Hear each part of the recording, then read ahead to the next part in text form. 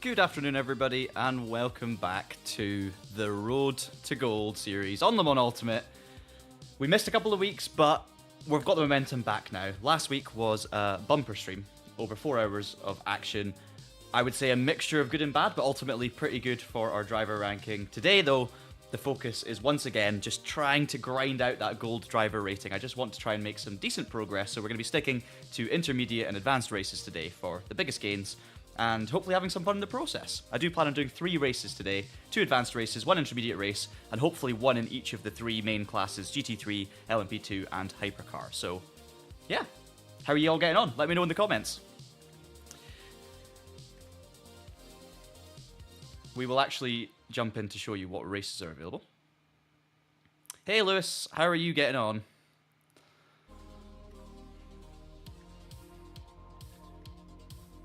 Everything seems to be working. Hopefully I'm coming through okay. I'm just doing a quick check to make sure. I barely fired up OBS like 5 minutes ago in a mad rush. So hopefully everything's looking okay. The camera's definitely working. That's a good start. We'll pull up the schedule as well so you guys can see what we're doing today, and I will pull up the comments. Good, Lewis. Yeah, I think I'm hoping to get some redemption in LMP2 today, because the last time I took part in some LMP2 races at Sebring, I got 2 pole positions, I think, or at least 2 front rows, and then I had a monitor disconnect in the first race, and I started on wet tyres in the second race due to an issue with the tyre selection. So it wasn't good, but LMP2 seems to be my strong suit in terms of pace. So you can actually see the first race I'm going to do here is the Prototype Trophy in 23 minutes around Bahrain. It's a 35-minute race with LMP2 cars and GT3s with 200% fuel. And yeah, we're going to try and get a really good result in that race and boost our ratings. And then after that, we'll jump into the advanced races. And we've got a 1-stint sprint at Sebring. So there's GT3s and Hypercars. I'm thinking of doing one of these in a GT3, one of them in a Hypercar. So we do a race in each of the classes, and that is obviously our biggest chance for big gains. It's also our biggest chance for big losses if it goes wrong. Hello, Isa. Thank you very much. Good to have you watching the stream. Hey Jay, how are you getting on today? Nice to see you back as well. And Hester too. So I'm like your homework motivation before you head in for your classes. Excellent. John's here as well. Hey John, how are you getting on? Nice to see you back again for some more Le Mans Ultimate action. We're actually gonna, while I'm blabbering away, let's jump into a practice session for this Prototype Trophy race, because it's gonna be the first race of the day. 22 minutes, so I've actually got a bit of time to prep. I've done a few laps, so we're gonna join the practice. Before I do, actually, let me just check the... I've clicked the wrong back button there, I think. No, I haven't. Let me just check the terms for the race. So 21 minutes is when it starts. 53 minutes of event length. 200% multiplier for fuel and 100 on tyre wear. So the tyres aren't going to be an issue. We're going to one stop in this race, take some fuel, but no tyres. So a little bit of strategy on the fuel, but not a huge amount to worry about. There's not much else to it, to be honest. 10 minutes of qualifying, 35 minutes of racing. Job done. So let's just get registered. Let's get registered. We're gonna go the Jota. Actually, let's go the 2024 liveries. Will I go the Jota or will I go like a Mark VDS? Ooh. Panis Racing's quite nice. No, we'll go. I said I'd go Jota. Let's go Jota. Hang on. That's not Jota. That's Nielsen.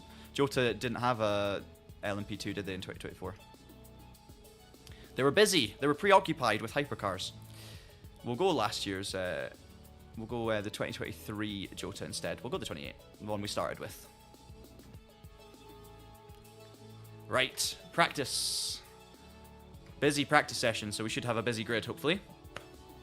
Hey, Robin's here. How are you getting on?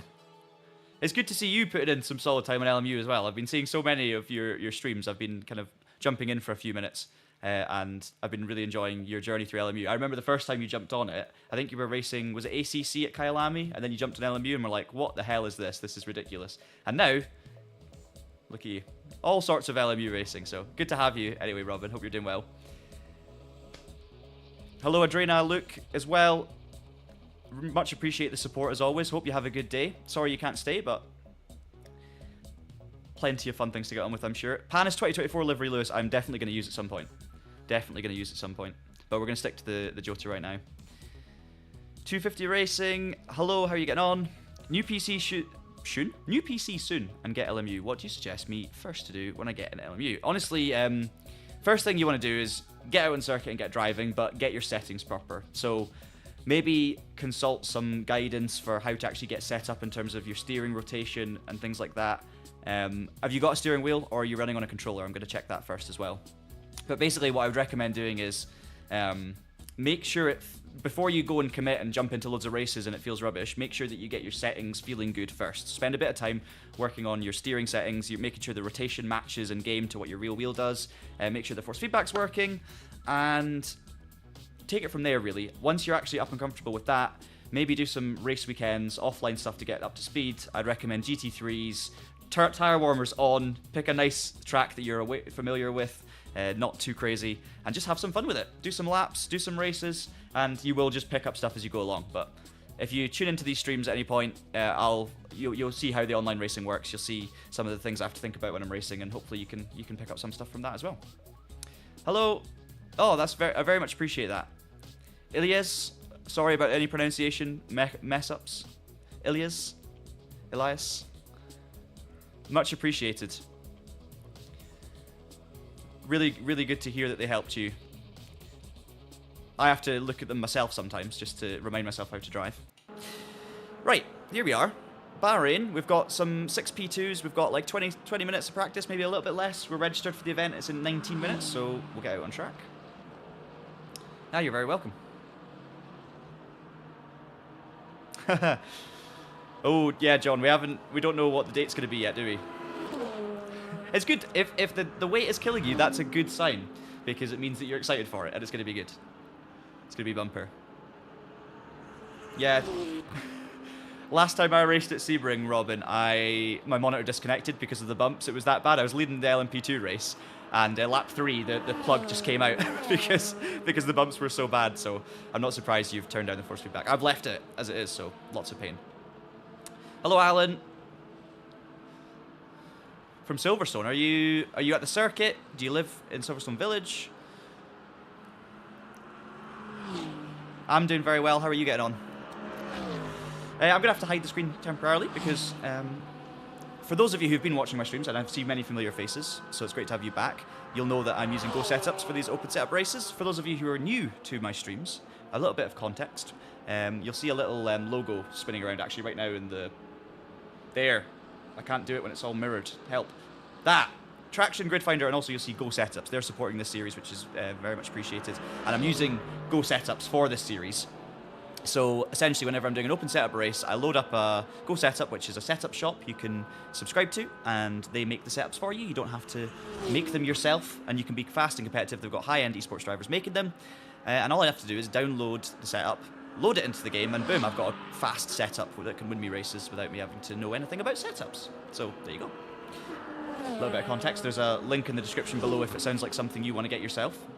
And you can also use the discount code TRAXION for a 10% discount on your first purchase.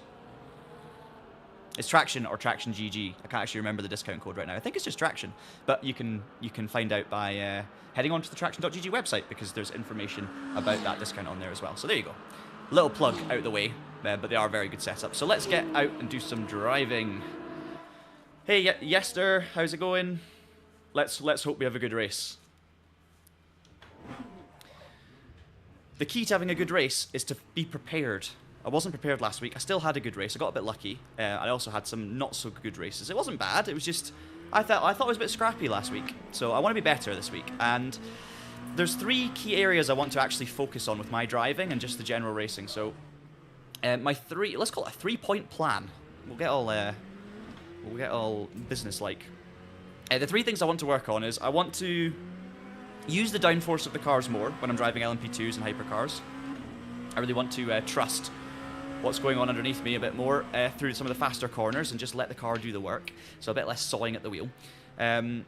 Secondly, matching in with that, I want to be smoother. And I did say that last week, but I just want to try and instead of trying to kind of feel as much as I can of the car underneath me at all times, which sometimes just, you know, it's not the best way to do things. It's good sometimes, it doesn't work other times, but it's my natural style. I want to try and be just a little bit more smooth with my inputs, you know, one big sweeping motion rather than loads of tiny little corrections. There will always be corrections on the exit, dealing with the back end, getting out the power early, but I want to be a little bit smoother. It's still not going to be fully smooth.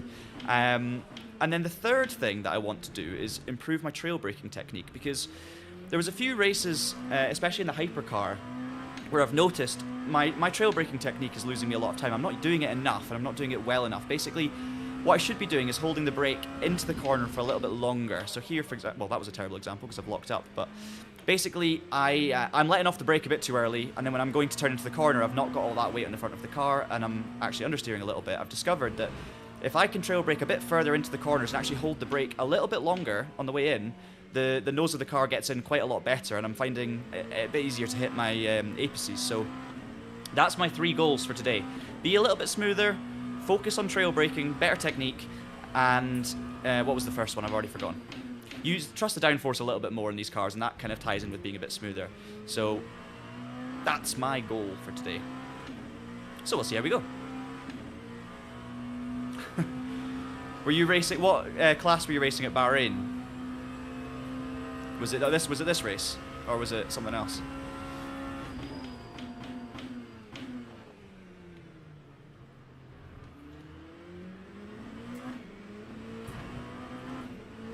You'll be able to see my throttle and brake inputs in the bottom right of your screen as well. So you'll see, if you're someone who actually pays attention to telemetry and stuff when other people are driving, which I am not someone who does that too much, unless the driver's like very, very good and I'm trying to learn as much as possible. I don't really pay attention to that, but if you happen to be someone who pays attention to the telemetry, please do call me out if you see my trail braking technique dropping off, because what I'm trying to do is essentially, I'll try and demonstrate. So I'm trying to brake into the corner. That was a bit early, but then I'm trying to hold it on a little bit longer, all the way to the apex, and just help me get the nose in. So we'll see how it goes.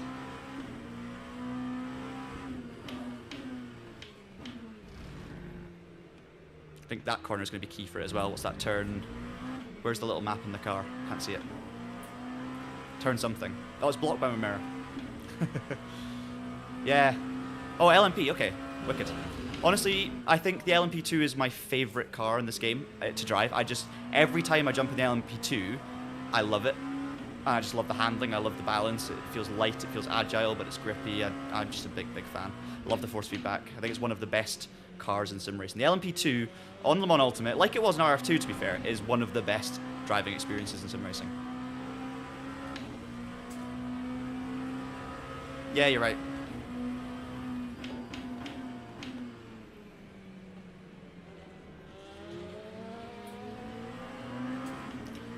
Not touching any of the settings. I'm gonna trust my Go setup, and we're just gonna drive. Time 1:54.25.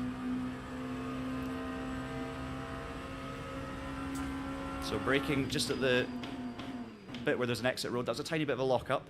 Held the brake a little longer on the way in, so that's what I wanted to do. I was a tiny bit compromised though because I locked up. I could probably brake a little later into there. In this corner, trying to brake just around the 100-meter board. Again, holding the brake a bit longer on the way in. Onto the throttle. Now we're going to get held up by this McLaren here. I'm not going to go for a dive bomb.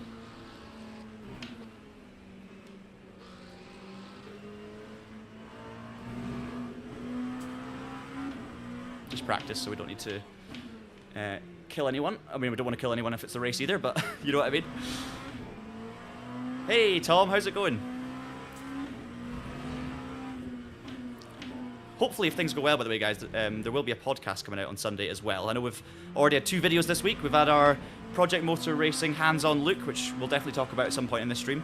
We've had a MotoGP review as well for MotoGP 25, but there will also be a podcast coming out Sunday if things go well. Now, I would say it's a bit more uncertain than usual because we were meant to film the podcast on Wednesday. I started driving down to Newcastle, which is where our studio is, to film the podcast, and my car broke down on the way down the road, so I had to limp back to Glasgow. And so we couldn't record the podcast on Wednesday, but we recorded one from home on Thursday, so we recorded a remote podcast, so it'll look a little bit different, but obviously the same nonsense being talked about between myself and the Toms. Well, nonsense by myself. clever stuff from the Toms.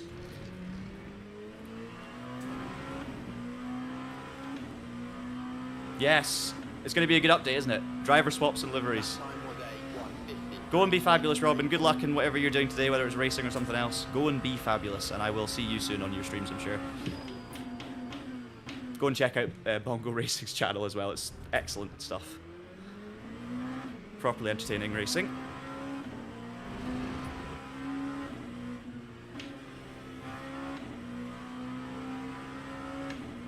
Yeah, driver swaps and custom liveries coming in the next update, we believe, so that's something to look forward to.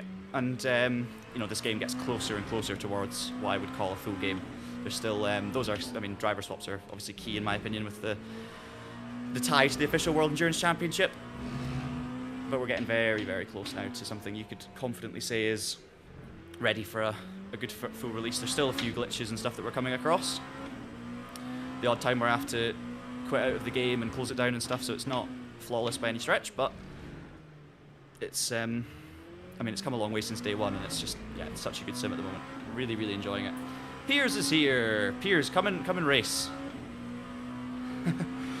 Oh, it sounds like it's not going well. I'm going to read that again when I get a second, so let me have a look. So, had a disconnect, not great. A wheelbase disconnect, interesting. I've not had that on an LMU. That's not good for ratings. Hit the neutral button, excellent. So then you couldn't shift up again, I take it, until you came to a stop, right? Oh, you killed your engine, nice. Alright, it's going really well. Any tips for gaining some luck? Just don't do that.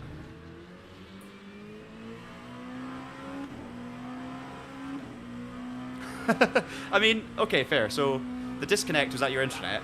Wheelbase is wheelbase. So replace your internet, replace your wheelbase, and unassign your neutral button. Done. Some great tips. Piers Pryor specific Le Mans Ultimate tips and tricks. Now that was too much curb. We're gonna commit to the lap anyway, because I want to see. I gained probably a 10th there, but let's just try and get some semi, you know, reasonable lap times on the board that are actually representative. But yeah, Piers, I know you've had terrible luck so far, but I really want you to do more LMU races, because I want you in these sessions, and even on Discord when I'm streaming and you happen to be around. Like, I think it would be great fun to do some races together. We can maybe try and get Dave involved as well. Random call sign. But it would be good to get you in, because once you get your driver ranking up to where it should be, we should be in the same splits. So hopefully you have better luck. And also, while Piers is here, actually, for anyone listening, Piers was actually commentating on Sky Sports F1 recently for the Bahrain Grand Prix. He was in the booth for Formula 2 and Formula 3. So if you heard a new voice in the booth on Sky Sports F1, it was Piers.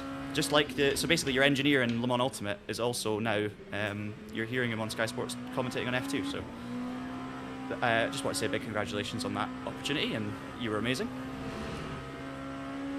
And you'll know this track very well now, so you can commentate on, give me some tips and tricks on how to drive.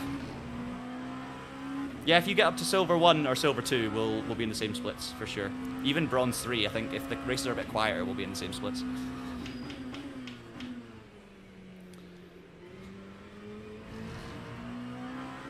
But yeah, for anyone who doesn't know Piers, he's brilliant. Go and check out his stuff. He's going to do amazing things in motorsport and sim racing, I'm sure. And we'll hopefully have him on the Traction channel as much as possible in the future as well. Back on the Traction channel, of course. Right, that's how I want to do turn 1. Okay, this is going to be my first legitimate lap. Golf Boy, how important is car setups? Do you know, I don't actually... tricky question. There are lots of fixed setup races, especially when you're starting out, and there are always lots of fixed setup options. So straight away, no, it's not that important to just have fun on LMU. You don't have to be good at setups. You can, of course, also subscribe to a setup shop. But I think they do make a bit of a difference, obviously, in open setup races. You know, you can find more lap time with a well thought out setup. But at the same time, the driver's the most important thing, right? An okay driver on a good setup, on a great setup, is not going to be as good as a good driver on an okay setup or a default setup. So driving is #1 importance, but setups will, of course, help as well.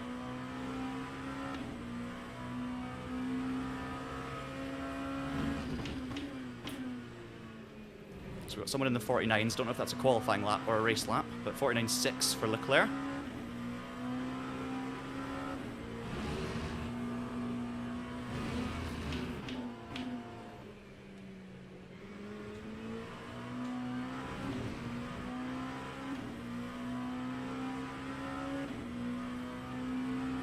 Hey.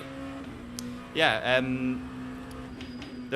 that's the other thing with the setups as well. Coach Dave Academy are actually like partnered up with the game, so they've created some setups that are also count as like default setups. So you can use, in open setup races, you can use the Coach Dave Academy setups, and they will be quicker than the outright default setups. So that's definitely something to bear in mind as well. And then obviously you can explore stuff like Go setups if you want to download those kind of esports level setups, and they also have wet setups and safe setups. Yeah, so I'm up to P2. I was P2, Leclerc's left, so I'm P1. I'm hoping that was a qualifying lap, but I'm on the 150.8, so that's okay. If it was a race lap, then I'm probably half a second off, but that's fine.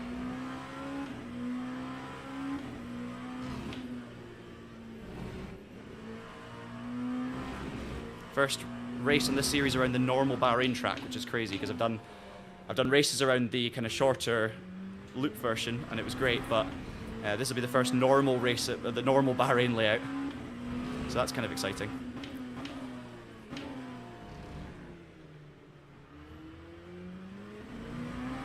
Some weird graphical stuff going on. Yeah, I mean, you have to be fast, I think, to get into the 49s regardless.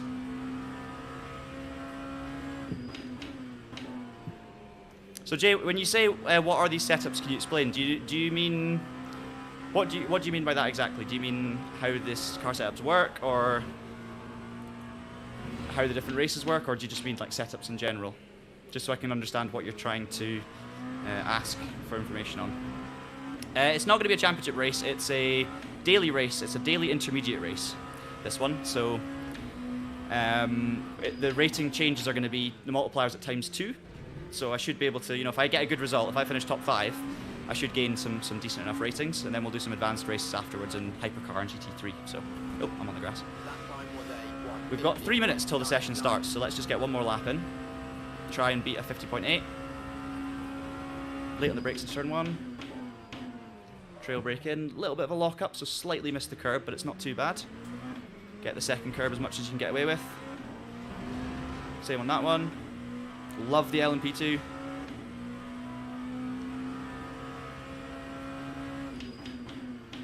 I will answer your question in a second, Jay, when we get past some of this traffic.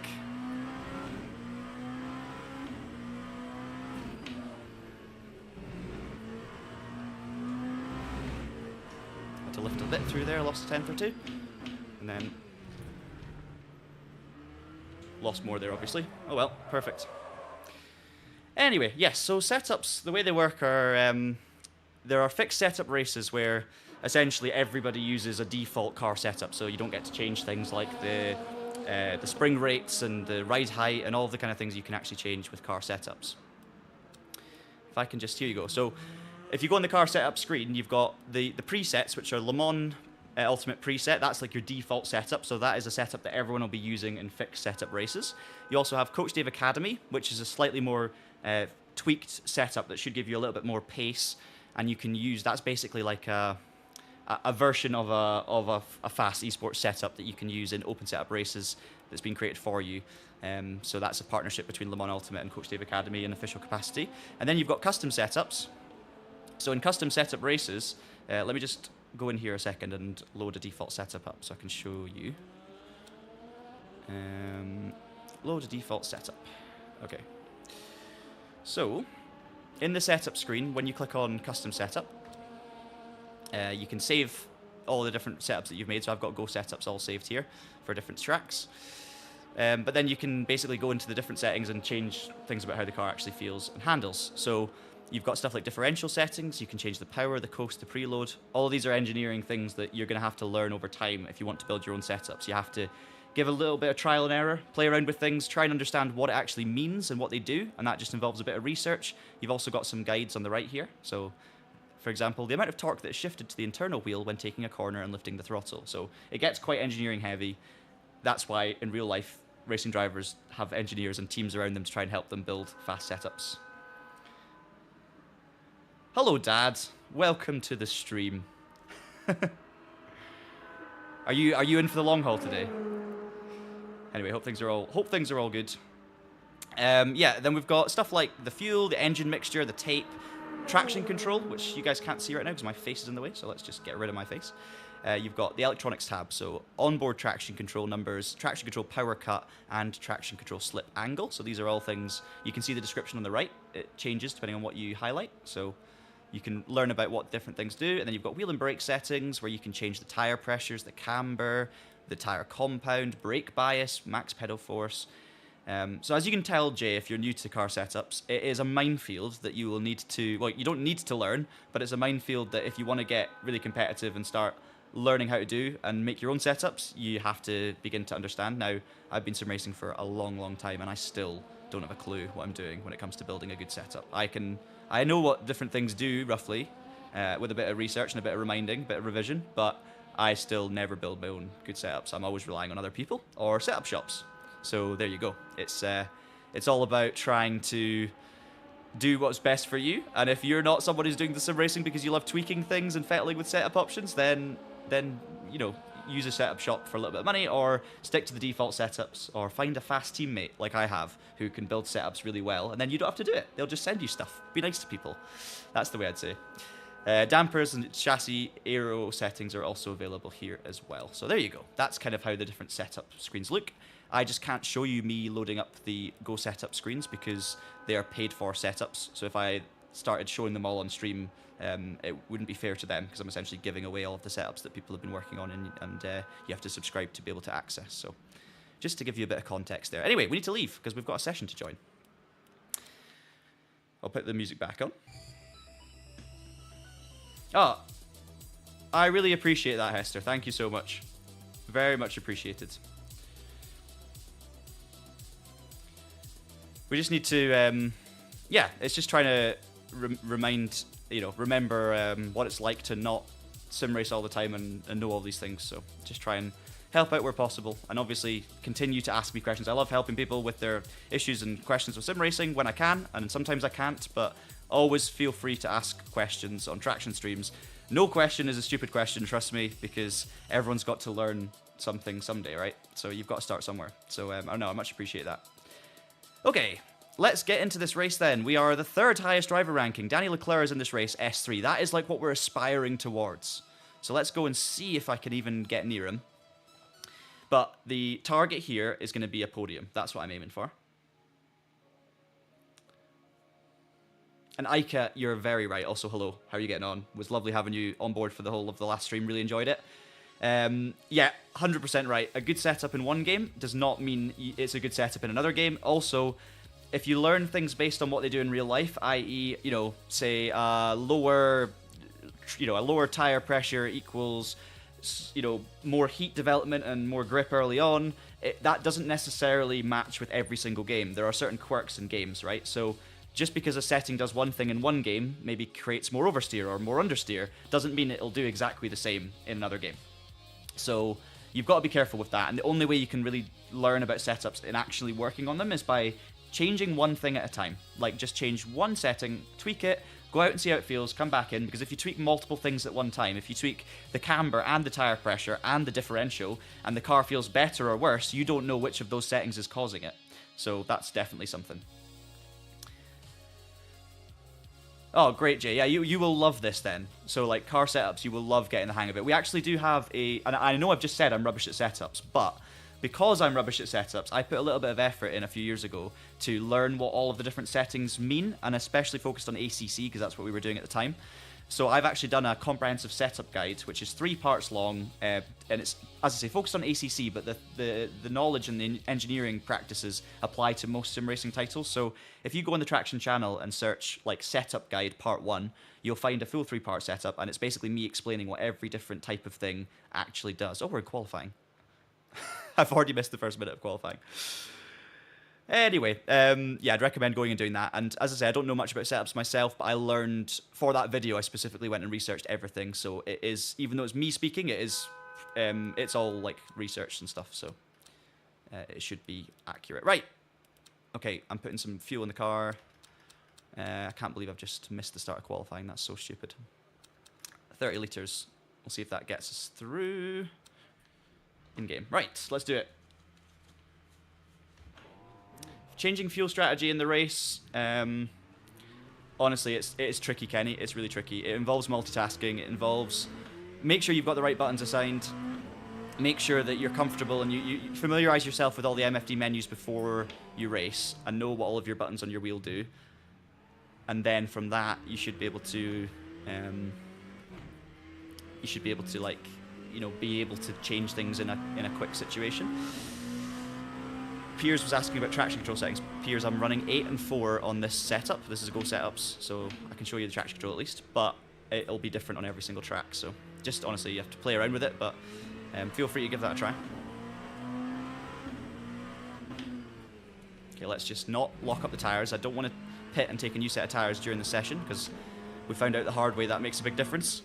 Last time I raced at Sebring in these cars, put me on wets for the start of the race. Although now I think I know how to avoid that happening, so I learned from that. First lap is just going to be like a warm-up lap, really. We'll get bedded in, not lock up the tyres, keep them in good condition, but just get some heat in them. And then hopefully we get some good laps in. But it looks like a really strong field, 18 at least LMP2s. Thanks, Jay, much appreciated. You're going to love it. And then you can be making guides to help me out when you understand it, and I'm still struggling.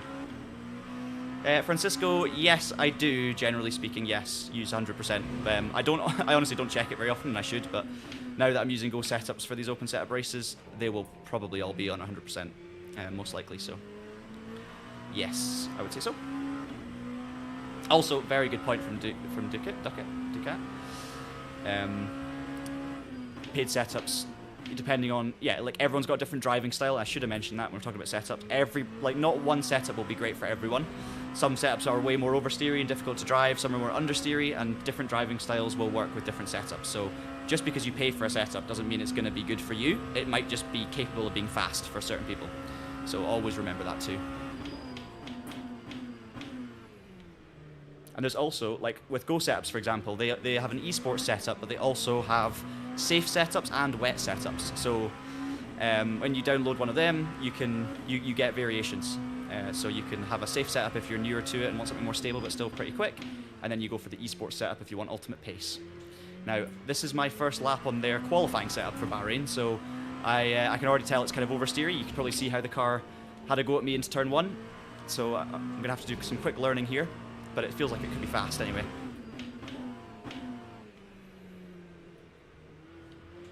I saw a comment about Project Motor Racing, so we'll definitely talk about that later, Luca. But right now, I'll just get this. I'll get into gear a little bit because I've got a qualifying session that I need to try and just get into the rhythm of. So I definitely want to talk about Project Motor Racing. We'll have a bit of opportunity between the first and second races, I think, to talk about that. And there's a lot to unpack. Well, on one hand, there's a lot to unpack, and on another hand, we still need so much more information before we can really get excited or concerned about it, you know? Always good to be excited about new things, though. That's what keeps us going. Yeah, it's solo quali, Astrovore, so we're all on track at the same time, but we can't see each other, we can't crash into each other, so it just means that you get, like iRacing, you get a full track to yourself. But you can still see other people on like times being set, and you can see them on the relative timer, so essentially everyone's just invisible. Right, let's get some clean laps under the belt. We're actually on pole on our first lap, so that's a good start, but it wasn't the best lap, so let's see if we can improve.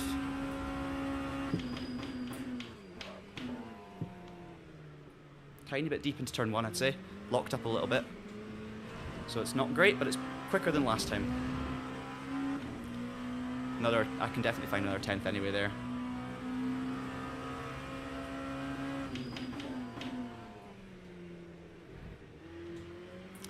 If you're still watching, Piers, I actually I watched a video yesterday. I was trolling through old Traction stuff looking for something specific, and I stumbled across our Race Logic video where we did a challenge on R Factor to see who was faster.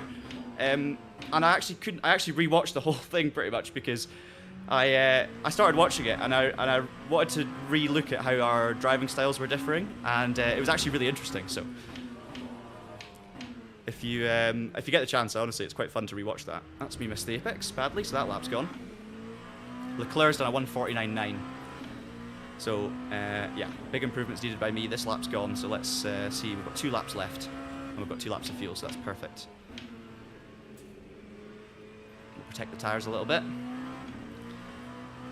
Oh, you can have visible cars in hosted servers. That's cool. So in private lobbies, you can do that, which is great.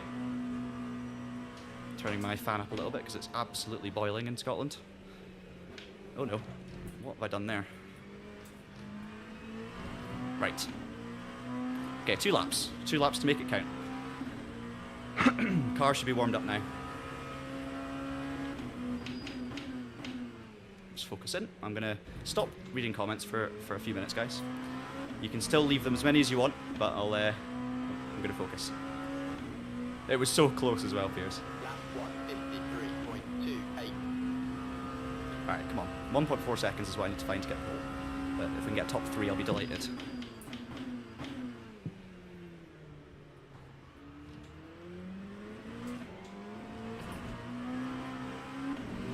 Can break later into T1 for sure.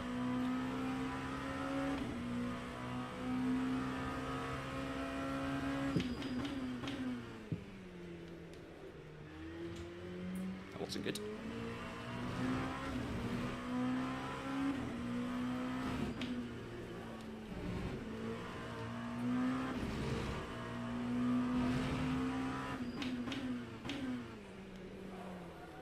You can see compared to the race setup, this setup is I've got a lot more of a tail happy rear end on the turn in, so I need to be a bit careful about that.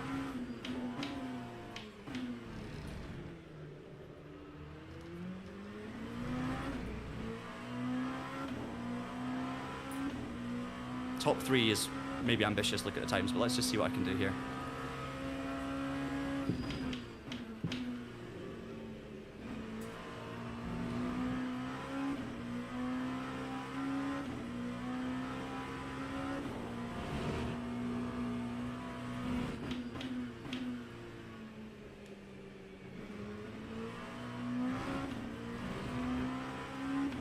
This could put us around about 4th, so maybe that would be good. I'd take 4th, to be honest.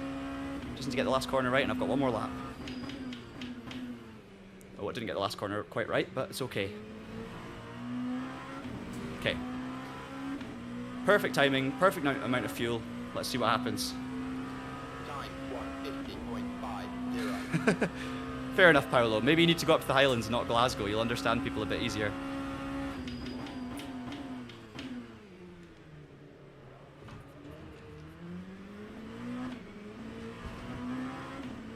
See, I kind of used the oversteer to my advantage there into turn 1. Basically sent it in backwards, gained a 10th from it. Yeah, it depends where you go in Scotland in terms of how well you understand people. Or maybe I'm wrong. Maybe I'm talking absolute nonsense and you can't make out a word of it.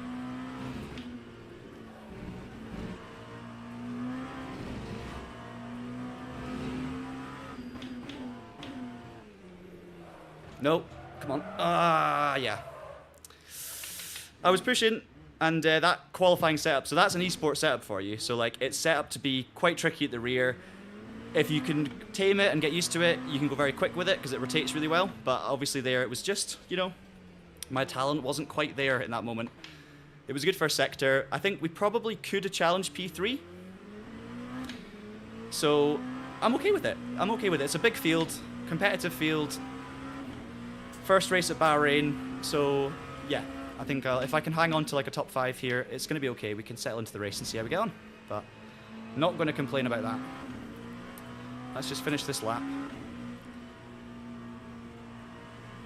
It's going to be a 1-stop race as well, so we're going to have to pick up fuel in the pit stop, and there'll be a bit of strategy involved there of how much fuel we take, but we'll cross that bridge when we get to it. Yeah, they are tricky, aren't they, on the edge? I think that's the first time though I've not been on the front row in LMP2, so, or at least since I've been doing the stream series, so this within the last year or so. So I've had a really good run in LMP2s, and I'm not going to complain about that either, because that qualifying session, yes, I could have gone a bit quicker, but honestly, I wasn't far away. So Just got to give big credit to the guys ahead of me, and I'll take it. See, John, I actually think I think the braking in LMP2s is my favourite. And I think you're right, it is easy to lock them, but I think hypercars are also easy to lock. I feel more comfortable and confident with LMP2 for some reason. I just think the braking technique feels... I don't know, it suits me more, and maybe it's the kind of cars I've driven in real life maybe match it more, but I don't know, I feel quite confident. I can get the power down, or the brake forces down quite heavily, quite early, and then it's just a case of easing it off as you drop off the speed. And I think I've got it okay. Good luck, Piers. Good luck. Less weight as well, Ika, you're absolutely spot on. Okay, let's load the race setup. So we go down here, we go to Go Orica Bahrain Esports Race 1. Load. And that's it. Don't touch it. I'll just check the tyres and not click anything. Oh, from Dundee. Dundee's slightly softer than Glasgow, so I'm glad you were able to understand it. It's still not the easiest, but it is slightly better. Okay, we've got new mediums, I believe, on the car, so that's fine, not going to touch it. Just check the setup. We've got the race setup on, so again, not going to touch it. We'll take fuel in the race, and we'll go from there. Edinburgh, Stirling, Inverness. Nice one, Paolo. So Inverness is my neck of the woods. I'm from 45 miles north of Inverness. 45 minutes north of Inverness, 30-something miles. So, yeah, that's where I'm from originally, but now I'm in Glasgow.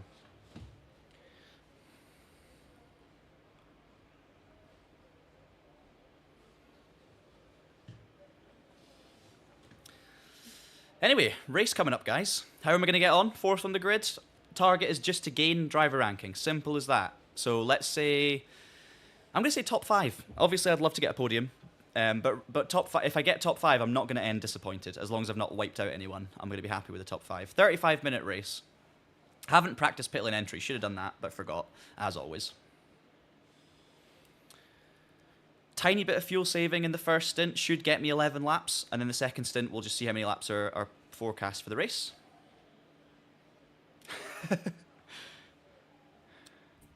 Yeah, the West Coast is quite strong, isn't it? So we'll take out 1 lap of fuel, we'll take out 2 laps of fuel.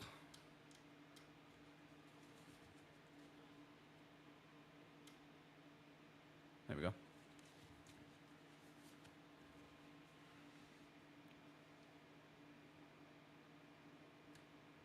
Actually, no, we want that one, yeah, that's it. Whew, we're going to go straight into this then. I probably will take out more fuel later.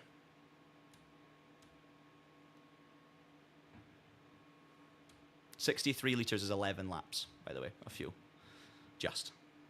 Formation lap has started.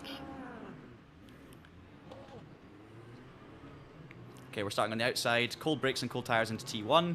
Made the mistake in previous LMP2 races of locking up on the first lap because everything's cold and it ruining my tyres. So I'm going to try and not do that. But also, to not do that, you want to play it a bit safe and not brake as hard. And I tend to lose some positions. So the first laps are something I need to work on, really, to be a better driver.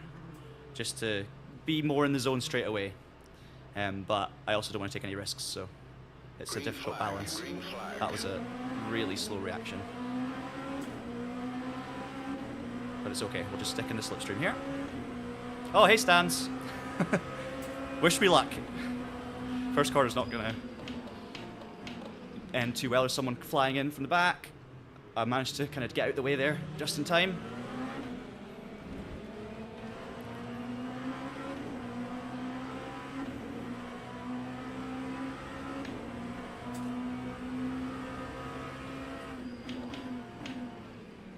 Wow.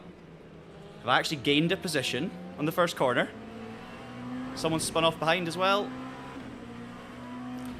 was a tiny bit of contact on the way out of T2 there, but I was, as you can see, I had the lock on, I was lifting, so I don't feel like I did anything to make that worse. It's just the positioning of the cars naturally. I obviously could have held it a bit tighter originally, but I honestly don't think it was too bad, so it's alright. P3. Let the tyres come in, don't overdrive, don't lock up.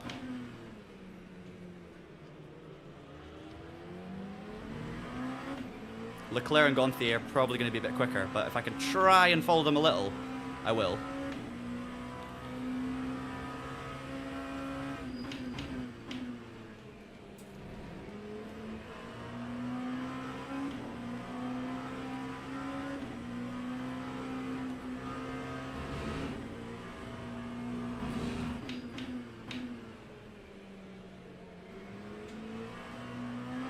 Okay.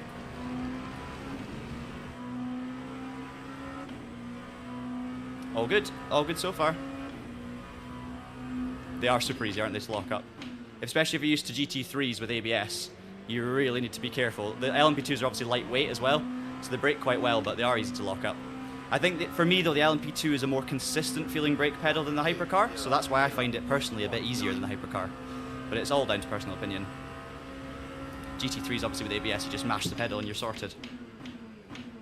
But you've just really got to, like, the way to not lock up or to avoid too many lockups in the LMP2, you're always going to lock up a little, is just to, like, constantly be remembering your pressure. So while you're on the brake pedal and you're already into the corner, you're getting closer, just remember to lift off that little bit more, because as you lose the speed, this is something that Piers used to talk to me about a lot, as you lose the speed, obviously you're also losing downforce, so you're losing grip, so less braking force is needed to avoid a lockup, if that makes sense. Oh, there's a lockup. So just like hit the pedal quite hard at first, not fully, but quite hard, and just slowly ease it off as you get closer to the corner. And that's the technique in LMP2s. GTEs are tricky as well because GTEs have no ABS, so you can definitely lock up GTEs quite easily.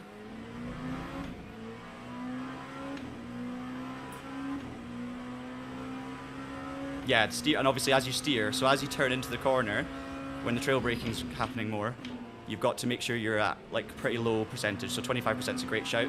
Just if you're on the brake pedal more than like 40% when you're turning into the corner, you're going to lock up because the tire's trying to do too much, so be careful. I'm trying to use the brake a bit more into the corner, but when I say a bit more, I'm meaning like keep it on 10% for longer rather than going to 0, you know?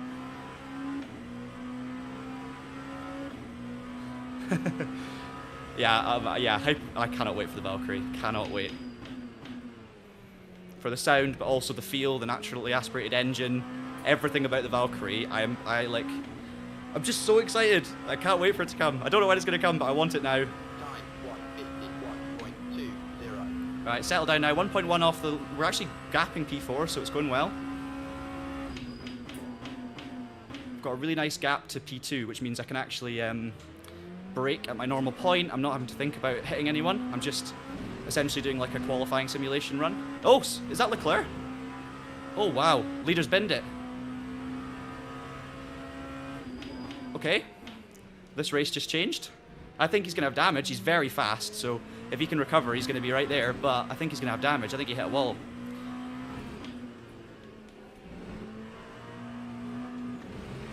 Okay, we're P2. Having a nosebleed at this height.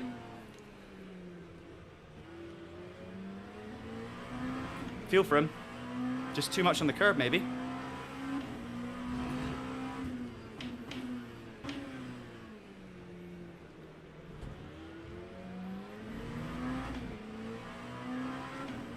That might put a little more pressure on Gonthier, but also on me, I guess. I'm just gonna not think about that. Might also take the pressure off Gonthier because he's suddenly not worrying about someone who's potentially quicker. Unless I can change that, which is unlikely, but I'll do my best. Definitely felt like qualifying, I could have done more there with a bit more prep on the setup. Yeah, it was a weird one, wasn't it? It was a weird one.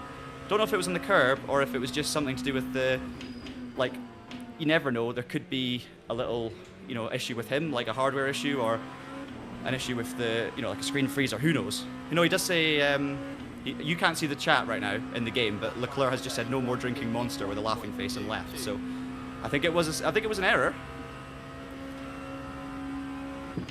Too much Monster energy is what he's saying is the fault of that crash. But he put a smiley face, so he's fine. He's not crying. Pace consistent though, 151.2, a couple of laps in a row, so that's a really good sign. Found a rhythm, things are under control, love the car as always.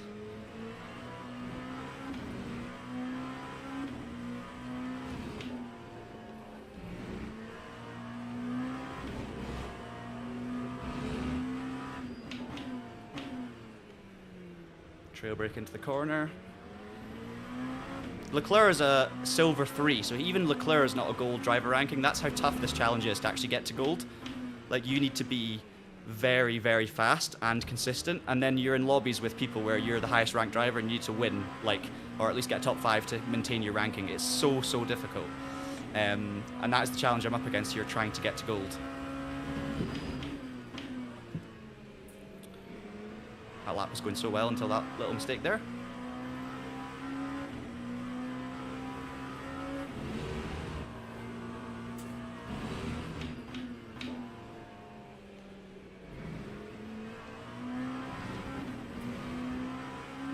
Hope your flight was good, Stans. Hopefully you're feeling alright.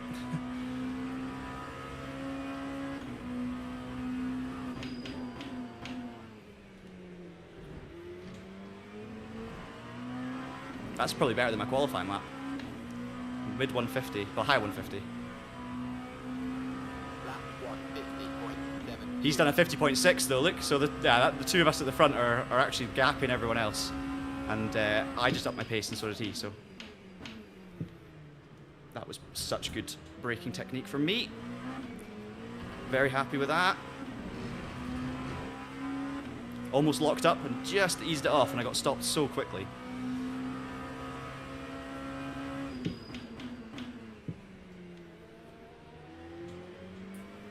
Now, fuel, I need to be careful. 6.5 laps of fuel.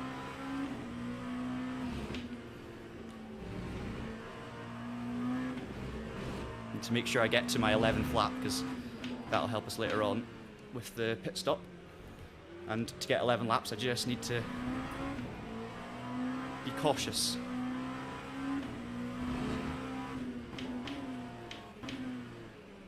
At the moment, it's looking like it's going to be a 19-lap race. And if that's the case, 19 laps, if I can get my 11th lap, that means I need 8 laps of fuel.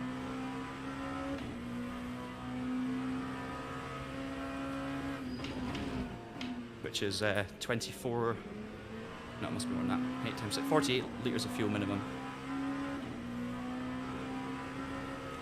48 should be enough.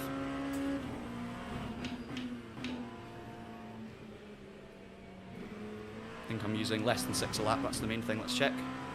5.77, yeah. So I'm going to do 6 times 8 minus 1 litre.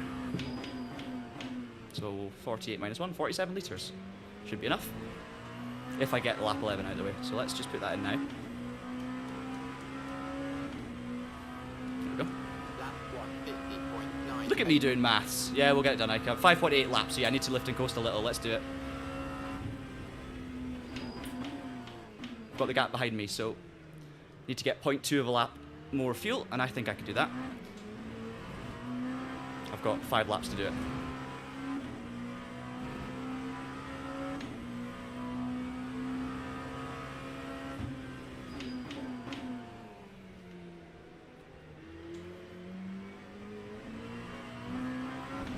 Bit of fuel saving now underway, so I'm not going to focus on lap time. I'm just going to drive as efficiently as I can and do some lifting and coasting and hopefully not lose too much time. That's the plan. So a bit of lifting here.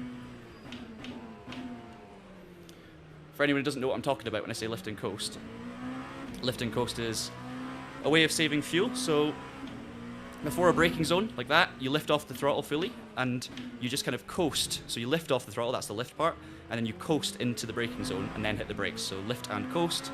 And while you're not on the throttle, at the high end of a straight, that's all fuel saved. So like here again, I'll do it. So I'll lift now, and then brake now. You don't lose that much time because the momentum's carrying you, but you save a good amount of fuel. They're battling for P3 behind me as well. I've seen that position change.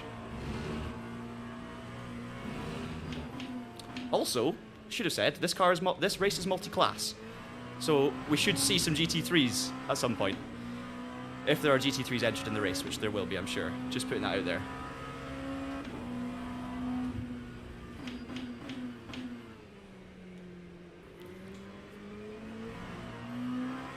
Now let's see, 5 laps of fuel left. So it's going to be 4.9 when we cross the board. Let's see what the... So 5.72, and it goes down to 5.39. So yeah, that was good lifting, coasting from me there. Do it again here. That's all you need. If I can save 0.4 of a litre per lap, that's going to be fine to get 11 laps, no bother.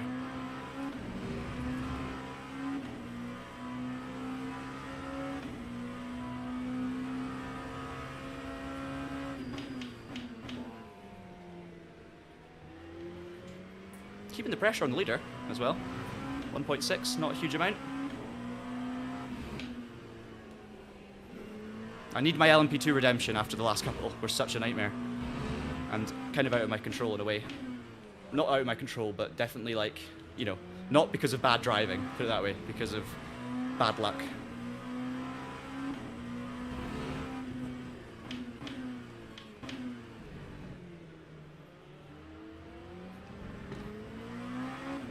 Not great. Oh, the clutch fuel saving. Yeah, I don't even have a clutch pedal on this rig right now, so I can't do that. But I guess you can, yeah. Depends on what they do in real life.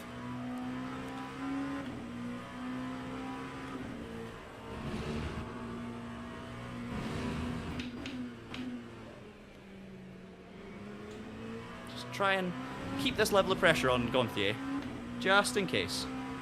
And we're going to think about fuel. Let's see what the fuel number is when we cross the line. Yellow flag, is that going to be lap traffic? Yeah, I can see we're coming up to lap traffic now. Okay, so 23 litres. 22.6. And it's, oh yeah, so, yeah, should be okay. 4.1. We'll keep doing a bit of lifting coast just in case, to be absolutely safe.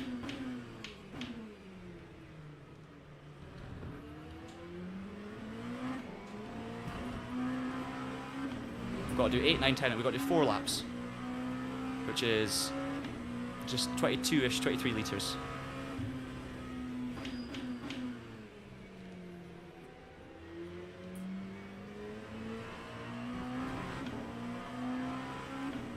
But looking at the race projection now, I think the race might be 1 lap extra, so we've got to watch out for that, because then we might need an extra lap of fuel. If it's 19.1, it means the race is going to be 20 laps.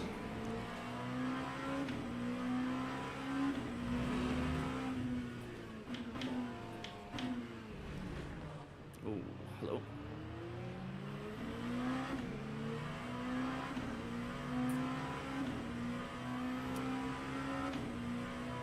That would mean I need 9 laps of fuel, which is an extra few litres. Oh no.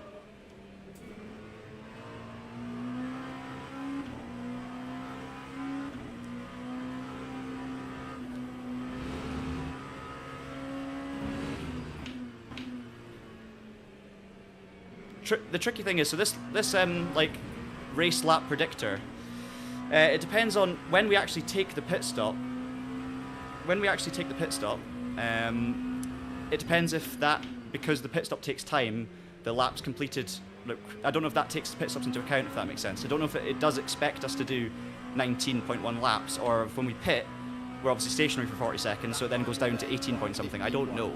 So that is a bit of a challenge to bear in mind.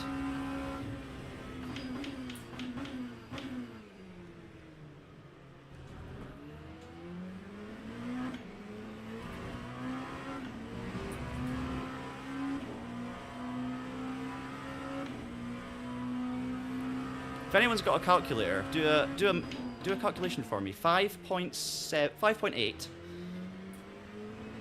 or even 5.7. 5.7 times 9. What's 5.7 times 9, if anyone's got a calculator? Because that's how many litres of fuel we'll need to do 9 laps.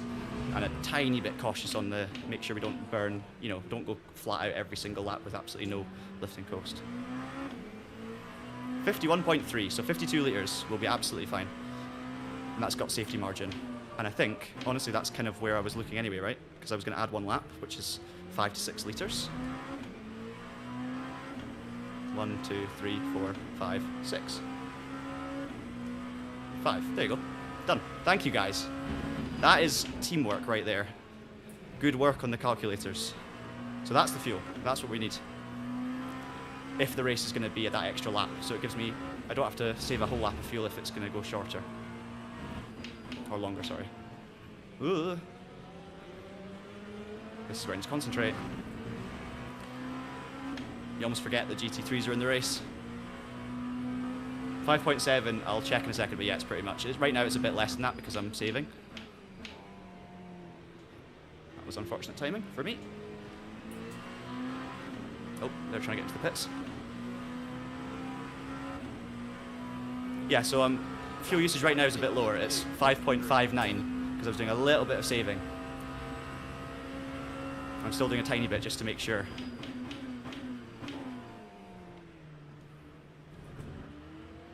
We've only got 2.7 seconds now to P3 though, so that traffic has really cost us compared to P3 and 4, who are pretty quick and maybe not saving fuel. Ooh. It's getting interesting.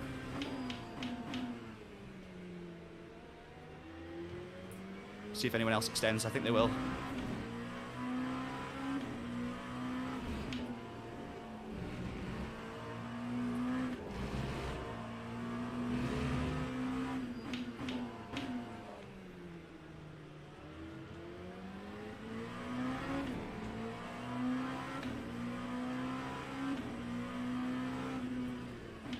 Oh, leader's locked up. It's not going to be good for the tyres. First track limits. I'll take it.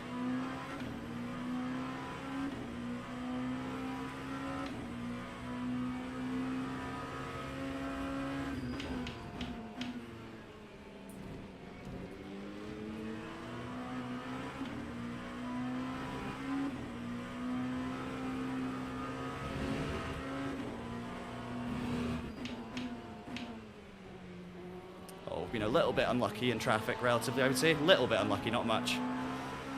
Right, so fuel number I'll need to see when I cross the line. We're still predicted 19 laps on the edge, so it's gonna have to be. I'm gonna have to play it safe, I think, or I play it somewhere in the middle. So I either have to save some or can burn it. Maybe that's the better way to go, just in case.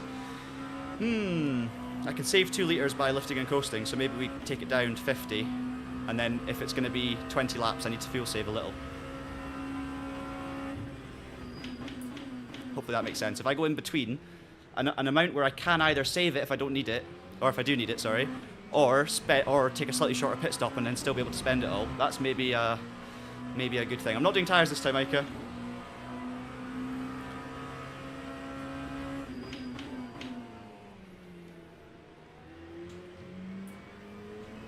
I think this might be the play.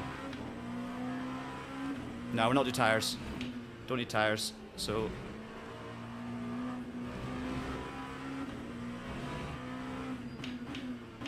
Just thinking, how much can I realistically save without losing a huge amount of lap time? Very easy to save 1.5 liters. If I go 49, 2.5 liters should be savable. And I'm thinking then if we don't have the extra lap that's kind of touch and go right now, then I won't need to save anything, you know?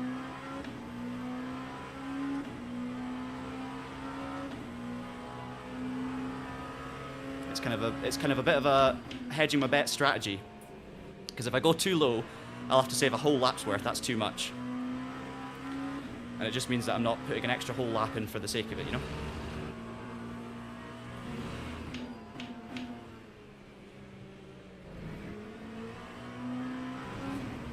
Yeah, you like it? Alright. I'm keen. I'm keen. Let's do it. I don't know if it's going to be a dive bomb. No, it's too late. Oh, horrible, horrible timing on that one, but obviously not the BMW's fault in any way. In we come.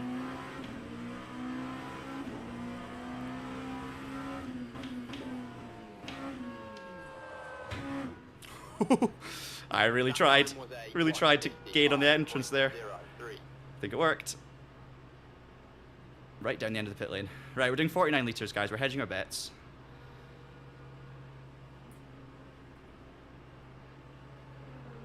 So I need to either save 2 to 3 liters, or I've got absolute full go. And it depends on whether or not the race distance is under or above 19 laps. Now, the top right, that tells you the predicted race distance. So right now it's 19.1. I think after our pit stops, it might come down to 18 point something.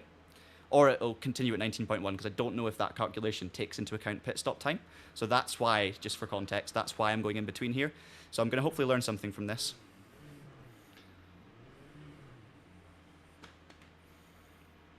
So we just need to keep an eye on it and either save or go for it. Just gone through. I think I've got more than the car behind me. They've gained quite a lot there, so be careful about that.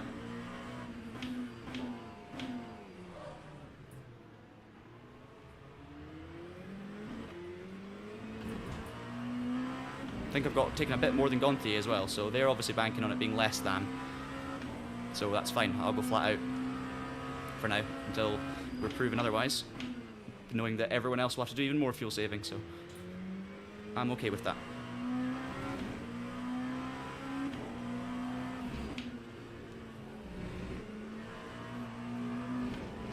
Heavy fuel load, car's a little bit unstable again. Worn tyres, of course, warm but worn. What's the percentage on them? 80, so absolutely fine.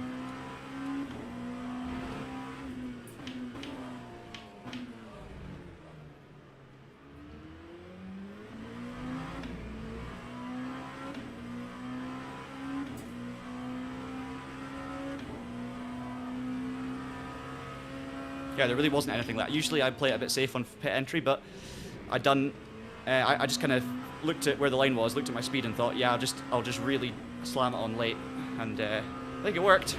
I was kind of fine, but I kind of felt like it was controlled, despite it looking like probably chaos. It was out of controlled chaos. Right, we're P2, guys. This is looking like a great race. P3 and P4 have really good pace, so I don't think I'm faster than them. I also don't think the leader's faster than me. I think the top 4 were all very similarly paced, based on evidence from that first stint. So that's good. We've got lots of time, 8 seconds on P5. So I'm going to try and win this race, knowing that, hey, like, we've got a couple of cars close behind, but I think I can hold them off. And it's either way, it's going to be absolutely fine. Let's try and win, though. Come on.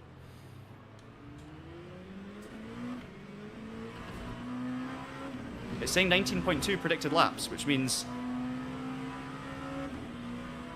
Oh, does it mean we're going to be on lap 19? That's the other thing. It means... Doesn't that mean we're going to be on lap 19 when the timer runs out? And if we're on lap 19, that means the whole overall race is going to be 19 laps, not 20. I'm thinking we're going to be... See, I'm thinking 19.2 when the timer runs out means 20 when you cross the line, that's 20 laps, but no, it's starting lap 20, isn't it? So, that little difference that I talked about last time at Spa, now that I'm thinking about it, I've got that wrong by a lap. Because in my head, 19.2 means complete 20 laps, not start lap 20. And if you're starting lap 20, that means you've completed 19 laps. So, everyone else is fine for fuel, I've gone too safe by accident. So there you go. That's what I think's happened. I think everyone else has taken less because they knew there was going to be, or they've taken the same risk as I did, and but they're a lot better with the the calculation. Okay. And interestingly, that number, even with the pit stop, didn't change, right? It didn't go down to 18.2 because there was a pit stop for a minute. It stayed at 19, so that means that it actually does take into account expected pit stop time, which is really good feature.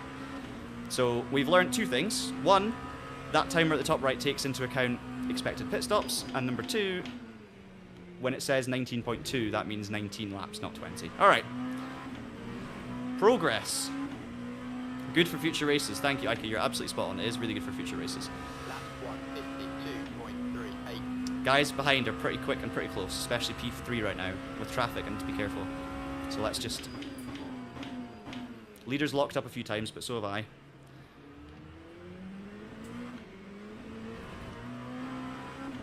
Get the head down.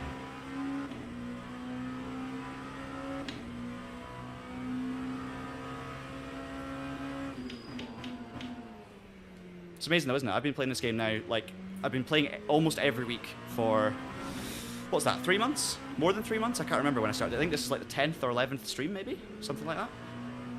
And I'm learning so much in every single stream. I'm like, oh, okay, I'm still not getting that right. I'm still overestimating that, still underestimating that. And it's really good. Like, you're constantly learning new stuff, and it's not kind of given to you on a plate, is it? And I kind of like that, although it can be very annoying when you're the one losing out because you haven't yet got it nailed. Maybe I'm the only one. I don't actually know if that'll work. I see what you mean, but I've never tried messing around with maps, and I don't know if that's going to, like, overheat the engine, for instance. I don't quite know. So I think I'm going to leave it as it is, and I know the speed of the car. I don't think quality map's going to make a huge difference. But I'll consider it. Maybe towards the end of the race. So let me just see. Yeah, motor. It doesn't even have a quali map. Safety car, no. Yeah, it doesn't have one. It's just race. So there is no quali map. Which is actually, I think I knew that already. Now I've got P3 right behind me. Oh well. That time was a 151.64. I'm good under braking into turn 1, so I'm not too worried.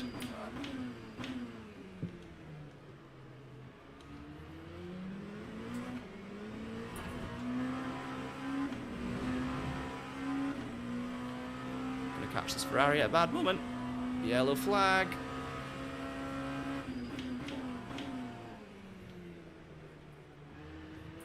It's not the leader. I did overtake into a yellow flag, but Le Mans Ultimate's yellow flags at this stage are not, they don't ban you from overtaking, they just warn you that there's someone off the track. So just to explain that to anyone who's confused as to why I just overtook under a yellow flag.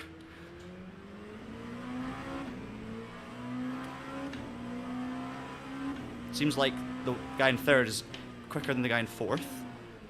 So that's telling me that it might be, he might have been held up by, Kroos definitely got past Legree in the last stint. I think maybe Kroos had a half spin at the start of the race or something. Maybe he was one of the top 2 in qualifying. Up with, oh no, that's a big lockup.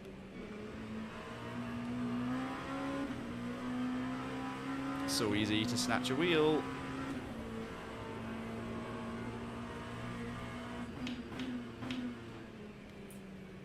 I don't mind if he gets me, because if he goes and chases down the leader, I mean, there's only 6 minutes to go, so I will try and defend. He's probably too far behind the leader, actually, so we're going to go for it. We're going to have to go for it and just try and defend, but not throw the whole race away here.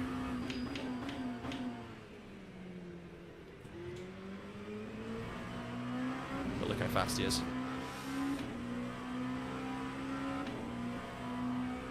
If he sends it down the inside, I'll try the undercut. Because I don't. If you defend the inside to turn 1, you'll go the outside and you'll get me on the exit. So I can brake late.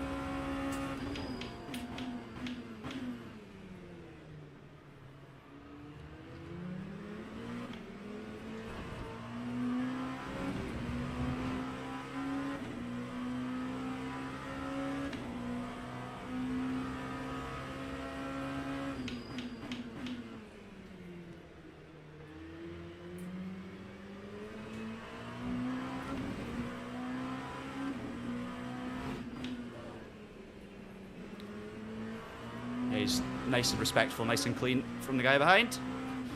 I left the room as well, so it's good racing so far. Yellow flag, always a bit nerve-wracking.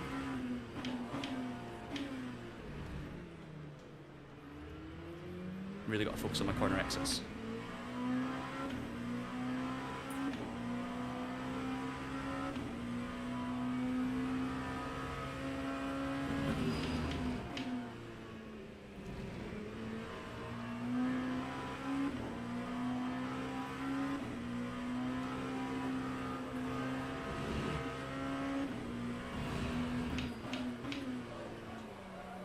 That was an absolute disaster for me, just a tiny bit too hot.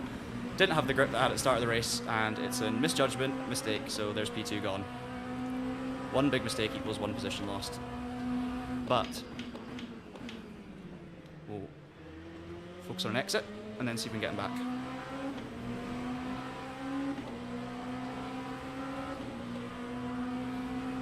Literally cannot complain there at all about anything.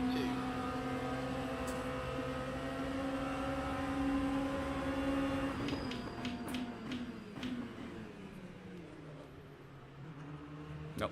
I was going to do a cutback, but I thought instead I'm going to do what I did last time and go around the outside. And I misjudged it. Committed too late, made a bad decision. Should have focused on going around the outside earlier instead of halfway through the situation, because I thought he was going to brake later than he did, and I was going to do the cutback, but he braked really nicely. So, yeah, mistake equals position loss, but it's okay.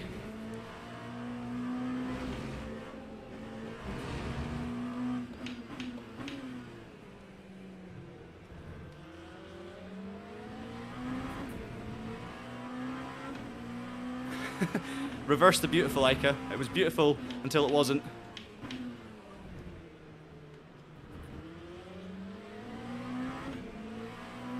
we're going to talk about Project Motor Racing after this race. We've got 3 minutes left. I'm going to do a SIMRIG race in either GT3 or Hypercar next in the advanced Winston Smith. What's it called? Winston something.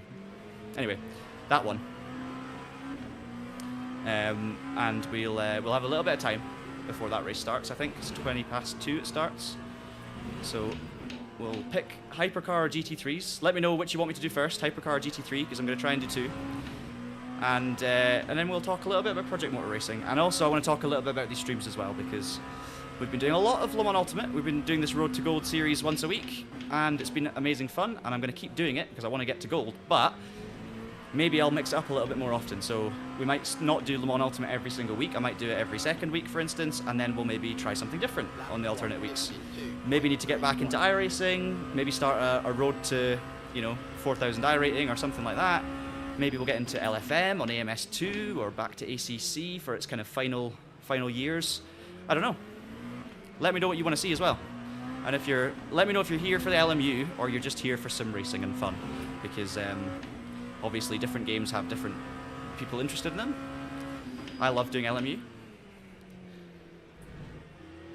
but I also love other sim racing titles, and it's good to keep up to speed with all of them, keep in the groove with all these different games, because especially considering what I do on a daily basis of Traction, we're covering all sorts of different racing games in all sorts of different genres, so it's very important to play lots of them and not just focus on one.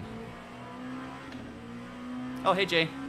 Yeah, it was P2. You can go back and watch it a few laps ago if you want, because I don't think it's going to change now, unless anything dramatic happens. I was P2. I took a slightly longer stop than the cars around me, which was, I actually thought I'd nailed the pit stop calculation, but I was 1 lap out, just due to a numerical issue on my end. So we lost a bit of time. We were 4 seconds behind the leader, and we were only just ahead of Kroos, who's now got ahead of us. We had a good little battle for a few laps. I held him off for the first lap of battling, which was good, and it was all nice and clean. And then second lap, I made a mistake at this corner here, ran wide, locked up, and then he got me, and I almost got him back, but he did a really good job, so I deservingly lost my P2, but I've got the fuel. In fact, do I have the fuel? 1.7 laps. Hang on. Yeah, timer's 25 seconds. Yeah, we've got 1 lap of fuel left, so I suddenly panicked there. Lap 151.75. We'll see if everyone else has the fuel.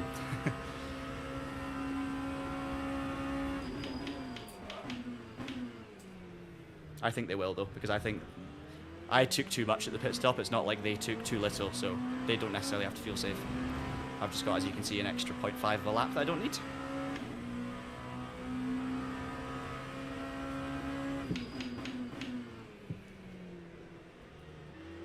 But hopefully, by talking through out loud my pit stop strategy there and why I was thinking what I was thinking, hopefully you guys have been able to learn something yourselves for any LMU races that you're doing. So that number at the top right is good to keep an eye on. We've learned that it does, take into account pit stops, so it doesn't change dramatically after a pit stop. And it's also on which lap that the timer finishes. So if it says something point something, then that first number is the amount of total laps that are going to be completed by the race winner. And it is just a prediction, so of course that can change.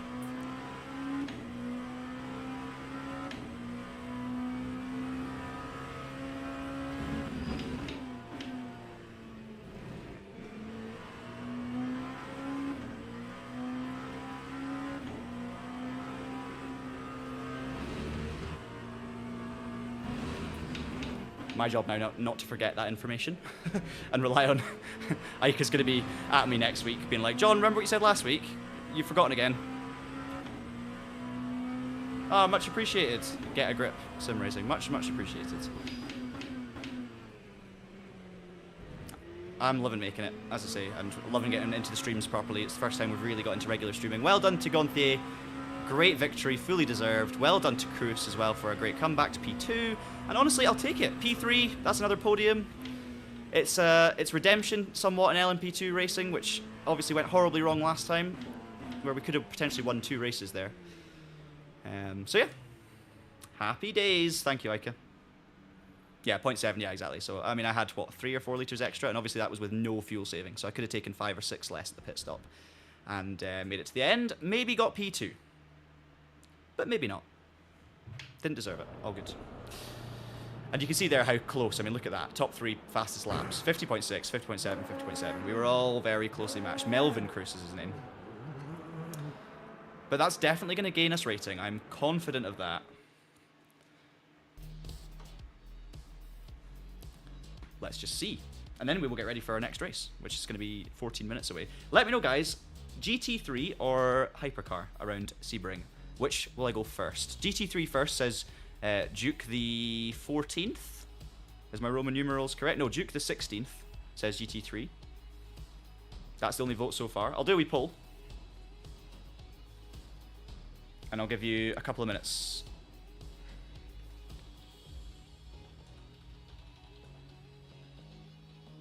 Hyper, hyper, hyper. Right, we're doing a poll.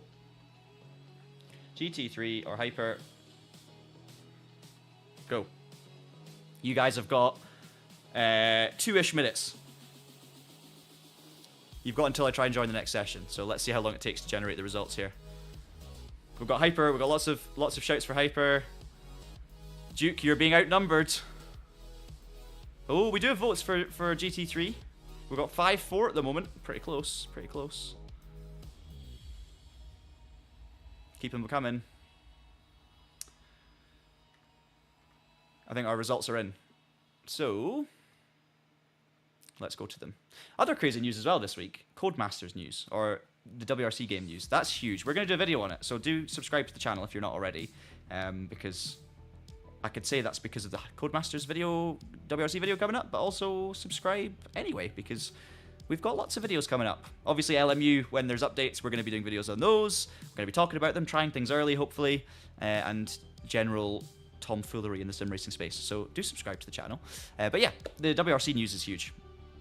We'll talk about that in a little bit as well. Here is the results summary. And there you go. Plus, oh, it's only 5. Look at that. 5.1%. That's all we gained in driver rank. I think I lost like 30% for some DNFs that weren't my fault. And yet we gained 5 for coming 3rd in a class of, yes, we had one of the higher rankings, but in a class of, was it 17 starters? It's so difficult to try and get gold, isn't it? I mean, look, in this race, there's nobody above driver S2.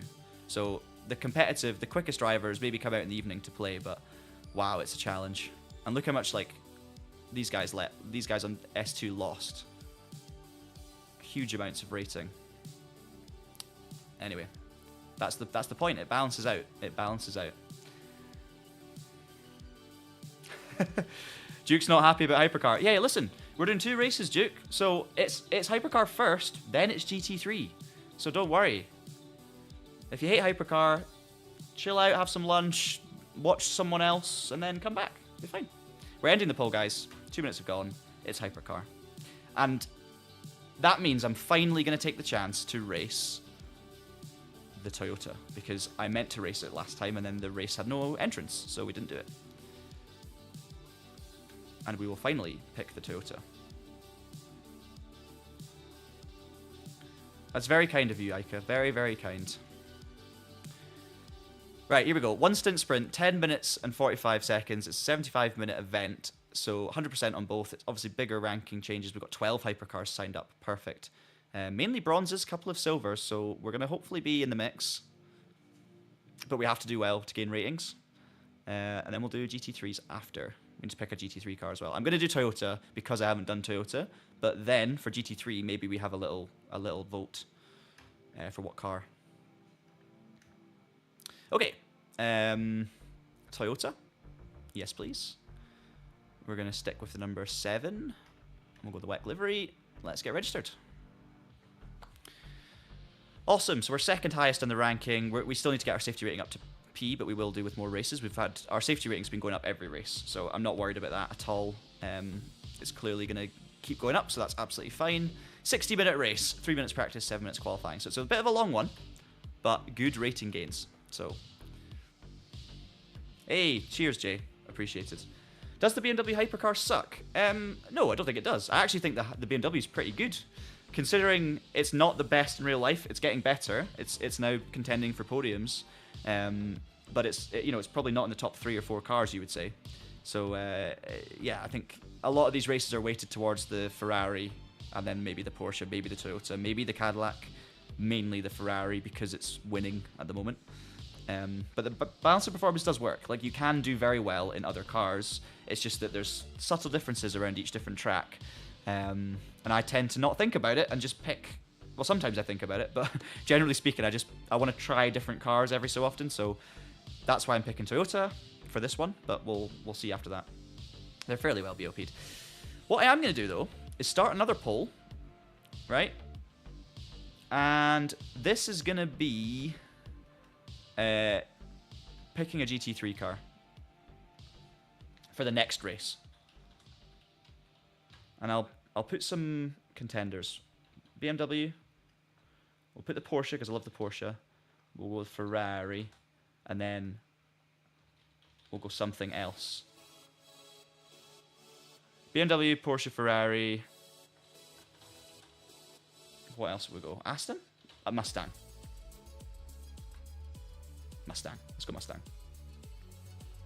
There you go. 4 cars to pick from for the next race, not for this one. And we'll see how we get on. Right. Let's load our Go setup on the Toyota. We'll just do a race setup for now. We'll get into qualifying in a minute. I don't even need to look at it. We're just going to go for it. Have you driven the McLaren? Yes, I have.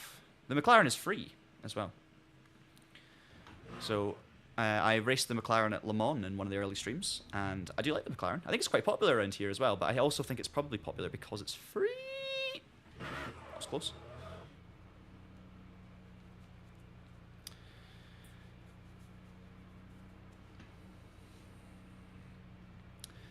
Time for Sebring, the longest pit lane in the world. Because you have to drive through the paddock for some bizarre reason.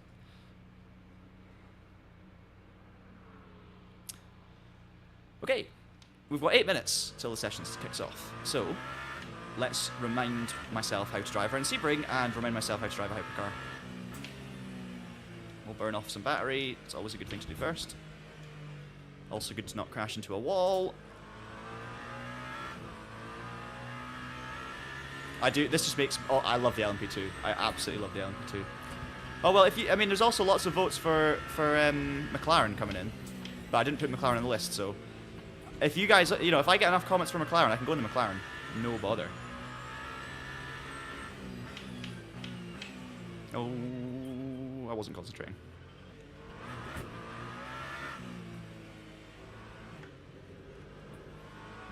We can also decide after this race. We don't have to decide right now. I don't even... Oh no, the poll did work. Porsche's winning at the moment. But obviously we can... If everyone wants the McLaren, we can veto that. But Porsche's just a beautiful car. I don't know how it is around Sebring, but I've only raced it once on this channel, and I'd love to race it again.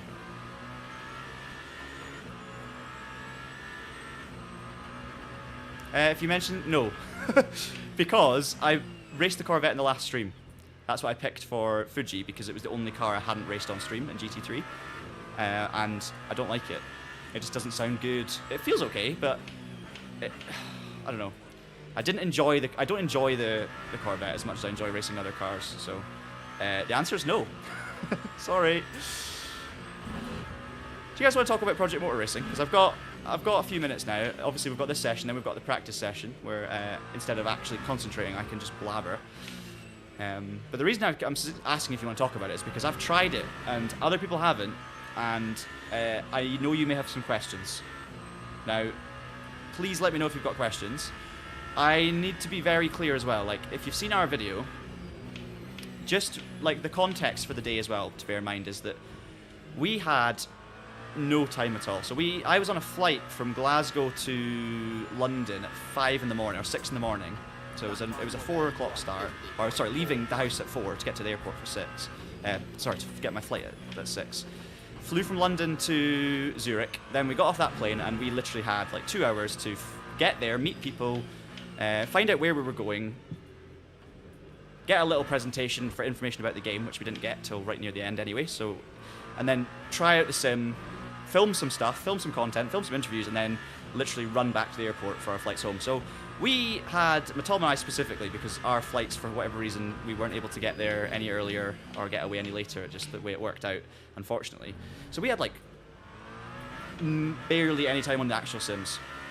And the sims weren't like, I don't think they were set up super well. So the force feedback settings were pretty low and kind of safe feeling, and it was very like challenging straight out of the box to get comfortable and kind of feel exactly what was going on underneath you, and obviously tell what's like, what here is the steering wheel and the force feedback and what here is the game physics. So the reason I'm giving you all of that context is because obviously, you know, everyone who's tried it will say all sorts of stuff about the game, good and bad. I think we've said good and bad, but it's literally from such a small sample size of like a few laps, thinking of things on the go while you're driving, trying to analyze how things feel and are.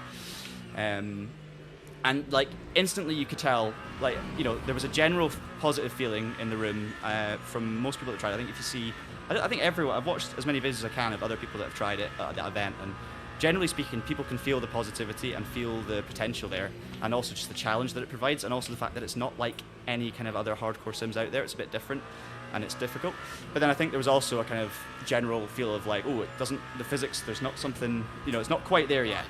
There was certain aspects of it that just weren't, you know, weren't quite feeling right in terms of a realism perspective. Difficult and challenging, yes, but there were some like physics things that maybe reminded me of Project Cars a little. I do think it's going to be better than Project Cars, and a lot of people still love Project Cars to this day. Project Cars 2, that is. And it definitely feels like an improvement, but there were some little things in there that made me reminded me of Project Cars in not so good a way, in terms of how the car actually behaved. So yeah, it's very like, as you know, Ica, from going to the expo and stuff, but it was very, very condensed. Trying a few different cars, and we did about 5 laps, and everything was on camera and mics, so you're just hearing. I'm rambling in that video as I'm literally discovering things live in the moment.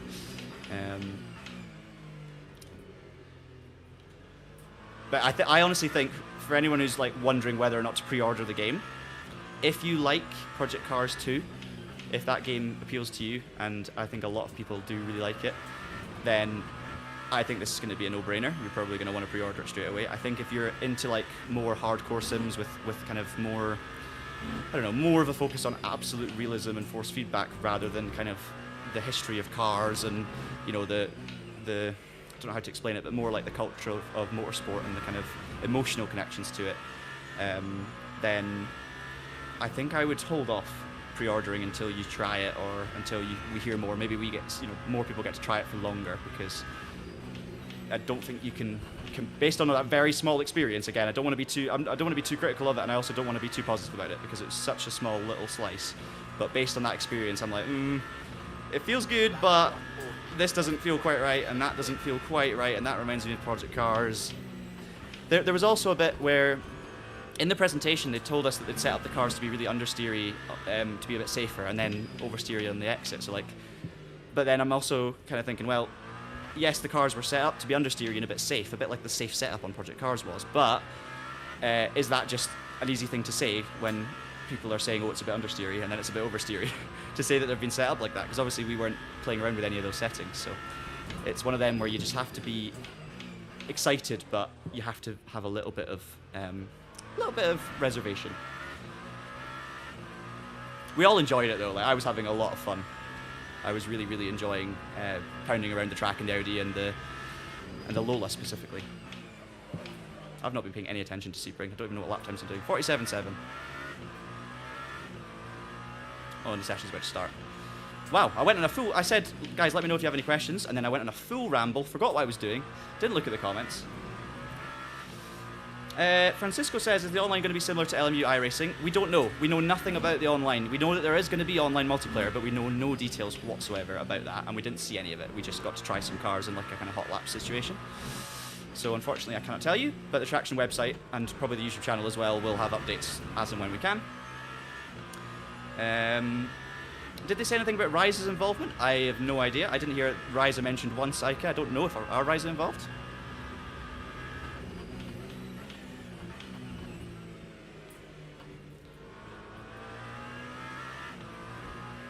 I have a gut feeling that this game's going to be a bit like another AMS2. That's my gut feeling. That time was a 147.7. What else? Nutty, how are the bumps? Bumpy. Hopefully not going to shake my monitor out this time. What else we got? Cautiously optimistic. Yeah, cautiously optimistic. That is totally accurate, but also it depends on who you are. So, like, cautiously optimistic.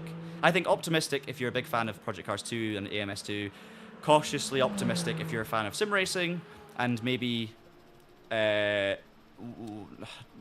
maybe go the opposite direction and say worry, or not worried, but maybe it's not going to be for you if you're only a fan of the absolute top level. Like if you don't like AMS2 and you just like LMU and iRacing, I don't think it's, based on our little try there, I don't think it's going to be the one for you.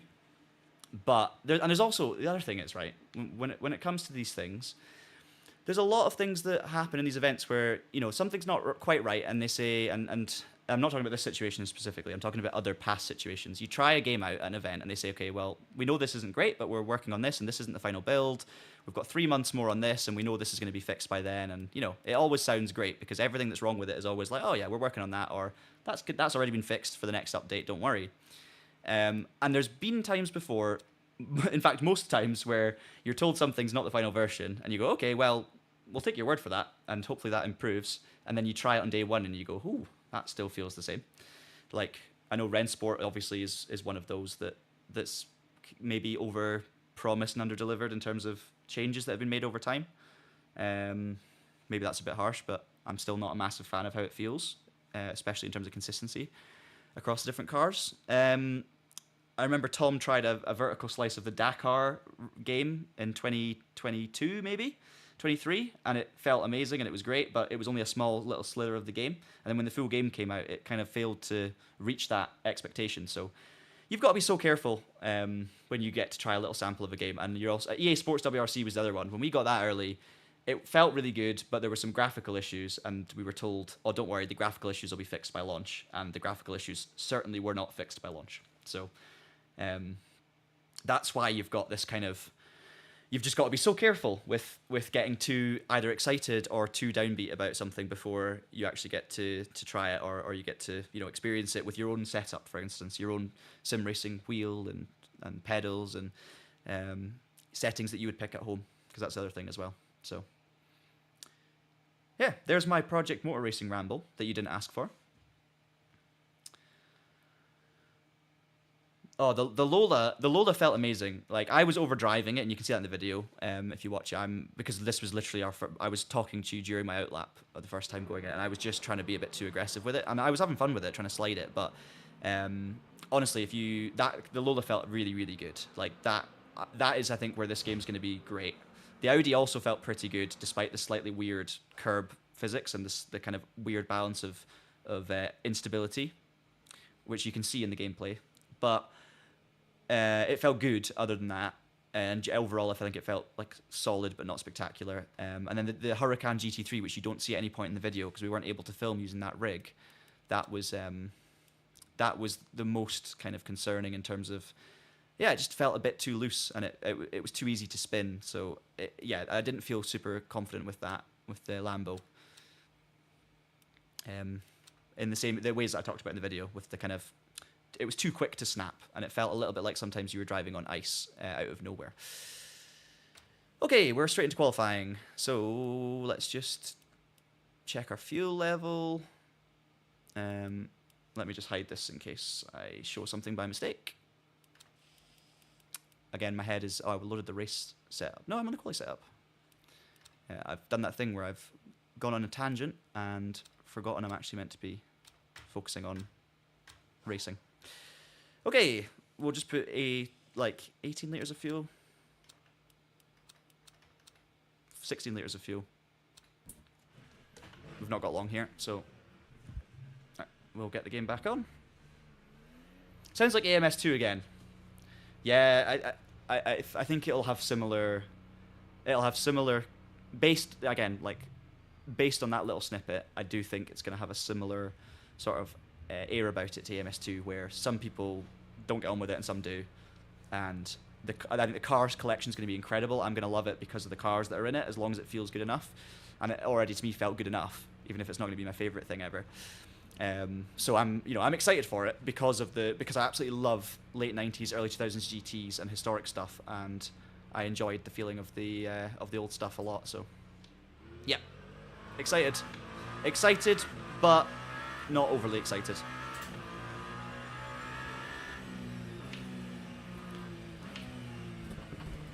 Now I need to remember what I'm doing. Right, we're racing Hypercar and GT3s around Sebring. I did some practice laps, didn't even pay attention, and now we're in qualifying, and I've got a few laps to make it count, so 3 laps I think. So let's just get this car warmed up on lap 1, and then we'll attack lap 2.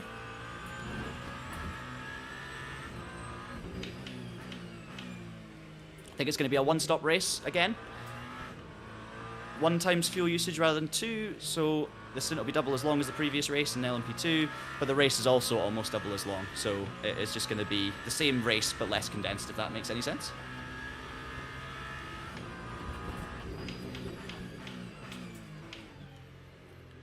If we can get to around about the 40-minute mark, 45-minute mark on a full tank, then we just need a quarter of a tank to get to the end, or whatever it might be. So that's what we're kind of looking at in terms of strategy. To remember where to brake.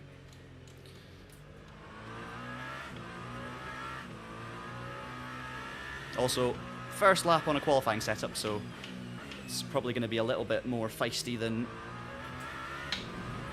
the race laps I was doing before.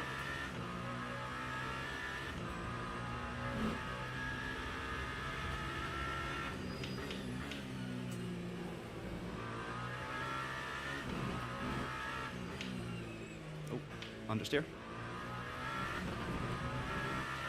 Okay. Got a lot of hypercars in the field as well, guys, so it's like 17 or 18 deep. We kind of want to finish somewhere around the top 5, I think, to gain rating.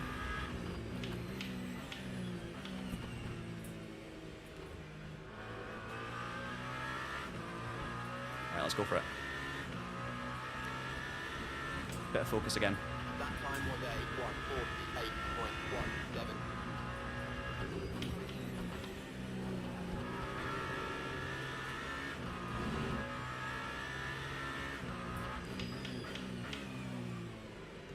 A lock up there, not the best, but not going to ruin the lap completely.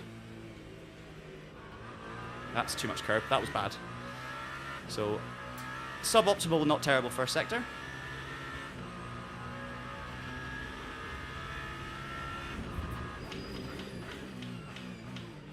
Too early on the brakes for the hairpin, so that can be improved. Fine line though. Yeah, Rennsport is not 100%.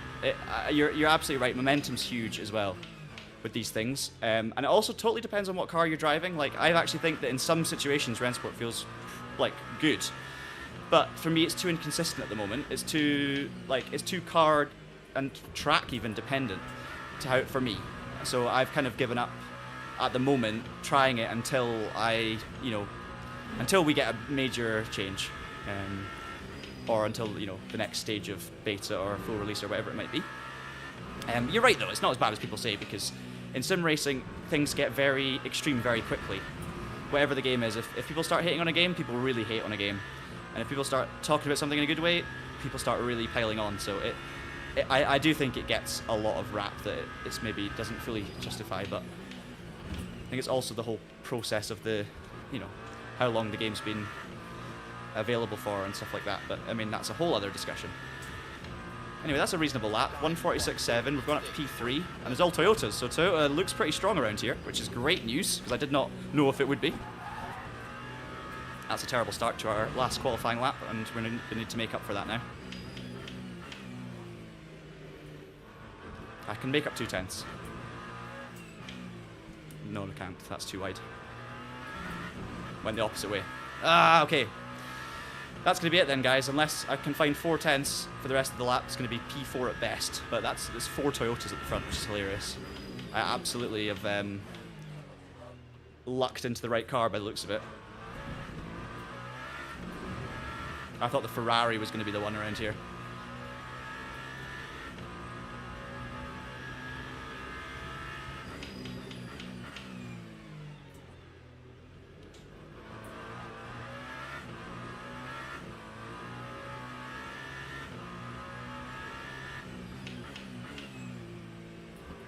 can definitely trust the downforce a bit more in there. That's one of my 3 key things from this episode, and I'm not really, you know, I've been distracted myself talking about other stuff and not really getting dialed in with this hypercar, but I need to try and remember my three key goals for this. Smoother, trust the downforce more, and trail braking technique.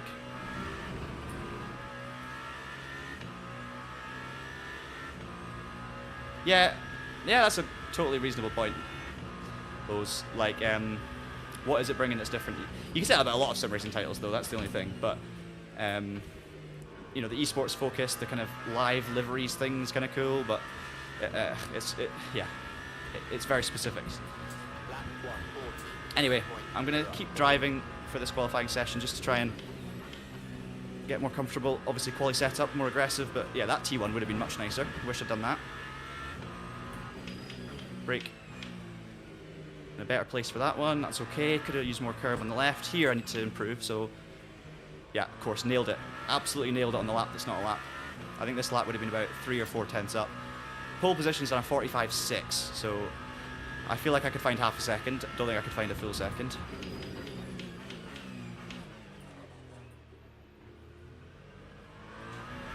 Yeah, this lap's been so much better, but we'll never know. Oh well. Let's get focused for the race. The Porsche is winning the vote, by the way, for GT3 of choice. I'll then, you know what I'll do? We've had a lot of chat about the McLaren, so I'm going to do Porsche versus McLaren to decide. So we'll end that poll. I'll quickly create a new poll.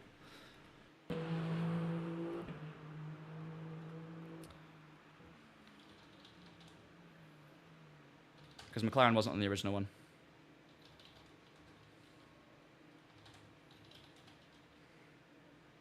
Boom. Right, that's it. Also, is it Nathan that I'm talking to? I feel like it's Nathan, but I don't want to, I might be wrong. Right, I'm going to load up the race setup.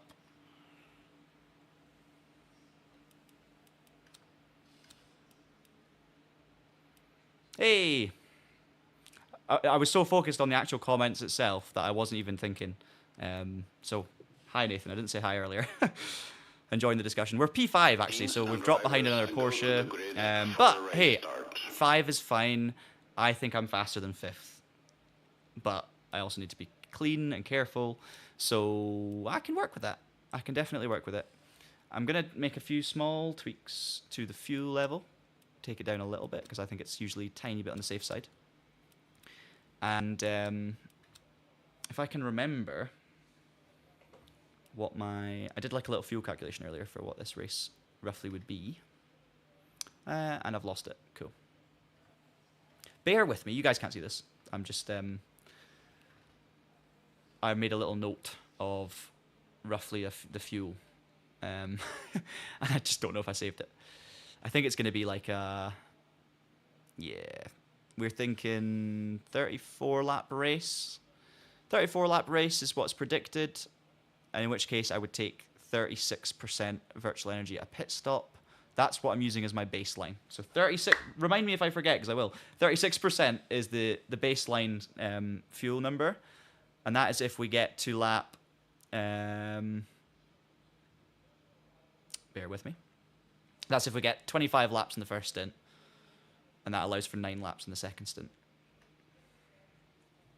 So 36% on the pit stop if we get 25 laps at the first stint.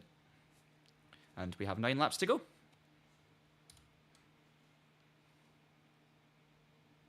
So we'll take that down to 36 right now. It's going to take me ages because I'm using the Mercedes F1 wheel.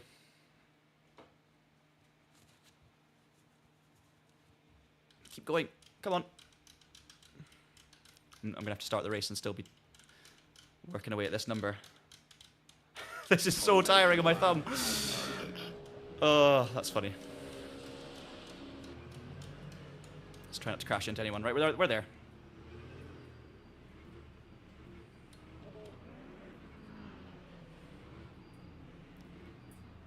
Erratic driving.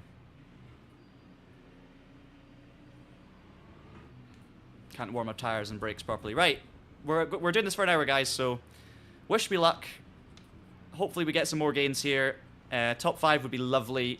I would add a podium. I'll be happy with the top 5, delighted with the podium. That's where I'm at.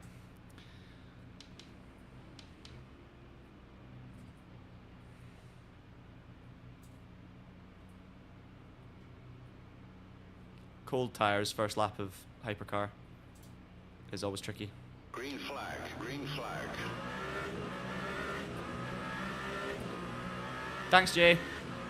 We'll probably need it.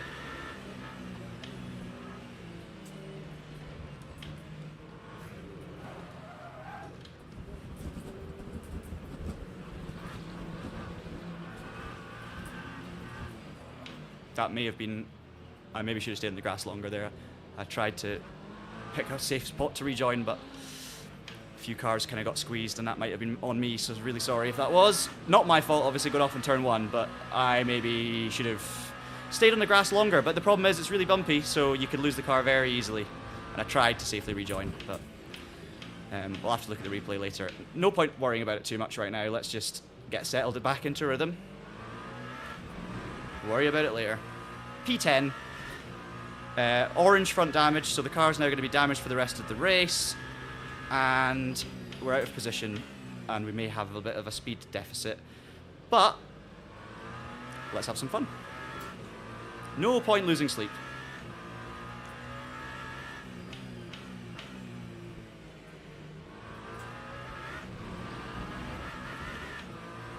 I was just eyes glued on the radar there for the rejoin. That was what I was looking out for, a gap where there was, you know, clear space to come back on. But the problem was when I actually did get back on, there were still cars coming up quickly behind us.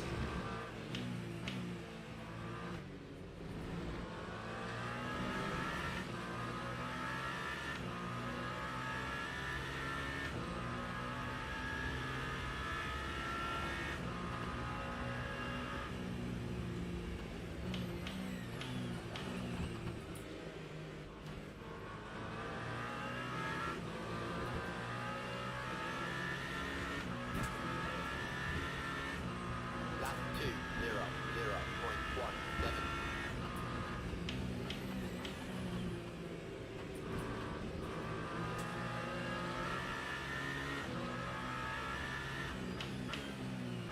Okay, one car picked off. P8 now, so someone else went off at some point as well, which we must have missed. Maybe that was the yellow flag at the last corner, was another Hypercar off. Didn't see it. Yeah, I don't know, Jay. I did what I could do, but I also at the same time didn't quite. There were certainly... the rejoin was certainly up for debate. Drive-through for a car in front. Yeah, I know, annoyingly about it as well. It was up for debate, but it was also calculated. Like, I thought I was doing the right thing, and then immediately was like, hang on, they've lost it, and that could be because of me, so...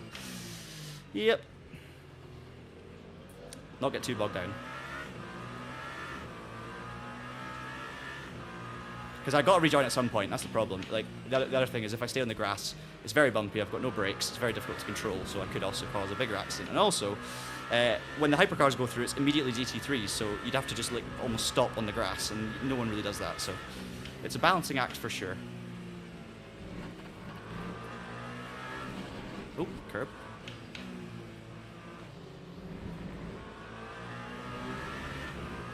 So yeah, magic number, lap 25. That's what we want to get to here.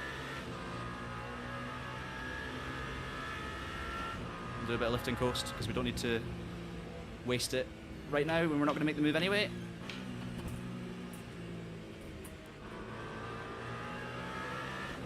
Car doesn't feel, obviously I don't have the grip at the front. I have not put a good lap in yet, but it doesn't feel horrendous. It doesn't feel unbalanced. It just feels a little bit understeery.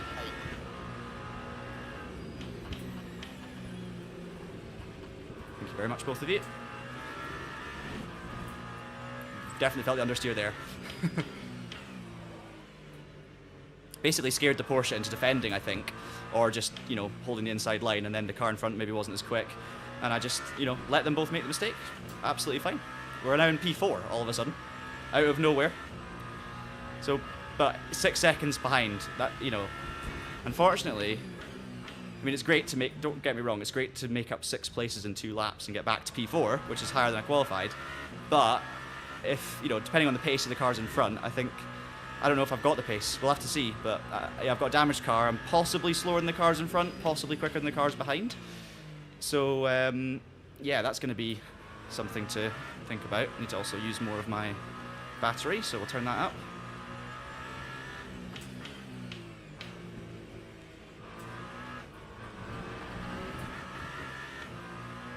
Hey, how's it going? Called it. Called it. I'm doing good. I'm doing good. It's not been the perfect start to this race. Got caught out with someone else's spin on turn 1, lap 1. Lost a lot of ground trying to rejoin, and then the rejoin itself is a question mark a little bit. But then I made up 6 places over the next few laps with some mistakes from other people, just putting pressure on them. So it's been a good recovery so far. I've got orange damage in the front, so I'm missing some front aero. And we're just going to settle into the race now. Simple as that. See what happens, see what the pace is with the damage. See if I can do, I mean, that's a 48.3, so it's not terrible. Wasn't a perfect lap either. Ah, hello. That was a lap car.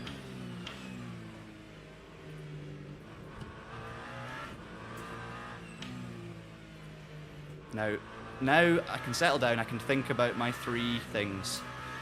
Smooth, trail brake, downforce. See what happens.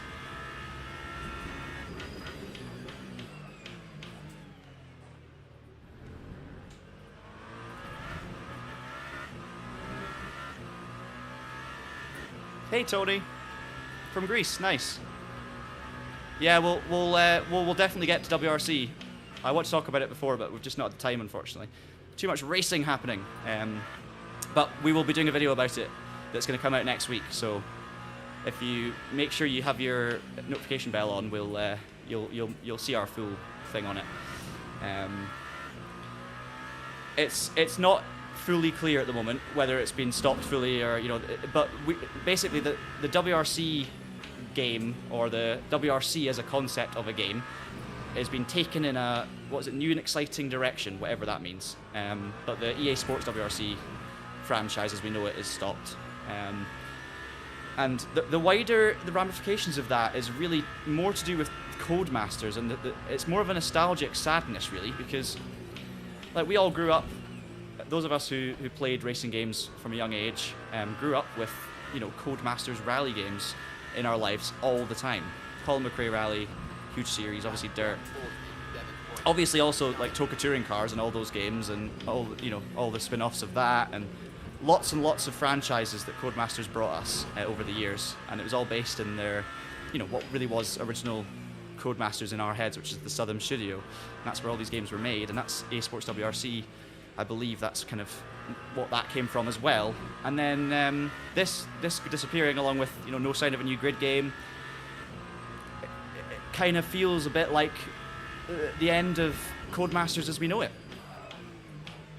And that's, you know, that's sad. Obviously Codemasters got bought by EA, and since then EA have essentially just dwindled down the collection to Formula 1, and this is kind of the final straw on that really. It's really just F1 now, isn't it? And F1 is made in Birmingham, so yes, it's Codemasters, but it's a different form of Codemasters, a different studio to Southern, or Southern, I don't know how to pronounce it. So it's kind of like, feels a little bit like the death of Codemasters as we knew it growing up. So yeah, we've got a lot of thoughts coming up on that, and we've spoken to, I've not personally, but my colleague Tom, who's always on it with these things, has spoken to the developers, spoken to people from EA, spoken to a number of people involved in the situation, the projects and everything, and we will have all of that information coming to you. There's already some articles on the website, but next week there'll be more, and obviously we'll have a video which will summarize everything, so we'll give you all the facts, what we actually know, also quotes from people involved, but we'll also of course speculate on top of the facts. We'll also speculate on what it actually means and the kind of more wider ramifications, and also what we can deduce from the facts, because some of the stuff is just rumor, some of the stuff isn't true. As always with these things, there's always like misconstrued parts and misunderstandings, and they've not been super clear. So we will dissect all of that for you guys. Probably going to be next Thursday, the video. But I was actually playing Colin McRae Rally 2 and Colin McRae Rally 3 yesterday. And a lot of nostalgia. We're actually catching up here with P2 and 3, I think.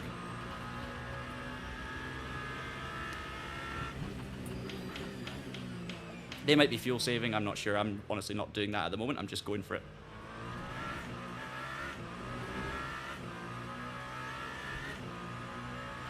We're on lap 6.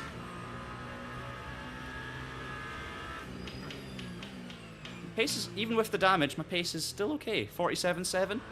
Like, hey, it's not, I want to be low for 47s, but it's not terrible.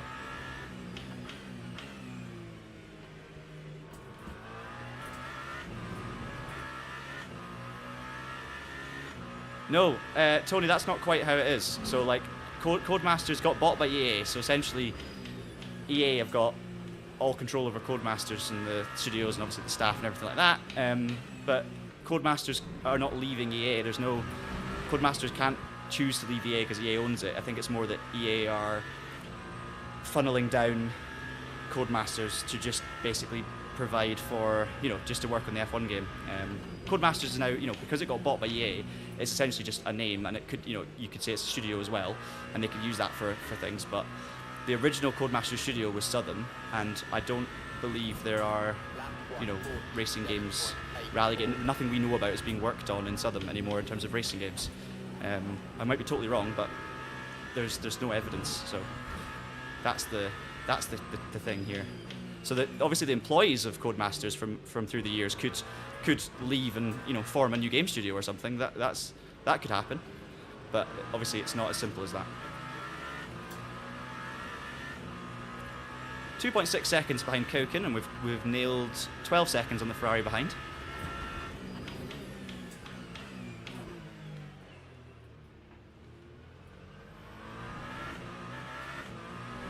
"12 seconds off the lead." What could have been, but fuel-wise or usable energy, everyone's on the same, so that's fine as well. I'm not losing by not saving fuel. Everyone else is doing exactly the same as I am, which is not saving.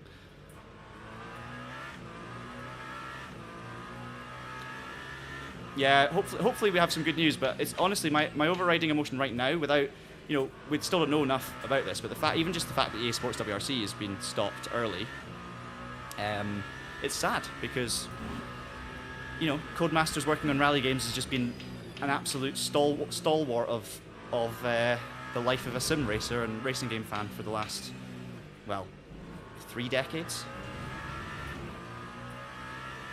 Yeah. Get over to straight forward, yeah. Jay, I think you asked how old am I? Oh, I should not have read that comment in the braking zone for Sunset Bend. That's so stupid. I think you're asking how old I am. I am 20... I always have to think about it. I'm 28. I think I'm 28. I was born in 1997. I was born in the end of 1997, November. And I think I'm 28, but I always forget. And I've been sim racing for a long time.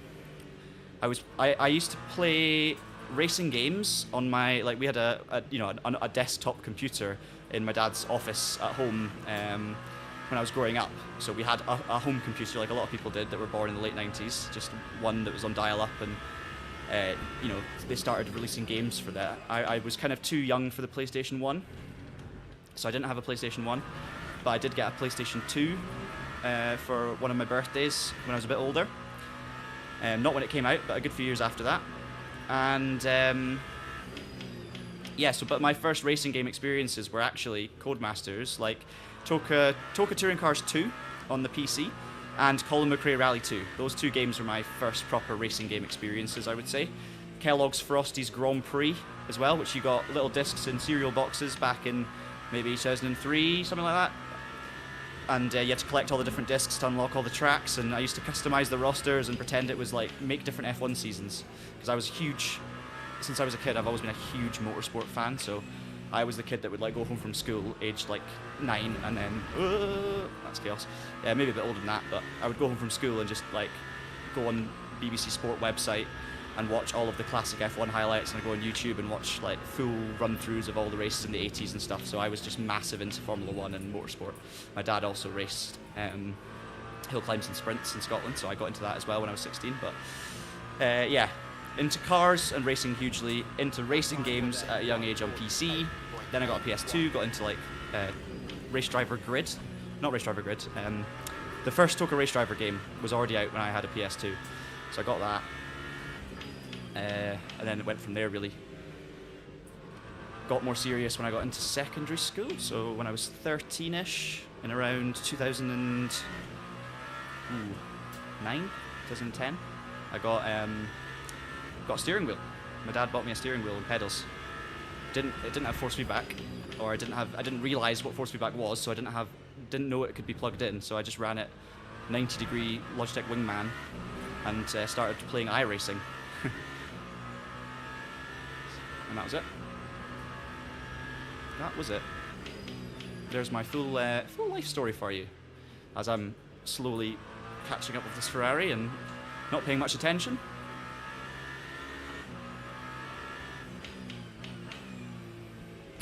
So, to go right back to the start, Jay, and answer your question, how long have I been sim racing? A long time. 20 plus years of racing games, but I'd say maybe 13 years of sim racing, if you want to call it that. Like serious wheel and pedals, iRacing-y type stuff. With a big gap in the middle when I went to uni. 4-year gap. Yeah, yes. That's it. So that's really interesting, Nathan. So what Rosso's just said about we met at Donington Park. So basically, I won a prize to go to. Let's just watch out for this Ferrari first. I won a prize to go to a real life race event, which I'd never been to before, by the way. I'd never been to an actual circuit racing event. That was my first one. I won it by winning a simulation leaderboard competition at the Autosport show, and I won tickets to British GT VIP tickets, where I had like a little we had like a viewing gallery and a little room to ourselves, me and my dad, and I was 15 at the time, and we went to British GT at Donington. It would have been 2013, and a year before I started racing hills, climbs and sprints, and me and Nathan met at an event there because there was a simulator there with a leaderboard, and Nathan was also a sim racer, and me and Nathan were top 2 in the leaderboard. Nothing was separating us, like it was like a tenth or two, and then basically Nathan would like be winning, I'd go on, beat him by a couple of tenths, Nathan would jump back on, beat me by a couple of tenths, and like throughout the day, even though we were watching the racing, every so often we'd pop back into the tent and see, and usually the other person had gone back on and beaten us. So that's me and Nathan met that day by basically just having a great battle for a sim racing leaderboard. And I think you won in the end, Nathan, but it was super, super close. Can't remember. Or did I win? I've probably got the evidence on Facebook somewhere when I was really spotty and a 15-year-old. So yeah, that's it. There you go. Cheers, Jay. History of John Monroe. That's it. We'll do a 4-part series of those.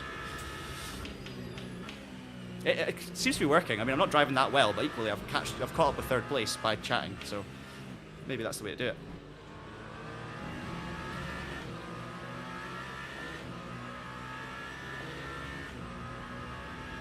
See if he bails.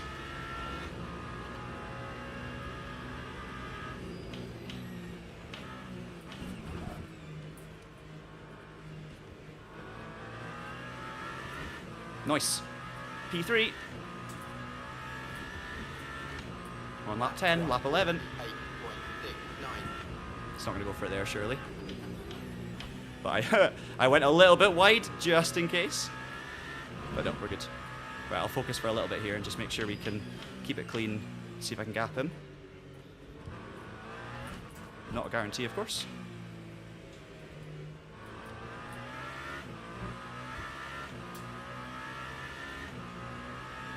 We're pretty much holding the gap to the leader as well.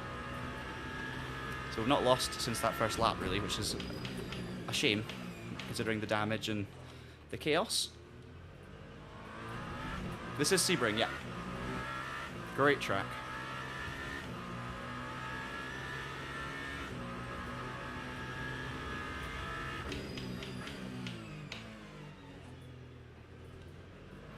Let me know in the comments, guys, what was your first racing game / sim racing? Are you guys young? Are you guys older? I know there's a massive range of ages and genders and nationalities of people that tune into Traction videos and streams, so I'm sure everyone's got very different first racing game memories, but do let me know in the chat what your first racing game was. And yeah, it's amazing. Obviously, as I say, I went back to play, that's bad, I went back to play Colin McRae Rally 2 yesterday, and it's amazing how much, even though I don't really remember anything about that game, as soon as I started playing it, I suddenly remembered everything. It was like, I knew what stage I was driving, like what was coming up. It was bizarre. I'm like, I don't remember the stage at all, yet somehow I know that over this left-hander I'm going to place my car to the right because there's a rock on the inside that is just going to be there, and there was, and I was like, what on earth? There's this unbelievable like bank of memories in the subconscious about a completely fictional rally stage in a game I haven't played in 20 years, and it was insane. It was just like, oh, this is so familiar yet so unfamiliar. It's like a really weird dream. I've been here before, you know. Also, great game, by the way. Although playing old games, if you're gonna go back and play your childhood best games as an adult, you've got to be so careful not to expect them to feel good. There's a very different type of good. Like fun on a keyboard or a controller is like, doesn't matter what the physics are actually like, as long as you actually, you know, can drive the car and keep it on the road or on the stage, it's all right. But it's a really weird sensation, and you've got to like limit your expectations. But there are also some just really well-made games that are very old now. I've not got this Ferrari. I've made a couple of mistakes. Final Fantasy X. I've always been such a racing car person, or a racing game person. So, Gran Turismo. See, on the PS2, I should give a shout out actually to Gran Turismo, or Gran Turismo 4 specifically. The first Gran Turismo game I played was at my uncle's house, and it was Gran Turismo 3, and I loved it so much. Then Gran Turismo 4 came out, and I got it for PS2. I never got Gran Turismo 3. Got Gran Turismo 4 when it came out. And it was the best racing game experience of my life, and I still hold it today as the best racing game ever made, even though it is also hugely flawed. Like, I completely am aware of the flaws and the issues with Gran Turismo 4 because I love it so much. I know the game very well, but to me it's just the best racing game ever made.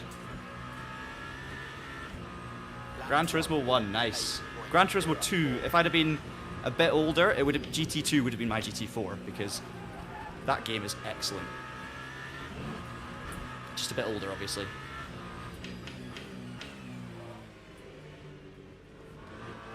I would have loved to experience Gran Turismo 2 when it came out, because it would have just been blown everything else away, you know?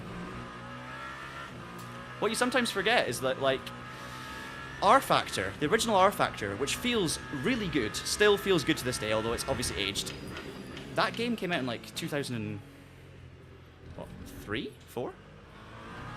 Like, not long after, like, Gran Turismo 4, for instance. And when you think about that, like, there's some really impressive games from the early noughties, considering their age, because you forget how old they actually are. And they still now can feel good with, you know, the right mods and everything. I mean, obviously Richard Burns Rally is a crazy example.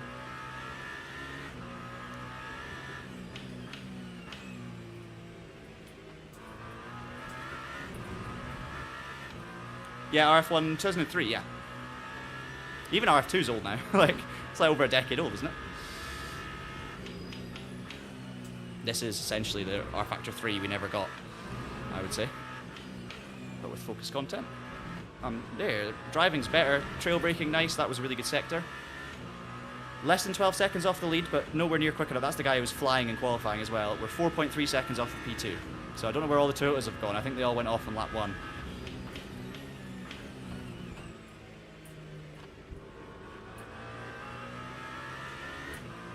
Maybe because of me. Don't know. Oh, yes. Project Gotham Racing. For me, I never owned an Xbox, but I played Project Gotham Racing 3 at a friend of mine's, and then Project Gotham 4, and I was so jealous, because the car collecting, like, he had this house in the game where you could, like, store your cars, and you could walk around the garage, which obviously is not that big a deal nowadays, but oh my goodness, when we played Project Gotham Racing 3 at his, and he showed me his collection, and he had, like, eight supercars or whatever, and I was just like, oh my god, I want this. I want this so badly. And then PGR4 came out, and the car roster is incredible. So we used to just constantly do races at, like, the Nordschleife on split screen, and restart if one of us crashed, and we always crashed. Like, we never made it through the first half of the lap, and it was like, oh, I've got off, let's try again. Like, restart, restart, restart over and over again. Thank you, McLaren, for giving me that space. I wasn't sure which way to go there. Made it very easy.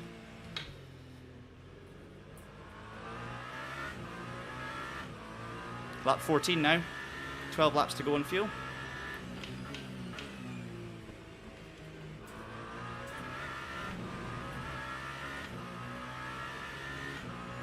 Should be about right for our 25 lap target, I think.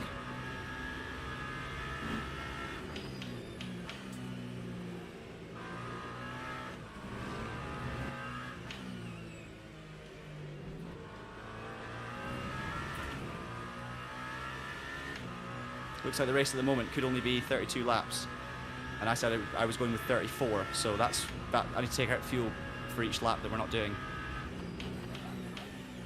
I think I'm between 3 and 4 litres a lap, so 3 and 4% a lap. That's what I need to get rid of if we're reducing. So let's just check our numbers. 3.95 a lap, so yeah, 4% per lap is what we need to get rid of if we're going to reduce. And at the moment, I'm prepared for a 34 lap race, pitting on lap 25, I think. So if I pit on lap 25 and it's going to be a 32 or 33 lap race, we'll take out some fuel. No tyres. I'm not going to repair the car because I don't know how long it's going to take, unless it tells me. But let's wait till we're past this traffic first.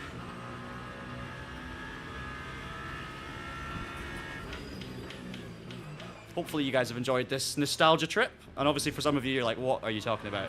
What are all these old games? Oh yeah, good point. Good point, Belko. I think you're right. Let's save. We've got 11 laps, so we can get rid of that. I was actually considering that, but I didn't say it because I was distracting myself with Gran Turismo chat. But yeah, I think I'm close to being able to extend by a lap. And if I do that, that's another 4% less I can take in the pits, which saves a lot of time. Probably more time than I would lose by lifting. So if I can just do a tiny bit more lift and coast. You can see I've got 11.1 right now. Great suggestion, thank you. And you're absolutely right. And I've got more than the cars in front as well, but they are further up the road, so it's probably about the same, if that makes sense. Toth's 12 seconds up the road, and he's got now 2% less, so it's pretty close. Yeah, 10.9. Okay, we can do that. Let's make it 11. Don't even need to save a huge amount. You guys are the best. I love Traction Chat during live streams, Traction Chat and videos. You guys are the best sim racing community. Honestly, you guys are so helpful, so appreciative of any help that you're given. Very understanding of situations in races, and yeah, you guys are the best. Much love.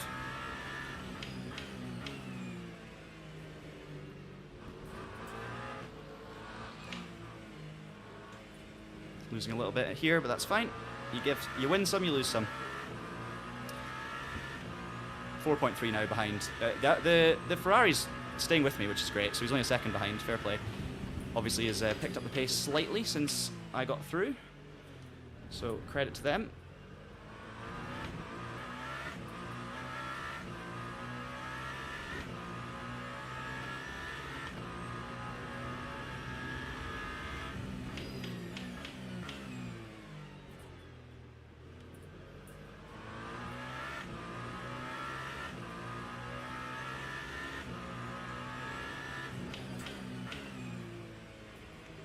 So if I stretch this stint to 26 laps instead of 25, and the race is only 33 laps, not 34, that's 2 laps less of fuel I need in the pit stop, because I've saved one, I've done 1 extra lap in the stint, and the race is 1 lap shorter.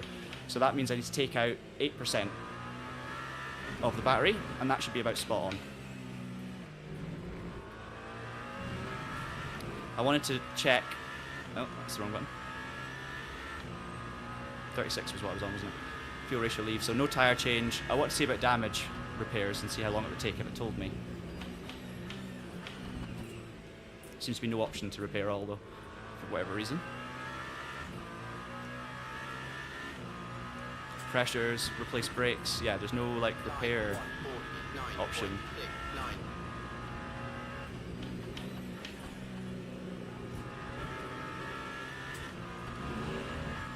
interesting. Maybe it's a non-repairable part, I don't know. Or am I doing something really stupid to miss it?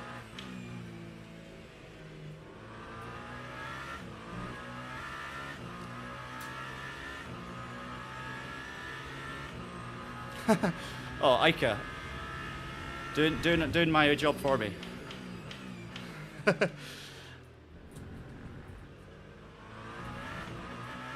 Hey, you don't have to like it.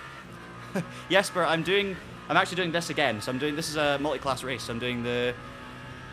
Are you going to jump in and thrash me? Please do. We're doing the advanced one stint sprint. So I'm just going to do the same race, but in GT3 class.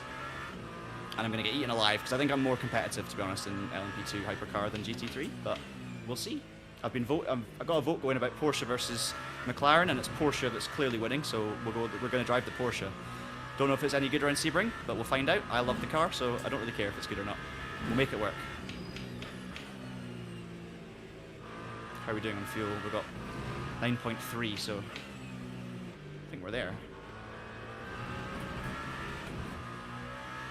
I think we've saved. Thanks. Cheers, guys. Yeah, I'm a bit preoccupied, but you know,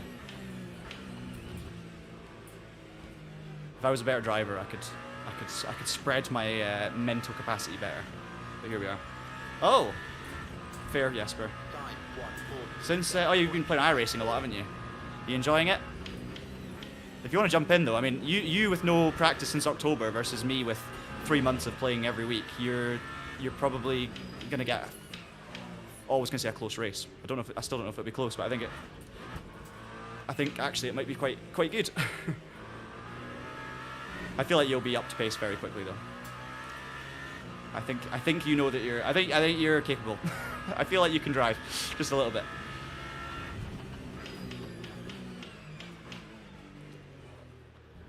It's just really good fun, though, these LMU races. That's the main thing. I would absolutely take a podium in this race, given the circumstances, and that lap one. Did not expect that. Let's say that. Oh, hang on. Hello. That's not P2, that's a back marker. For a second there.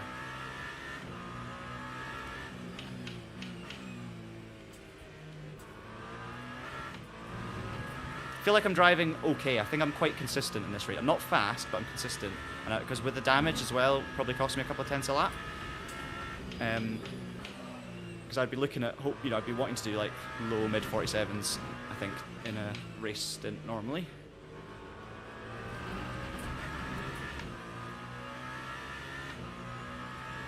Probably more in a good lap than a bad lap. No, it's open setups, Jesper. It's open setups. But if you want to tell me what car you go, and maybe we can sort something. That time was a 148.33. I'm actually not fuel saving much anymore because we're pretty much there. I'm doing a little bit. But that's good to know. We are catching them. The only thing is I don't know if I'm going to have much time. I think after this race, it's pretty much going to be straight into the next one, so not really going to have any time to get used to the car and the track. Just going to have to jump into the GT3 and go for it. But yes, but honestly, if you... Yeah, go... I'm going Porsche GT3, so yeah, go for it. You can chuck the Coach Dave setup on it, or there might be something you can use, something else.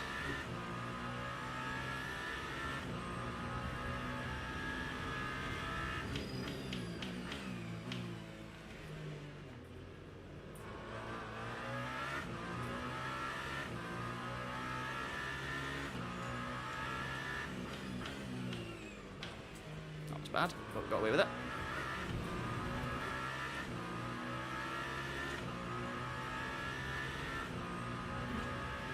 We're all on exactly the same strategy here.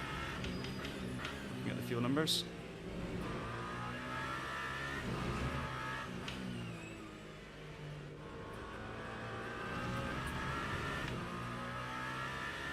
Two seconds behind the Porsche. Toth's gone.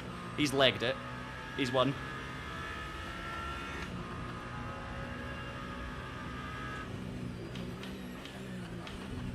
think we've already saved enough to get to the end of this stint. Well, I don't think I need to try and save an extra lap because that's just going to waste it. But for every little bit we do save, obviously it shortens the pit stop, because even if you've got 1 litre more in the tank, when you start filling up, it means that the pit stop's shorter, you know? So there's always benefits to fuel saving. Even if you can't extend by a lap, there's going to be a small benefit in the pit stop.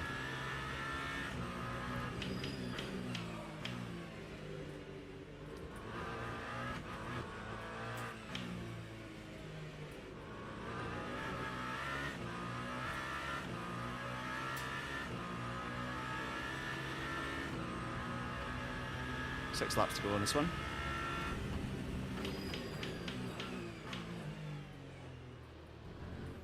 Bit of a lifting coast there.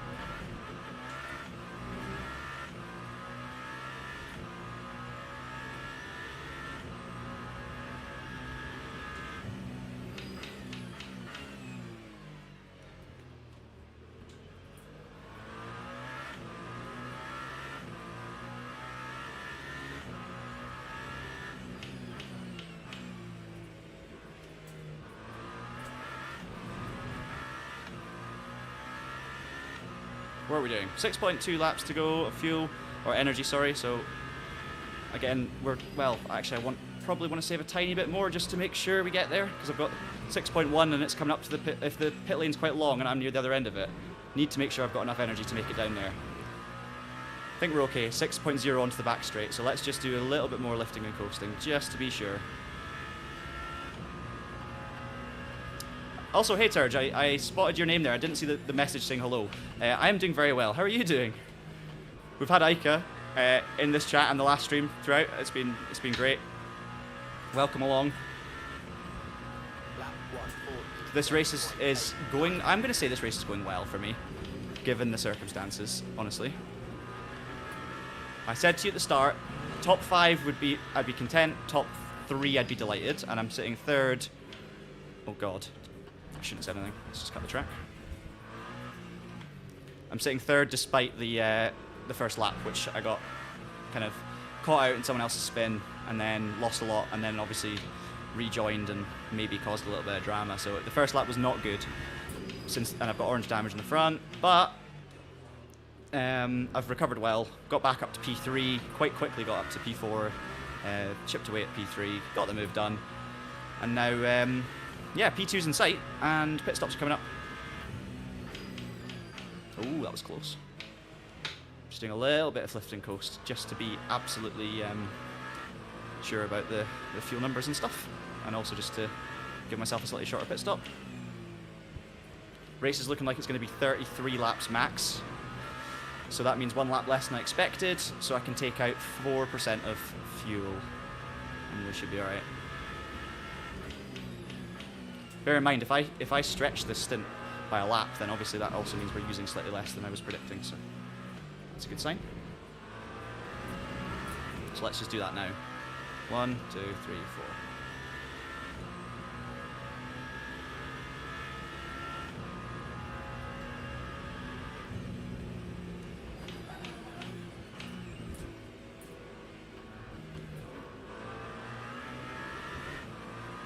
Thank you, Porsche.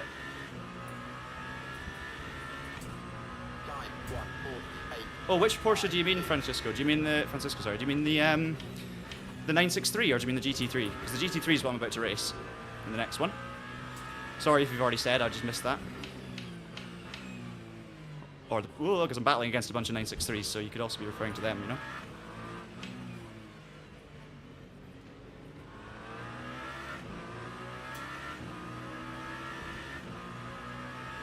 GT3, nice. Oh yeah, I'm excited to try that next race. I've only done one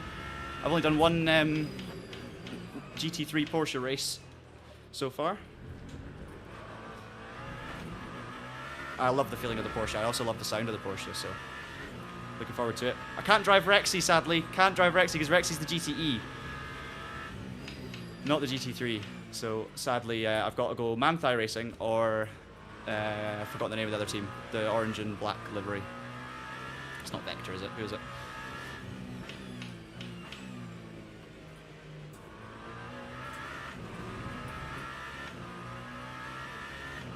Oh yeah, we're going to see how it is at T1. We're going to see very soon. And I'm going to have no prep time, so that's going to be fun. Just jumping into it, really. I think the session's at 3:40, and this one was at 2:20 and lasts for over an hour, so we're just going to basically get out of this session, register for the next one, and then win. Or not win. Yeah, the RSR GTE is really cool. The Porsche GTE, I love it. Big fan of Porsches in recent years, I am. They've grown on me so much. I used to, honestly, as a kid, and I'm not even exaggerating, I used to hate Porsches. I thought they were so ugly, hated the Boxster, not a fan of 911s, just didn't get it at all. And over the last 6 or 7 years, I've just slowly, honestly, it's because of racing games. Like, it's because the amount of times where I've jumped in the Porsche in a GT3 race or a GTE race or whatever it is and just gone, do you know what, this feels amazing. I love the handling characteristics of a Porsche racing car. Especially the rear-engined ones, the Porsche Cup car as well, and I've just become like a bit of a Porsche fan, which I never thought I would say. Sorry, Porsche. I even know how to pronounce it. PMR, says Gabrielle. Yeah, I will chat about PMR. I had a bit of a, not a rant, but I basically went off on one about PMR during the practice for this race. So if you want a kind of deeper analysis of my thoughts, other than the video, of course, which has all of my immediate initial impressions, but not really had much time to develop them, go and check out the bit of the stream just before qualifying for this race, because I gave a good like 6-minute spiel on it, but I'm happy to talk about it again if you've just joined, but just let me have a think first. So, let's get through this traffic. Oh, I'm so sorry, McLaren, that was silly of me. Anyway, that was a bit too ambitious against the McLaren, and I then panicked. All good. So I think you asked how does it compare to Project Cars 2, but I'm going to check on the straight.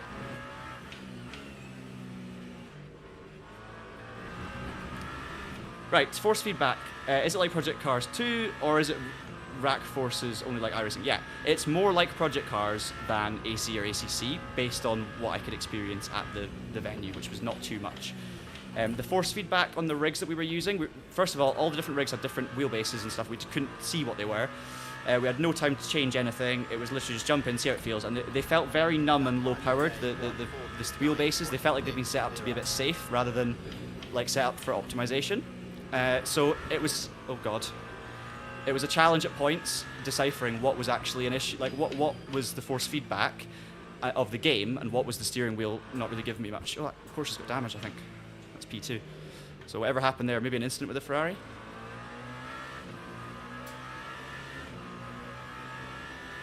Okay, I'll come back to that. But the short answer is more like Project Cars Evolution than AC or iRacing, I would say. Which is obviously gutting for those looking for looking for something super like this, for example, in terms of the feeling. But loads of people love Project Cars and AMS2, and I think this is going to be like in the very early impressions. I would say Project Motor Racing felt like a better, an adapted evolution of like a Project Cars 2, maybe more in line with like an AMS2 or something. But I need to try it more. Need to try it at launch, whether it's actually going to be much different or not. They say obviously things are still being worked on, and there's a driver program which is really interesting. So they get real drivers to give feedback on how it feels and whether it's realistic or not, and whether it's too understeery, too oversteery. They're doing all of that with 100 real racing drivers, which is cool. But that's P2. We've got 2 laps to go. And the other thing as well is, during our little preview session, did that Porsche just make a mistake? He's still trying to race me. I think he's just got damage. During the little preview session, they did say to us that the cars had been set up deliberately to be understeery on entry, and then a bit oversteery on exit, as like a kind of like to make them a bit more drivable. And that was one of the biggest issues, was that kind of weird imbalance between understeer and oversteer. And it was very hard to tell, like, when it was understeering on the way in and then oversteering on the way out. Like, it was hard to say, is that car set up or is that fundamental physics? Like, is that the game, the front end not feeling super connected? If you watch my video or the Traction video, I think you'll see that, like, the gameplay itself looks quite sawy. I'm sawing away at the wheel. Now, part of that is my driving style. I like to feel the car underneath me, but also it's definitely to do with the way the wheel was set up. and the force feedback. So it's not as, I don't think it's as like, so it doesn't have to be as soy as it was when I was driving it. But then there were certain other traits that reminded me very much of like Project Cars, like the curbs, the way that when you get on the curb, the car kind of loses it very quickly in certain situations. And I did speak to them about that. I spoke to the developers about that and said, like, I feel like the curbs are just too slippy. It feels a bit like black ice sometimes. And the response was that these curbs in these old cars, they're set up so stiffly and they're so low. I'm gonna get an extra lap here. They're set up and they're so low that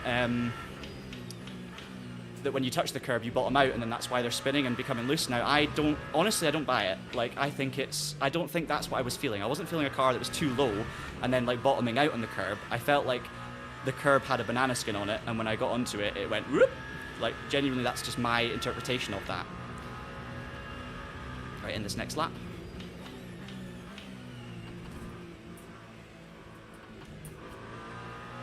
Leader can afford to take it safe for the field because he's got such a big lead. Time 1:48.09.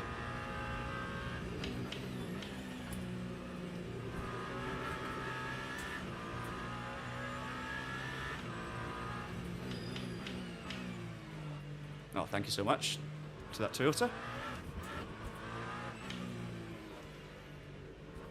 But what I was saying earlier as well is, like, I feel like the realism in terms of the way the car like actually feels in terms of how, I don't know, like how it behaves and the kind of handling of it and things like that, is there's clearly they're trying to make it realistic. They're using real data and simulation focused stuff, and you can tell it's like, it's not arcadey, it's simulation, but it just the way that information is translated felt a bit off, like unbalanced at times, which is what I was saying in the video about.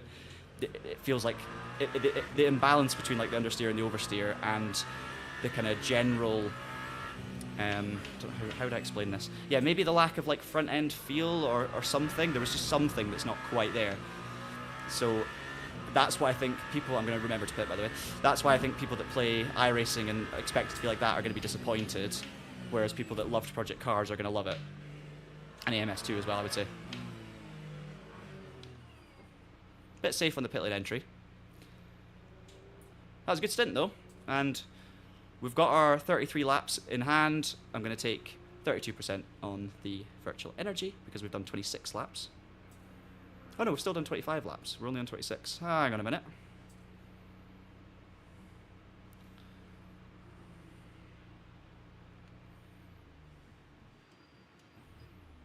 Oh, hang on. Whoa, the car just wouldn't move there. I stopped 2 seconds shy of my pit box. Did we only do 25 laps there? End of lap 25? Or was it... yeah. Hang on. We need to do... So 26, 27, 28, 29, 30, 31, 32, 33. That's it.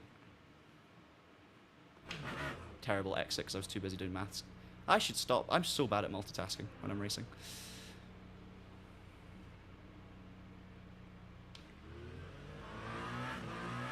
I went up on the percentage because I suddenly had a realization that we hadn't completed 25 laps. But now the thing, it said 25 out of, hang on a minute. Am I talking nonsense? It now says 26, so, oh, because we've not crossed this is the start finish line. Time 2:30. Ah, so we are, oh my goodness, okay, so that was an issue with the graphic.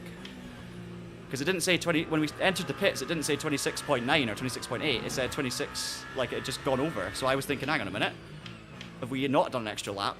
And then we crossed the line, it jumped from 26 to 27, so we have done the extra lap. So I panicked because I saw that the decimal place disappear, and I went, oh no, we're a lap out. It's never simple, is it? Never simple.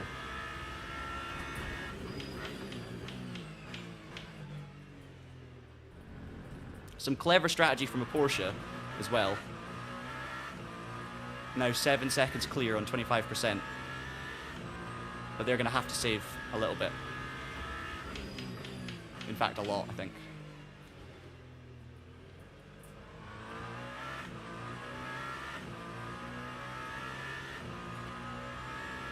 I appreciate the reminder, Aika. I actually remembered this time because it's definitely happened twice before. Or at least once before. Yeah, that was, so again, just to analyze that situation, I I was all under control, I knew what I was doing, got into the pit lane, the graphic changed to the top right, and I suddenly went, hang on, I've done a lap less than I thought I'd done. But actually, it's just when you go into the pits, apparently, the decimal place goes away. So I was thinking I just got to the start of lap 26, but actually it was the end of lap 26. So I thought, oh, I've done 25, I've done a lap less than I thought. And that's why I panicked, and then slightly misjudged my pit box and changed the number slightly. So we're absolutely fine. It's going to have to be a lot of fuel saving by the Porsche, so I'm going to get my head down and try and catch them. That time was a 1. Yeah, I think you're right. 9. That's a good point. Because Toth's got so much pace that it could go 34 laps, and you're absolutely right. That could make the difference. And then that would help us a lot because the car in front will not have enough. The only thing is, I don't know if the leader's got. The leader does have enough. I think the leader's got the same as me pretty much. So yeah. The Porsche in front is 7% less, which is 2 laps less fuel. So they're going to have to do 2 laps of saving here. And I don't have to do any saving unless the race gets extended, and I don't realise. Oh, 2 hypercars off. But we'll keep an eye.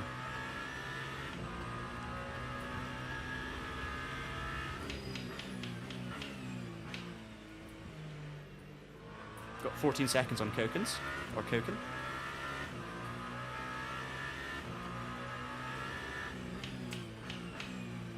This has felt like a long race.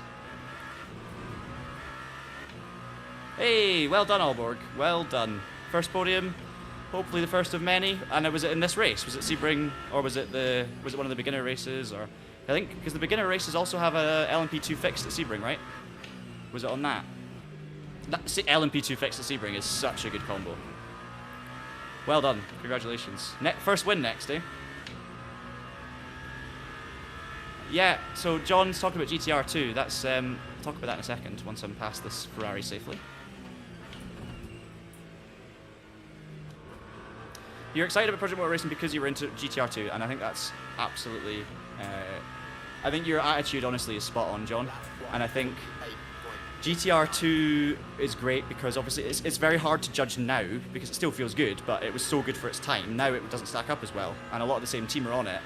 So you want to have, it's good to have trust in that. Also, the idea of Project Motor Racing originally was to be GTR 3. So I think you're absolutely right to be excited, but you're also absolutely right to hold off before deciding, because if you didn't like AMS2, my initial impression of this is until we get to feel more and I actually get to experience it with a proper, well set up wheel and try more of the different combos and things like that, I'd be lying if I said that I'm sure this is going to feel like way better or way different to AMS2. It feels more like a Project Cars 4, more, which is kind of, I guess, a side note of what AMS2 is, because AMS2 almost felt like, Project Cars 2 developed as well. So you're absolutely right to kind of wait a little bit, and we all want to try it, and again, we want more people to try it for longer, try it in different situations, and also try the kind of final build of the game. So I honestly think you're spot on with that, John. But if you love GTR 2, you love old GT racing like that, you're absolutely right to also, be excited about it. And, everyone wants it to be great, right? We all want a great sim racing title with classic GT and prototypes that we can throw around.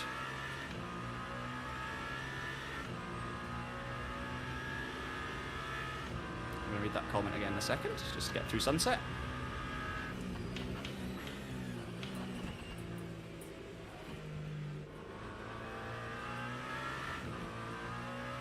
Okay, so what's Chris saying? Also, well done, Belko, for your class win. Yeah, it's quite expensive, isn't it? We were, I thought, ooh, that's quite expensive. But you know what else it is I think we've gotten very used to, and I've gotten very used to, like, early access titles where the actual base price is not too high, and you think, well, that's as it should be because it's early access. And then you get charged for like DLC and stuff, even with Le Mans Ultimate.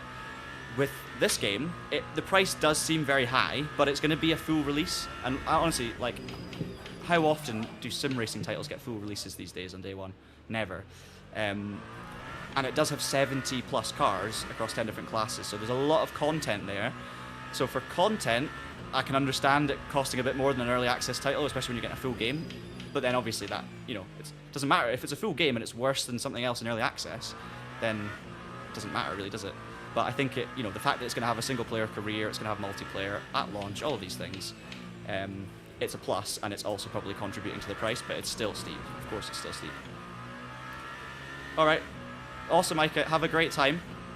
Have an amazing time. Thanks for tuning in as always. Appreciate all the support and all of the strategy guidance and etc, etc. Have a brilliant time at the wedding, and we'll see you again at some point, probably next week. That was close. Hey, Pran. Yeah, I think that's totally fair, Chris. So what they're doing is that they're forcing people into making a decision, right? In terms of, like, because it's a full game straight away, it's like, are people going to cough up that money until they try it, like, when so many games nowadays are accessible early?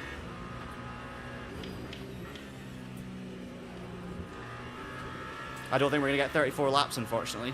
It's now gone down to 33.8 predicted, which is going to help the car in front. 1 lap less of fuel saving needed. But I'm still pushing, obviously, to try and catch him, because I know he's having to save. Or I know he's having to save. He's got 11%. He's got more than a lap less than I do. But I've probably overfueled by a lap looking at the numbers.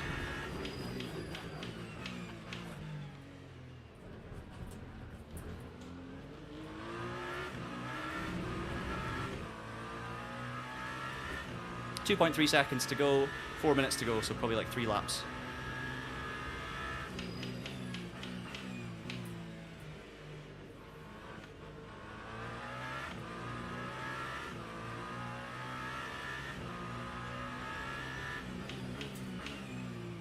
That Porsche is going to be so touch and go, but they're definitely... The thing is, I've got 40 seconds to P4 now, so whatever's happened behind me, that Porsche, you know, can afford to just like back off and take third if he's not going to make it. So it puts me in a really good position to go for this, because he's not going to, you know, if he really wants to make it to the end and play it safe, he's got that massive window. How are you getting on, Pran? Yeah, if you've got the money. Tom's here as well. Hey, Tom. How are you? I think last time you joined me on this, I was doing Sebring and a Hypercar as well. So I promise I don't just do Sebring and the Hypercar. I think this is the first time since then. We're going to do GT3 next in the Porsche for the last race of the day. It's already 3:30. Lap 1:48.07. Come on, head down, trying to get P2 here. And that would be second podium in a row for today. So it's going to be a good day for ratings, etc.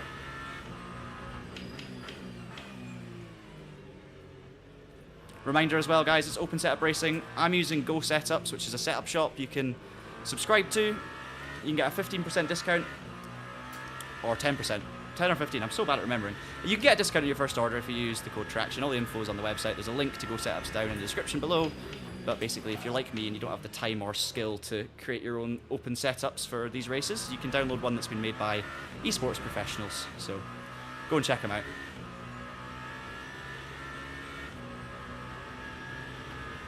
You need the track guides? Yeah.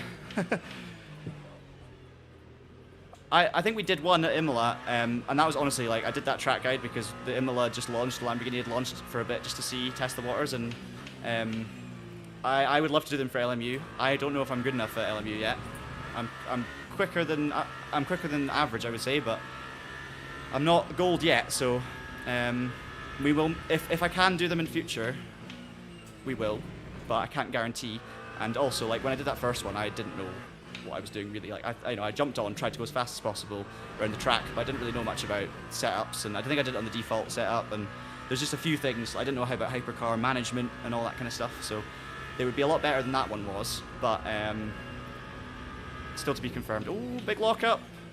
Porsche struggling. Come on, I need to take advantage.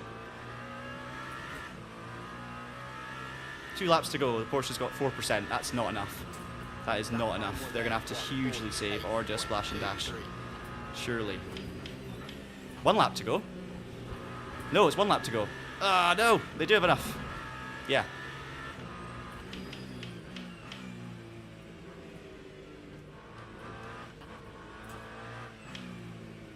So I think they're going to be fine. Oh, it's going to be so close. I mean, fair play. They've just outdone me on strategy. I've gone safe again by accident.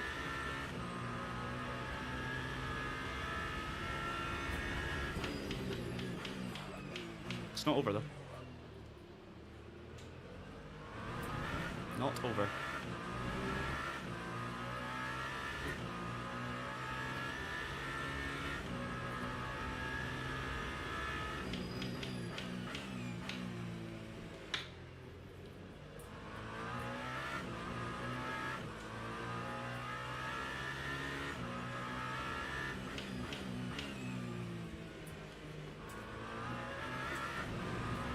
How have I got numbers so badly wrong here?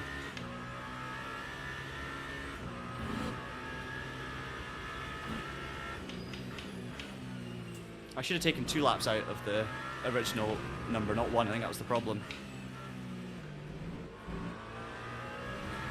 Come on. Last corner coming up.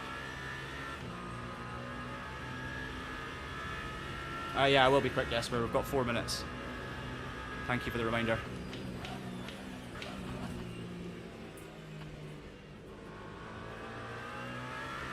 Fair play. Fair play. Well done, Demelier. Out strateging me. We'll pull straight over and register for the next race. But yeah, really, really good. I tell you what, I'll take P3. I said I'd be happy with it. I am happy with it. If I hadn't crashed on lap 1, maybe it would have been P2. It was never going to be P1. So, hey, I'll take it. I will take it. More positive rankings, I'm sure. And we're literally going straight into another hour race in the GT3 at the same thing.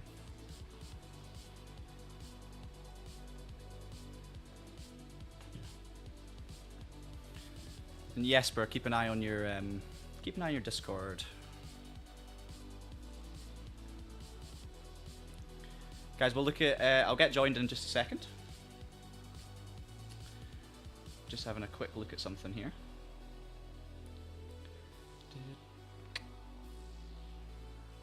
How long we got? 2 minutes. 2 minutes. That was a really fun race. I am very, very happy with that. Despite, you know, everything after the first lap went as good as it could have gone, basically.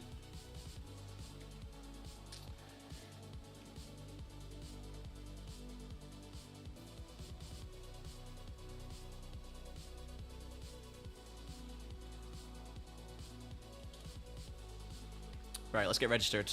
We'll check our rankings and stuff afterwards. I've lost OBS. Hang on a second. Porsche, you guys voted for the Porsche 911, so that is what we're doing. Starts in 1 minute.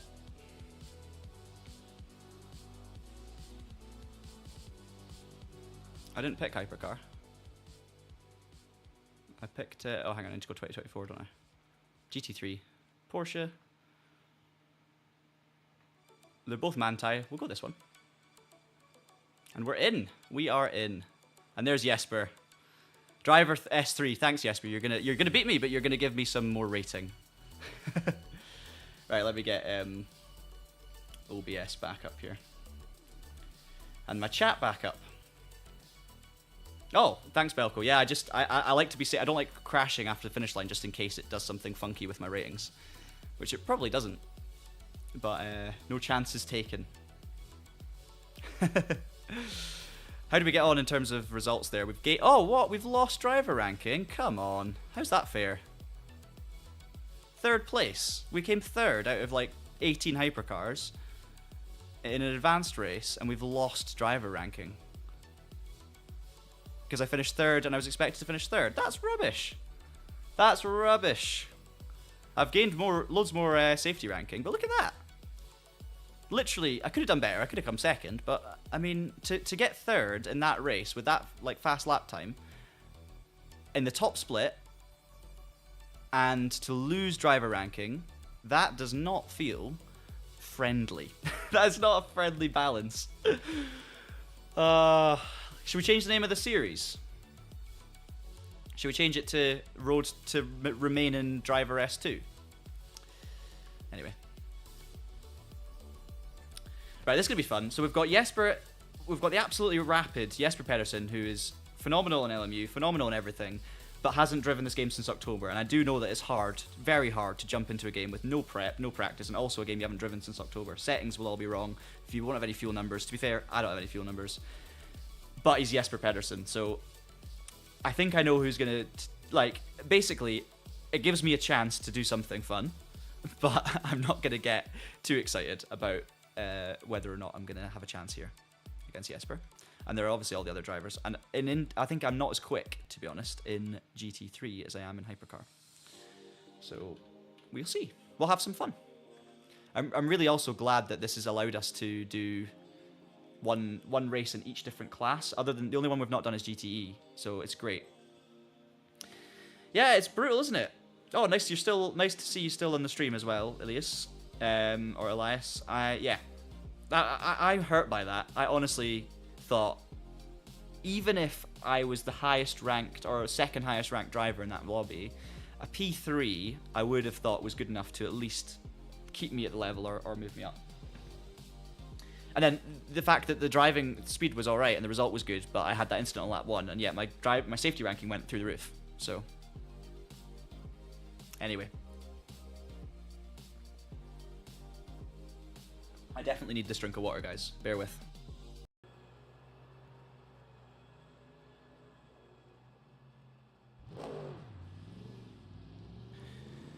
Okie dokie, let's load in. I've got a setup ready to go from Go Setups, so I'm going to load it in. Laps around here in the Porsche, I think I've done 1. So we're not going in with a... We're going in with a lap of loving the Porsche and being like, okay, don't mind if someone if that gets voted for today, I'm happy. So therefore I am happy, but we've got a lot of learning to do. I actually, through the Simucube software, I've got a different preset for GT3s than I do for Hypercars in terms of the force feedback, but I'm just going to leave it. We're going to go with Hypercar preset. Is it heavy fuel save or splash and dash? It's definitely a splash and dash, Belco. I don't know about GT3s though. If you're asking about GT3s, I cannot tell you. We're going to find out in this race. I'm going to be just copying everyone else. I have no idea on fuel numbers. I've not done any prep. I knew about the Hypercar a bit more, but GT3 I have no clue. If you're doing it in Hypercar, you just pit at the end of lap like 25-ish.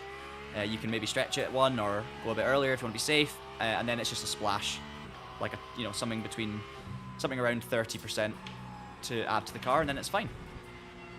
Whereas GT3s, we're gonna work it out as we go, and I'm just gonna be a little cautious on the fuel usage in the early stages, look at the numbers around me, and judge it off of that.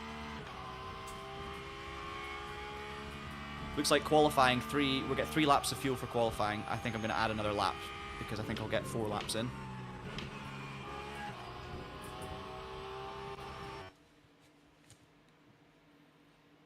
It's 2 minutes a lap in GT3s, so let's just quickly, if I'm really quick here, I can add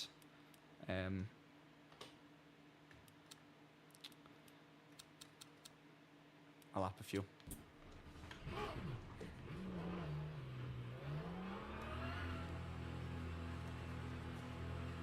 I think I added more than a lap of fuel. Oops.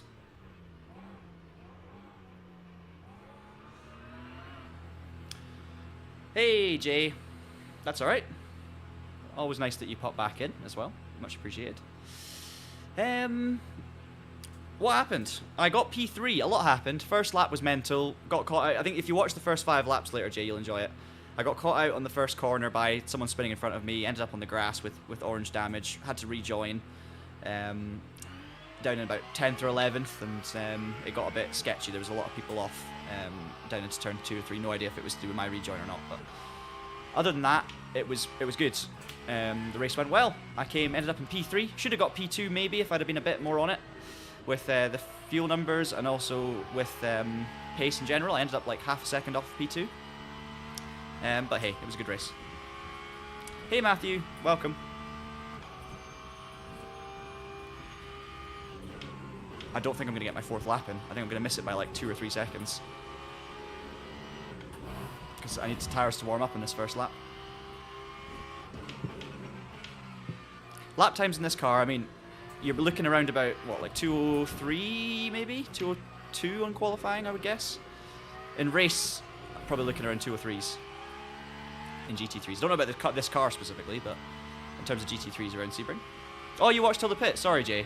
I got jumped in the pits by the Porsche, who went way under on the fuel, but I put in an extra lap of fuel. There was a bit of a thing with the lap indicator in the top right, which made me panic just as I came into the pit lane, so I added a couple of percentage and ended up overdoing it, and the car in front of the Porsche way underdid it and then managed to jump me loads in the pits and then fuel save till the end. So I also messed up my pit lane entry.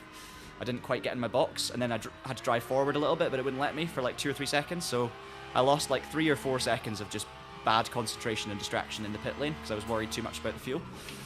And then I obviously, the irony being, I lost probably as much time as I would have lost if I'd just put more fuel in the first place. So anyway, it happens. It's okay. Hermit saying, what's my favourite GT3 car to drive? Maybe the Porsche. This is going to be my second race in it, but I always love it whenever I drive it in other games, and I do love it. The race I did in LMU was really fun. I love the way it handles. I also really, really like the Mustang. I think it looks awesome, it sounds awesome. Big fan. So Porsche, Mustang, third contender, maybe the BMW or the Ferrari. Let's say maybe one of those two. Right, this is obviously a totally different thing to the Hypercar, so I need to like reconfigure my brain to GT3 driving, but we're obviously like Jesper, we're going in very cold here. But not as cold as Jesper. I'm going in LMU warm, GT3 and Sebring cold. Well, that's the tricky first corner that you guys were telling me about.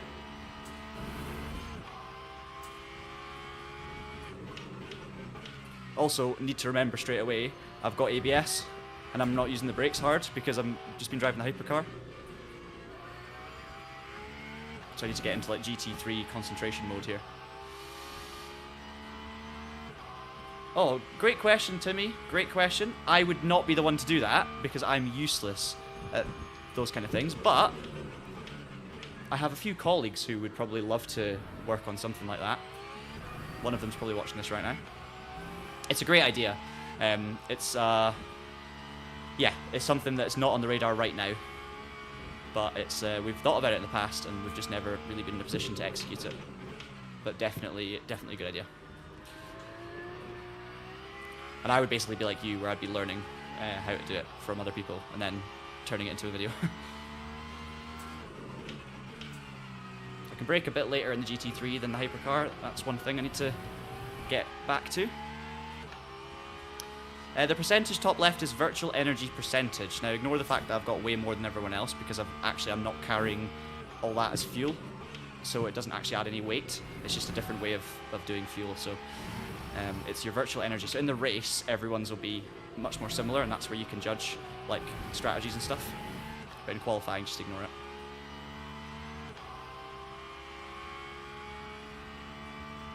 it. Appreciated. I'm sure one will slip out at some point, but yeah. Try not to too much.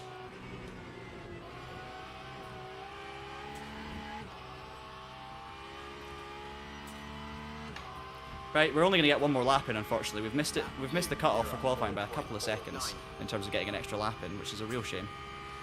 So, the irony being the fact that I put enough fuel in to do an extra lap is probably what's caused me not to have enough time to do an extra lap. So I couldn't have done it anyway, because we wouldn't have had time. Unless I'd done it before qualifying. I should have prepped before quali, maybe.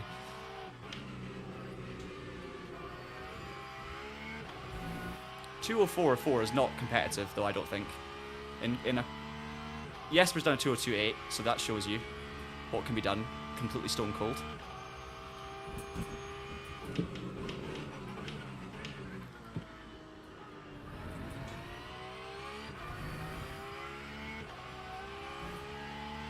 And the top 4 are split by 2 tenths, and I'm 1.6 off. So I'm losing loads of time somewhere, or everywhere.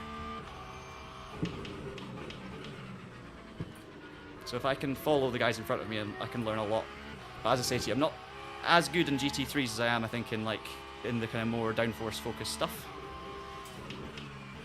But I'm clearly being a bit safe, maybe.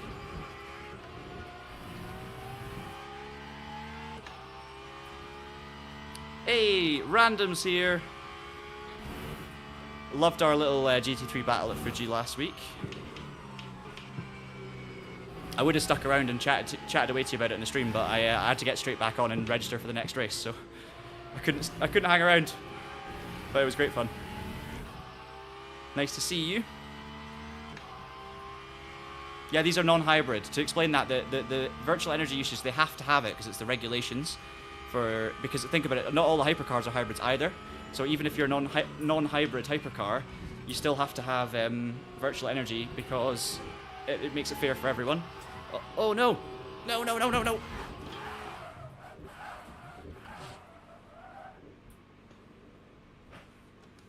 Do you know what happened there? I went into the last corner knowing I was braking too early, and then tried to make up for it and got on the bump. Anyway, it's okay. I wouldn't have gained position. I would have just got a lot closer. Wild stuff. Qualifying over. Jesper's on... That's hypercars. Jesper's P2. 2027. And I am a 2044. Should be in the 203s, definitely. But yeah, gonna definitely be a case of finding the pace with this car as the race goes on, getting a bit of a warm up.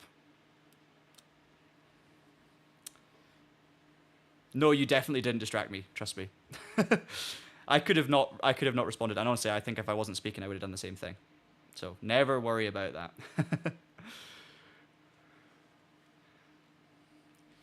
Could you imagine if I just told everyone never to comment just in case I respond to it and then get distracted? I talk to myself anyway. If there wasn't comments, I'd be distracting myself. Well done, Jesper.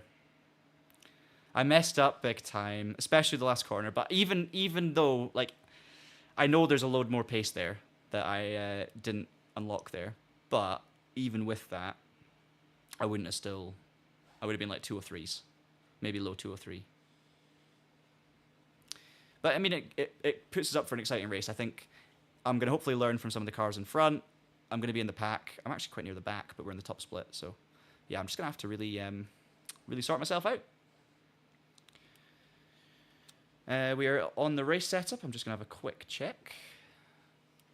But I think we are good to go.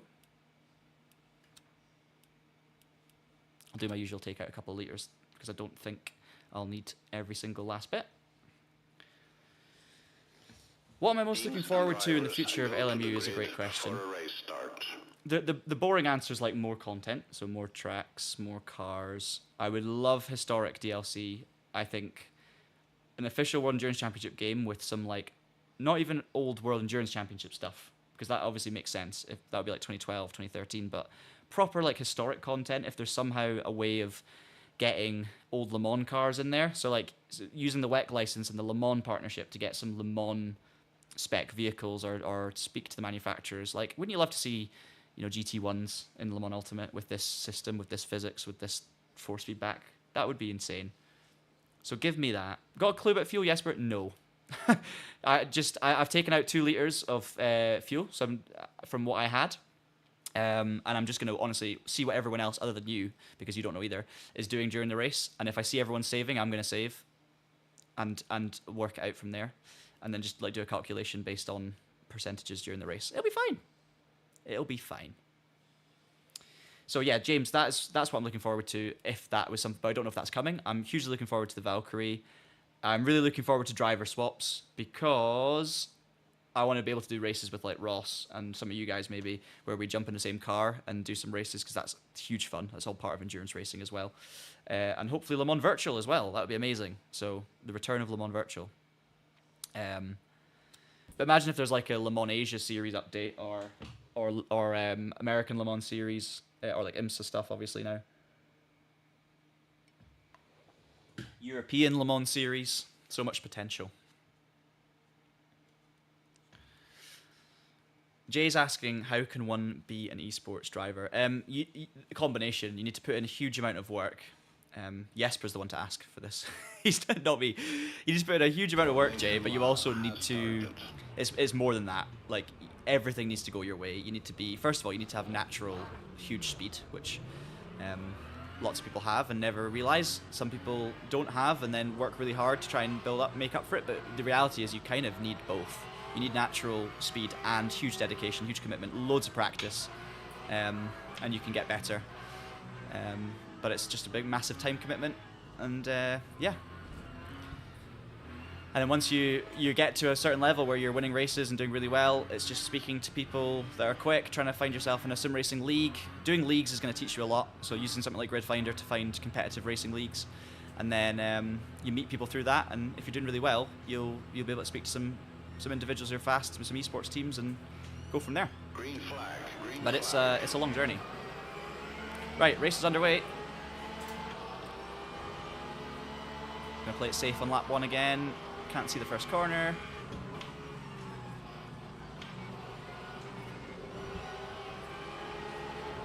Someone on our outside, which I'll be careful about.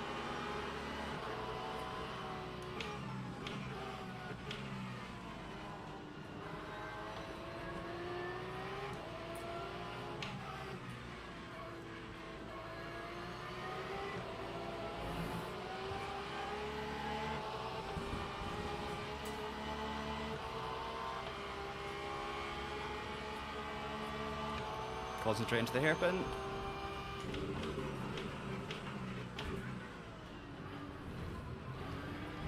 Leave that Porsche the space. I'm going to have the inside for the right-hander, so I think I'm going to be good here, if I can keep it neat and tidy.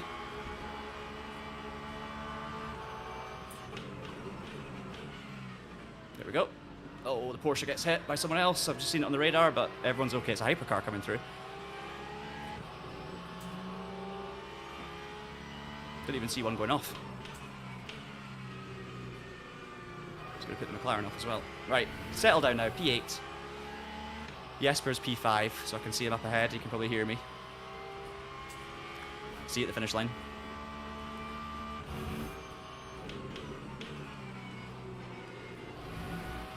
This is why we need driver swaps, because then I could be like, Jesper, fancy helping my results a bit, and then I could just put him in the car. That's why driver swaps are so good.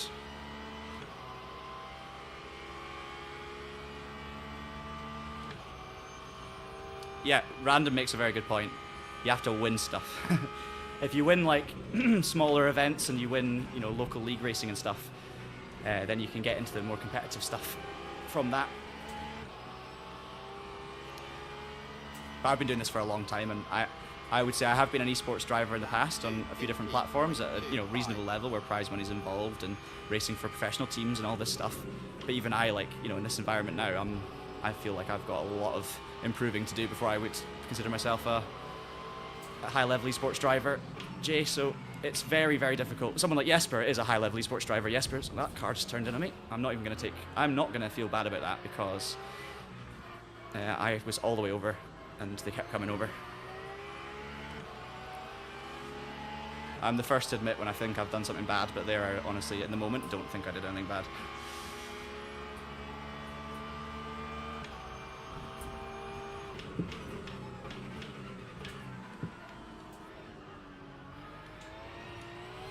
I'll watch the replay later and see. Maybe I did, but I was felt like I was being cautious, and then car kept coming, and that was it. Couldn't disappear.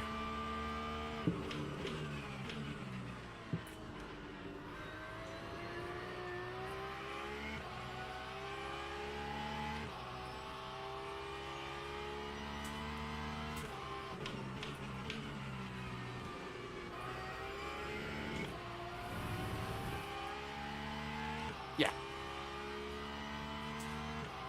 A lot of devotion, Jay, and ideally with sim racing, it's like, you need a steering wheel and pedals, and you can be very fast on a controller. Even the fastest guys in the world on a controller aren't, to get actually into, depending on what type of racing games you're playing. Games like LMU, to be an esports driver on LMU, you need to be very, very fast, but also wheel and pedals and all that kind of stuff. Yeah, it's very challenging.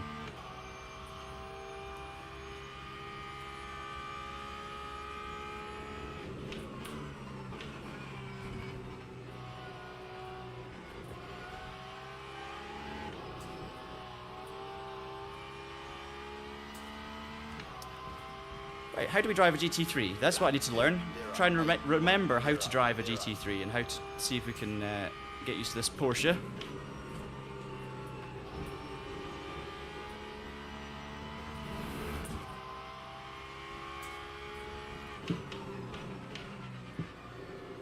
Brakes are always better than I'm giving them credit for.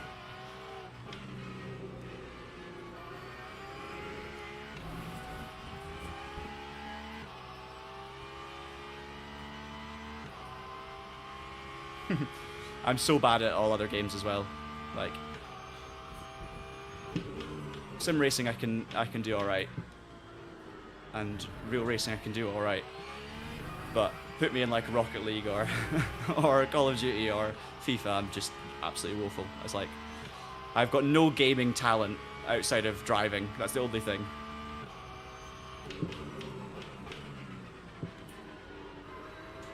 Come on, need to get up to speed here. Need to just pick away each lap, follow the cars in front. No one seems to be doing anything in terms of fuel saving, so that's good. Makes it simple. Just got to see where the numbers are by the time we get to the pit stops. Keep an eye on our energy numbers.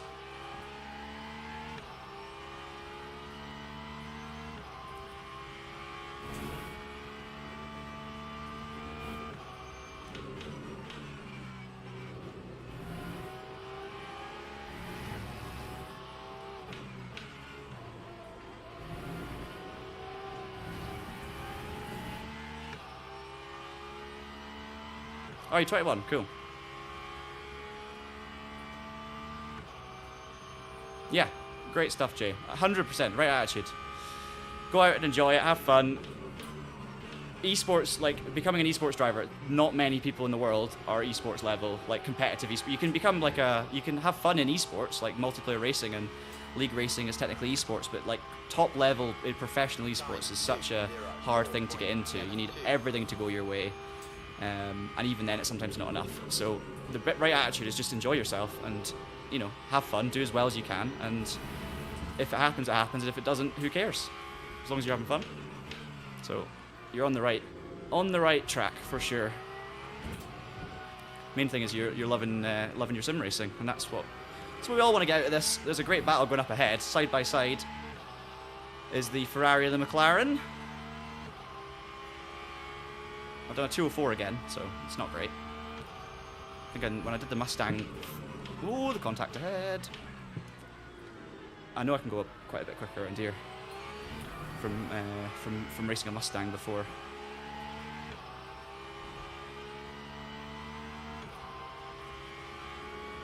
I think we're going to have a good battle, though, here. I'm feeling like it's going to happen.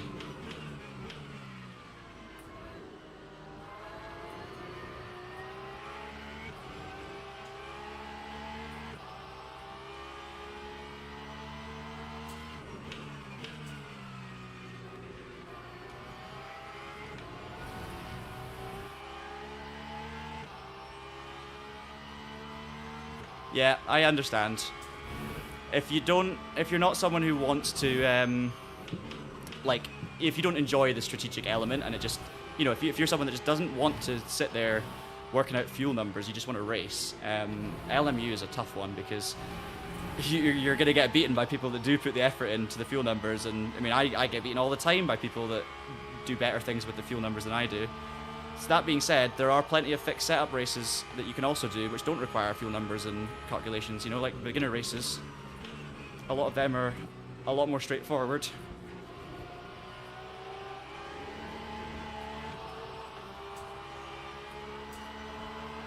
Come on.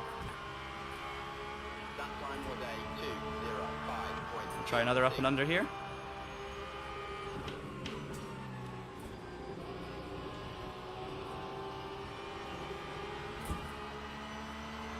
Didn't leave me much room, but we're good. That is a good move. I'm happy with that. Went up and under into sunset, up and under into the first corner, whatever you want to call it, cut back. Happy days. Kept it clean. Almost made contact on the exit of T1, but it was definitely on, not on the inside, it was on my side of the road. Sorry, it wasn't the inside. Spin up in front. Thank you very much. And Jesper is next up. So we're not going to get P5.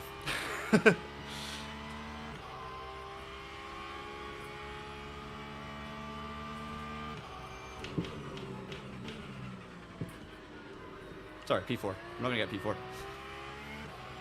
That was a beautiful, like, first half of the lap for me, though. It went from 8th to 5th.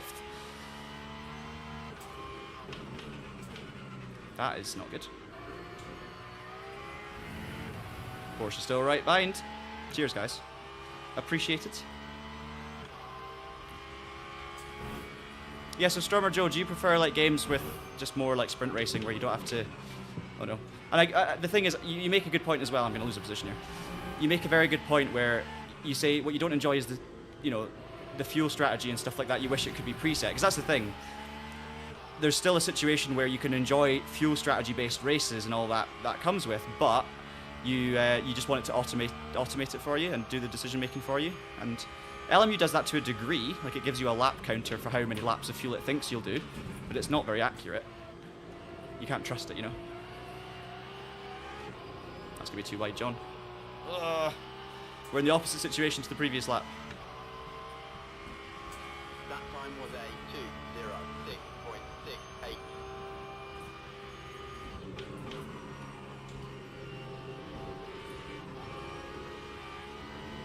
Nice. Head down now.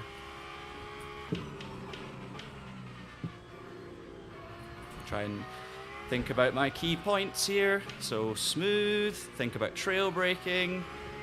And obviously this isn't a downforce car, so I'll switch it for that. I don't have to think about downforce, I need to think about braking technique and using the ABS. So I'm gonna just try and dial those 3 factors in, and we'll see if my driving gets any better.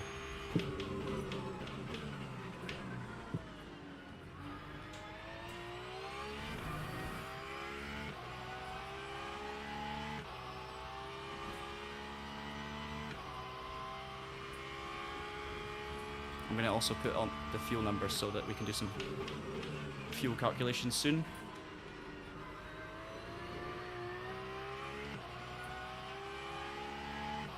That's not the right one. That's what we want.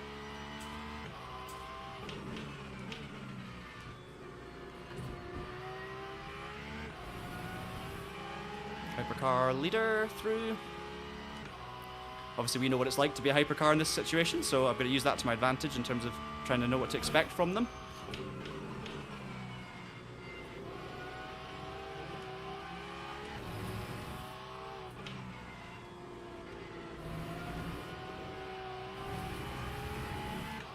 So we're using 4.16% of virtual energy per lap. So just over 4% this time, so that's going to change things a bit.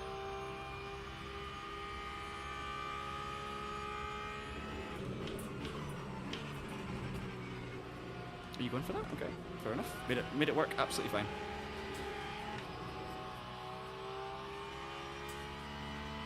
Okay. So using more than 4%. That time was a 2:05.47.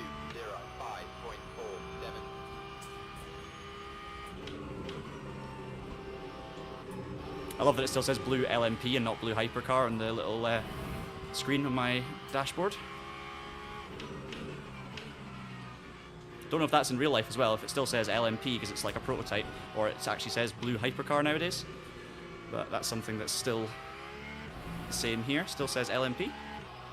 Yeah, automated system would be good, but then the thing is, the problem is, I guess, with that, Stormer Joe, is everyone's got the same automated system, and it's giving you the best strategy, so you don't have to think about it. Then it kind of nullifies the... For those who do want strategic racing, it nullifies it. But then if you don't want strategic racing, it doesn't matter. So it's totally down to personal preference at that point.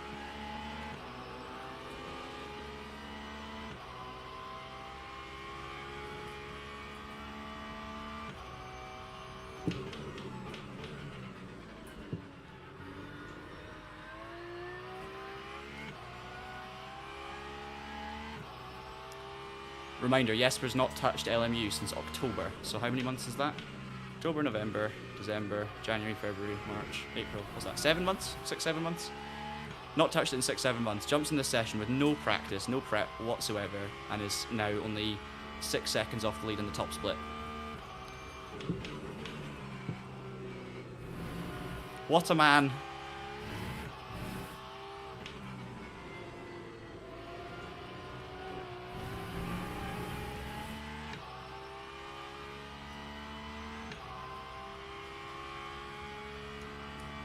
Don't need as much fuel. Is he gonna go for it? Yeah, I think so. It's okay. Not okay. Oh my goodness. When you go slightly offline to make space for the other cars, it's amazing how quickly things are different. Less grip. Time. Got very sketchy all of a sudden. 5.86.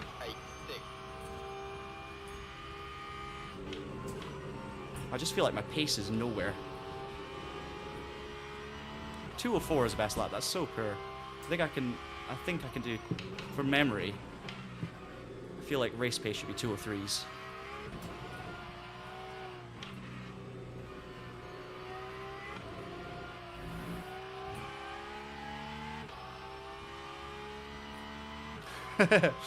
Yeah, it was close, wasn't it? It was close.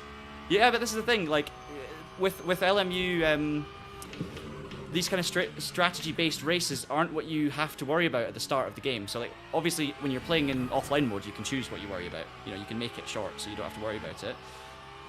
When you start online racing and beginners races, it's all no pit stop races as well. So you don't really need to worry about strategy until, and even after you've playing a while, you level up your safety ranking. You can still choose to do beginner races. So the only thing is, like, there's not that many hypercar races that don't require any pit stops, but there are usually, like in the beginners, there are LMP2 races, GT3s, GTEs, rotates, no pit stops. Intermediate races and advanced races more often than not have pit stops. So you'd have to think about it a little bit.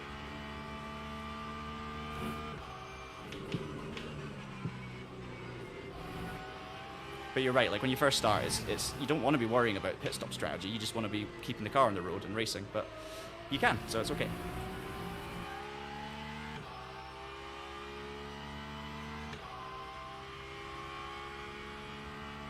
How are we doing? We've got 16 laps left on our stint, 43 minutes to go.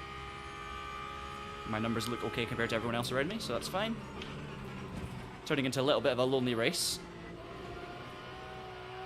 3 seconds of the car behind, so slowly edging away. But need to stay on it. That time was a 2:05. Oh, you only drive in VR as well. That's awesome. I enjoy VR as a concept, and I can have great fun in VR, but I just I find it too uncomfortable over a long stint to want to race in it more often. And also with my glasses, I just find it's kind of uncomfortable. Some modern headsets are better and they're more comfortable, but for me, I've got a single screen and I'm okay with it. I'm happy with that. Just always been the same. I've always had a single screen setup at home.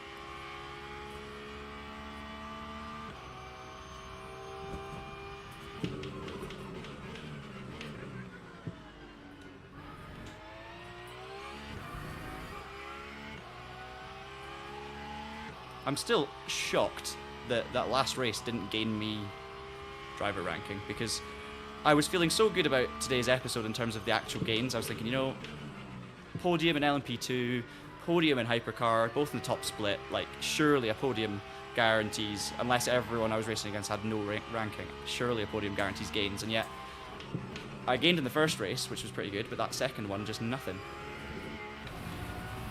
So it's getting gold is absolutely no mean feat, and whenever I've come up against a silver 3 driver, generally speaking, they've had the edge on me, like comfortably, you know, like 5 or 6 tenths maybe. So I don't think I am a gold driver yet. I thought, you know, maybe I could be a gold 1 if I get things all together, but I just think it's the standard is more stretched out than that. I honestly think you have to be very, very good to get gold. Jesper's up to P3. Go on, Jesper. That McLaren's on an alternative strategy as well. They've got less fuel, so they're going light in the first stint, and then they're going for a really long second stint. I mean, fair play. See, that's something different. And the McLaren switching it round gets a lighter fuel load for the start of the race. Lap 2:05.41.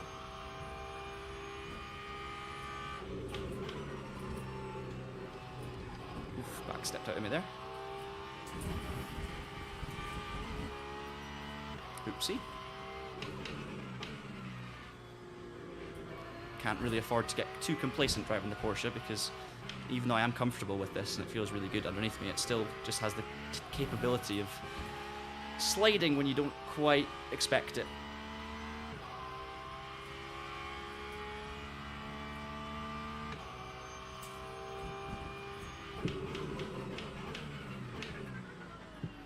And obviously, whilst these longer, advanced and intermediate races are great fun in their own right, especially, I mean, the intermediate ones, they're really nice length. 35 minutes with one stop is great, but these longer races do tend to spread the field out a little bit more, and sometimes I miss doing, like, you know, when you just do the beginner races and it's just like a 20-minute sprint. Those are also huge fun. So obviously, as I said earlier, if you've been with me the whole time, massively appreciate that, but for those of you who weren't there at the start, I did say the games I'm going to be streaming, I'm going to try and mix up a little bit, so I'll continue this Road to Gold series, but I might not do it every single week. And I might try and... I basically want to try and play other games, and I do still want to try and get gold, but we don't... You know, I would like to be playing other things, not just LMU, just to make sure, because obviously as Traction, we cover everything, and we're covering the whole racing game space, and there are loads of other very popular games out there that are great and serve similar levels of attention, and also just it's good to play them for me, because I need to know how they feel and what to expect, so that when games are updated, new games come out, I've got a more up-to-date reference on everything. So the more racing games, obviously, I play, the better. And these streams are a great way of just playing racing games and forgetting about all the other stuff, and learning a huge amount. So I'm gonna be playing other games. Let me know in the comments if you have any games you'd like to see. No guarantees I can play them, but if there are any particular sim titles that you'd like to see on the channel, you know, I might do some iRacing streams, I might do some AMS2 streams, maybe some race room streams. The one thing being, for me, the best time to stream is like during the weekdays, through the afternoons and the morning, and that's generally when sim racing is a bit quieter, because obviously people are at work, depending on where you are in the world, or asleep if you're in America, or whatever it is. So you kind of need to, when I do these streams throughout the day, I need to be, you know, there's a smaller number of people racing, so I need to be doing something that's busy enough where I can still have good races, if that makes sense. No point playing a game online when there's only 10 people playing it at that time of day. Yeah. Yeah, that's really cool. Yeah, like, so for you then, were you sim racing 20 years ago? Or is this a more recent hobby for you as well? Because obviously the technology is hugely come on. I mean, I would say sim racing became real sim racing, as in, like, you know, the first, I would say, properly realistic driving game experience probably came around about Grand Prix Legends, like late 90s, early 2000s. GTR was huge, R Factor 1, Richard Burns Rally, all these kind of things. That early 2000s really is where, like, sim racing started, I would say. Racing games were around a lot longer before then. But if you were someone who was playing racing games back in 2000, I mean, to be fair, even I was, like, you know, I was a kid, but I was playing Gran Turismo 4 and I was playing Toka Race Driver 2, or, sorry, Toka Touring Cars 2.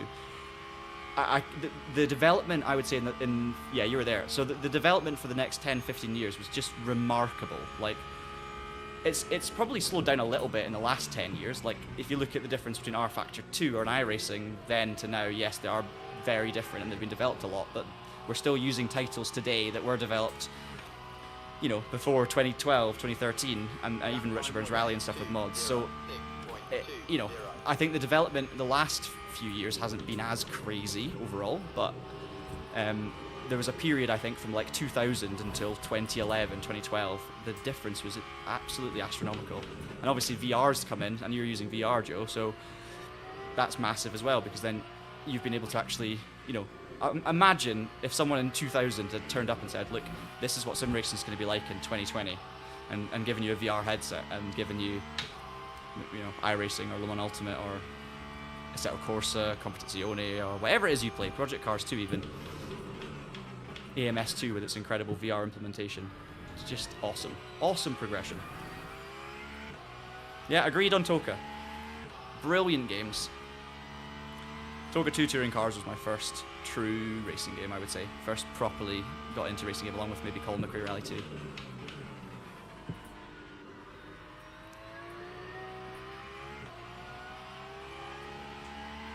Playing on a keyboard.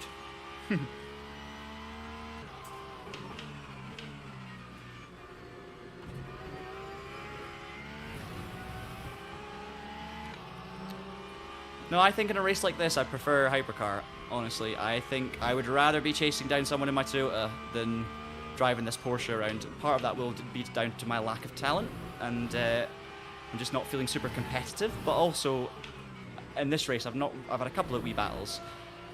I just felt like, I don't know, I feel like I'm maybe in a bit of no man's land, and when I'm hot lapping, like, the Hypercar is such a rewarding experience.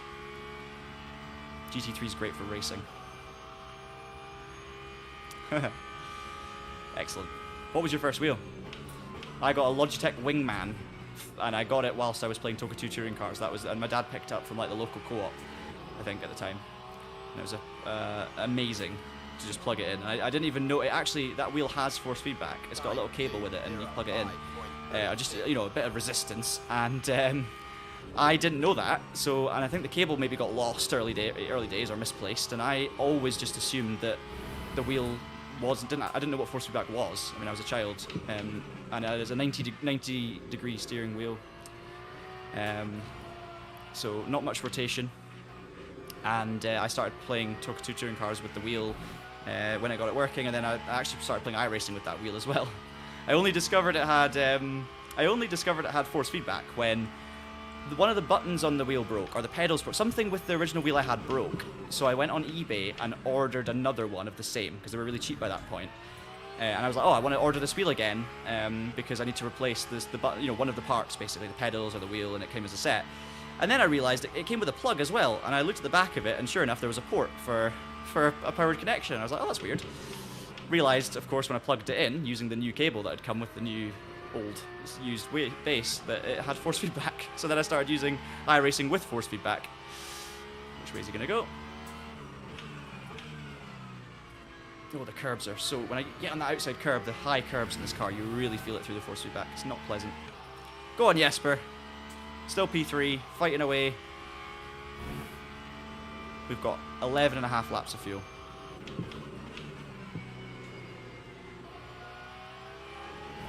Lap times are absolutely nothing special. Nowhere near it. Hey, G29, yeah. So G29 was my fourth wheel. I had the Logitech I just told you about, and then I upgraded to a Driving Force GT, also Logitech, and that was brilliant. It had a little sequential shifter on the side. It was basically the cheap alternative to a G29, the Driving Force GT. And I loved it. It was so good. It was like a Gran Turismo style wheel. Excellent stuff. Got me right in, and then I started racing competitively with that on the R Factor and stuff. And then that turned into what did I get after that? G27? Yeah, G27. And then that was amazing. I remember, oh my goodness. Back in the day, a Logitech G27 just felt like the dream. It was amazing force feedback, like so much weight to it, all the kind of things. And then obviously the hardware market in the last 10 years has been ridiculous. Maybe not the software, but the hardware. And now, G29 is basically an upgraded G27. Very similar. And I had that as well. Ooh. Had a bit of a break. I had a 4-year break from sim racing between the G27 and the G29 because of COVID. Well, not because of COVID, because of uni. COVID got me back into it, actually.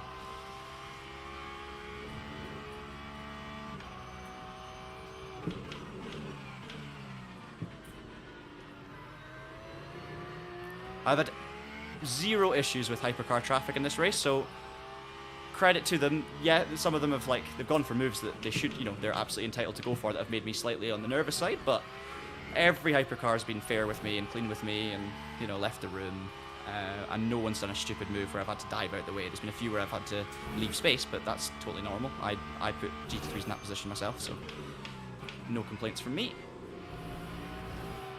Just my own pace. And I thought I would get a bit quicker through the race, but that's not going to help, is it? Just struggling a little bit. Oh, SIMAGIC Evo Pro, amazing. One of my colleagues has got the SIMAGIC Evo for testing. We've been sent them a few of them, so I don't know if we're doing a video on it. There's loads and loads of videos out there of the new SIMAGIC stuff, which is amazing, and it all sounds positive, I think, and I've not watched too many. I've not spoken to my colleague yet. but I've used some Magic stuff in the past, and I'm a big fan. I think it's really good quality for the price, and I'm sure the Alpha Evo stuff's going to be, like, I trust it. I trust that the Evo stuff's going to be great, so yeah, 18 Newton meter Simagic stuff's going to be very, very good in my opinion, having not tried it. Just so many good wheelbases these days, like, the options are ridiculous, you know?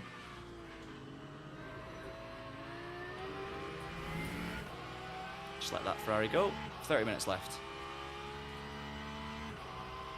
Jesper's gap to Bonham. 6 seconds to chase down Filiberti.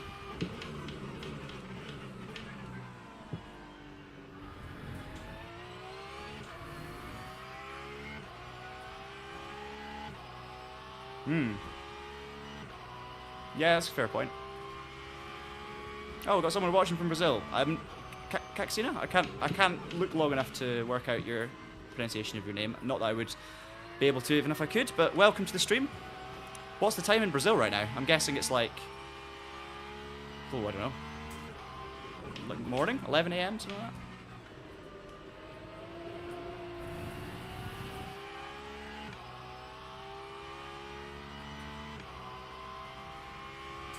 Yeah, pedals are hugely important as well. With any, I think pedals are, sometimes people focus too much on the wheelbase and don't realise how much of a difference pedals make, because braking is, even though the wheelbase being better will give you a nicer feeling, you can get so much time from a consistent brake pedal. 12:27, not 11. Okay, I'm an hour out. Welcome to the stream. Honestly, not the most thrilling race right now. So we're chatting about wheelbases, we're chatting about Toka, Jesper. But I'm just, it's going to get interesting when that Porsche catches back up with me, because he's only 2.2 behind me, and I think we're very similarly paced. I got a good move in him earlier, but That time yeah. was a 2:07.15. Yeah, pedals huge difference. It's all about consistency and being able to, like, avoid lockups and stuff. Not so bad with ABS, but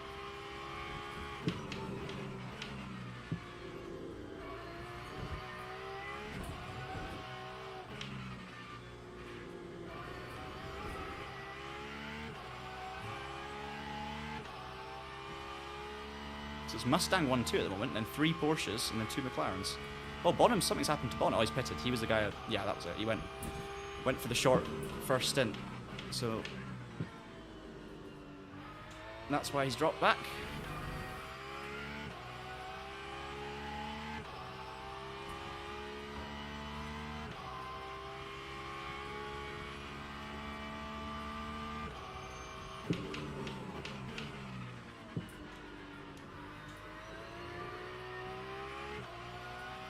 So much happening in sim racing right now, though. Like, lots of different talking points. Like, obviously, we've talked about Project Motor Racing a couple of times. The WRC game, that's kind of tragic at the moment. And then we've got obviously all the tariff stuff. That's just painful. But Asetek and GT Omega and all these manufacturers no longer able really to ship to America, which is huge. Really tricky for the American consumers, of course, who think there aren't too many options for sim racing hardware that's manufactured in America. I don't think it's the widest range, so it's very, very rough. Oh yeah, it's sad, isn't it, Hermit? Very sad. We kind of called it in our last video. You know, there was no word that there was going to be anything else, and it was just a bit quiet. And unfortunately, yeah, it's come to an end early. So we'll have to see. We'll have to see what happens next with the license. And they said new exciting things are coming. So what does that mean? Different direction. What does that mean? There's only so many different directions you can take with an official rally title. Okay, that's better through turn 1.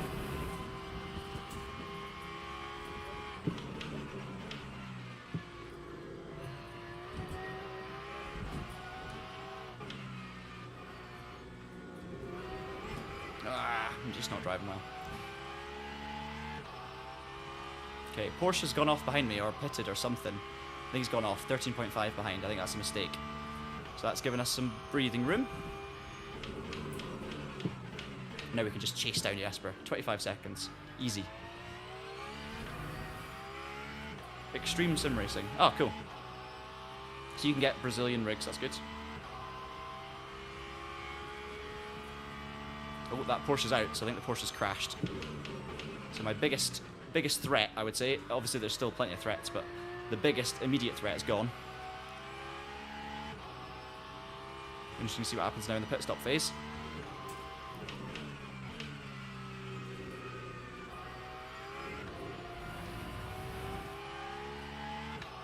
RBR is still amazing. So do you play RBR, John? Do you play like Rally Sim Fans modded version of it, or RBR Pro? There's a few different ways you can go about playing RBR these days that obviously enhances it. But I do a lot of, I say a lot, I don't do a lot, but I do play RSF stuff and do some leagues on that occasionally. But it's incredible. Absolutely incredible. Yes. I don't know if it's the greatest sim racing wheel of all time, no. It is great. It is brilliant. I love the wheel. I'm gonna, I literally am really wanting to write a review about this wheel, and every single time I've sat down to start writing the review about it, something breaking news has happened and we've had to jump on something else, because obviously this wheel is no longer, you know, it's not new. It is new, but when it first came out, traction wasn't actually, traction was down for a while, if you know the whole story there. So when this wheel actually did launch, we got our hands on it. It was already out, so over Christmas I was waiting for a part to arrive so I could actually get it fitted to the Simucube, did all that, and I've been using it for LMU on these streams, and I'm needing to write the review on it, and it's really, really good. There are certain things about it that feel like they're better on an F1 car than a sim racing wheel. You know, it's like a perfectly designed wheel for Formula 1 doesn't mean it's perfect for sim racing, if that makes sense. But because it's a replica wheel of a Mercedes F1 wheel, it's got to be done in a way that, well, I mean, it is literally what you would experience if you were driving the Mercedes F1 car. So it's a wheel that's absolutely perfect for Formula 1. Does that mean it's perfect for sim racing? No, but it's very, very good. That's my review. You can watch the full review when it comes out. That's what I'm going to be saying. It's really comfortable. It feels lovely. Oh, hang on. Didn't want to turn in there because I knew that Hypercar was coming, and then just had to run off there. I was just playing it safe to avoid a crash, but that's obviously lost us 4 seconds or something. Maybe less than that, 2 seconds.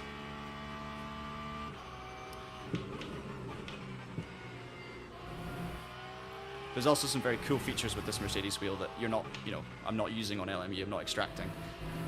The dashboard's very, very cool, but it's not set up on LMU. You can use SimHub with it, but I'm not really using that. It's great on iRacing, for instance, or when you're driving the actual Mercedes in iRacing especially. You've also got this clutch paddle, which you can't really see, but it's the proper F1 clutch paddle, and you can do bite points and stuff, which is awesome, but LMU, again, don't really need to do bite point starts.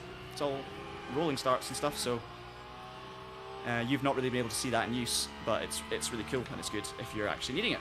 So that's cool. Lap 2:07.72. Oh yeah, well, when you actually get into the RSF stuff, let's turn it a go, I'm not going to turn in.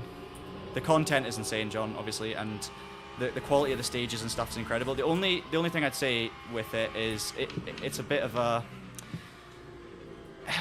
It's not as plug in and play as just like a game, you know, when you like download and install a racing game and you just start playing it, which is, I mean, not the case in sim racing that often, but RSF, you really need to spend a bit of time setting it up, and you need to go through the different installation.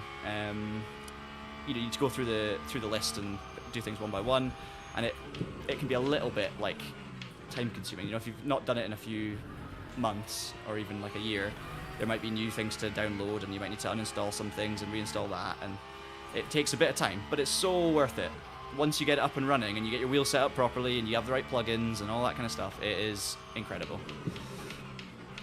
And there's just, great options for cars and stages. The stages are phenomenal. And yeah, as a rally sim, it's just very, very hard to beat. As a hardcore rally sim, as opposed to a fun, accessible rally game, it's hard to beat. Or impossible to beat.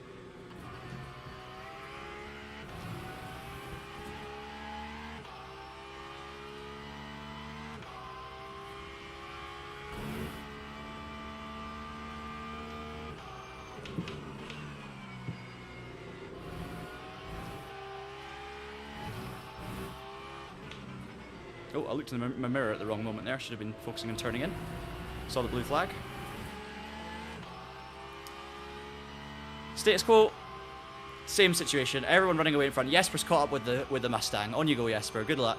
I've now got the McLarens a fair bit back, but Bonham is out of position, so he's already pitted basically. So Bonham is going to be further up. He's up with Jesper by the end of this race. And that's pretty much it in terms of actual competition, I think. Lopez is pitted, but he's 102 seconds back. So I think I'm okay. So I don't need to be going fast. That's the thing. I'm in no man's land, and I can't do it. I can't improve my position through pace, and I can't really lose more than one position through pace. But I just feel like I'm rubbish. I feel like I'm nowhere near it, which I didn't feel in the other two combos.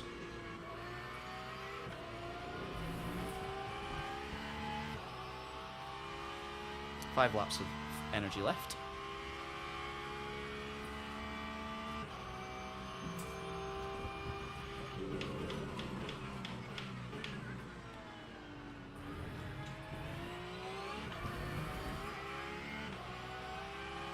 Also remember, guys, you know I was saying Jesper's not played this since October. I've just remembered that the Porsche came out in, what, March? February? March? So Jesper's also never driven the Porsche. Just putting it out there.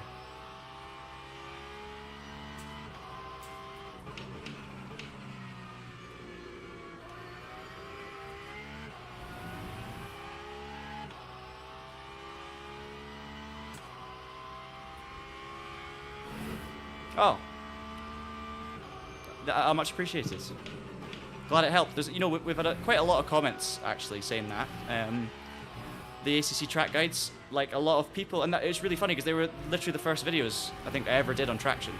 They're not the first on the channel because we uploaded them over time, but they were the first videos I ever made and wrote and produced, probably months before the channel actually launched. And it was like the first script I'd ever written, the first voiceover I'd ever done. I didn't edit the early ones, I edited some of the later ones, but yeah, it's really funny because I watch them now when someone comments and asks a question about something, and it's so weird because I don't have a clue what I'm doing in the videos, but obviously the actual content of the video, not much has changed. It's just about, you know, I would still write it in the same way because it's just kind of learning how to go faster into track, right? It doesn't change much over the years. So they still stack up quite well. But the amazing thing is those videos, despite them being like the first things we ever did on Traction years ago, they've like stood the test of time. And so many people have said to me like, oh, those track guides have really helped, and you know, still use them on ACC and everything, and it's great. So it's really nice of you to say, and much appreciated.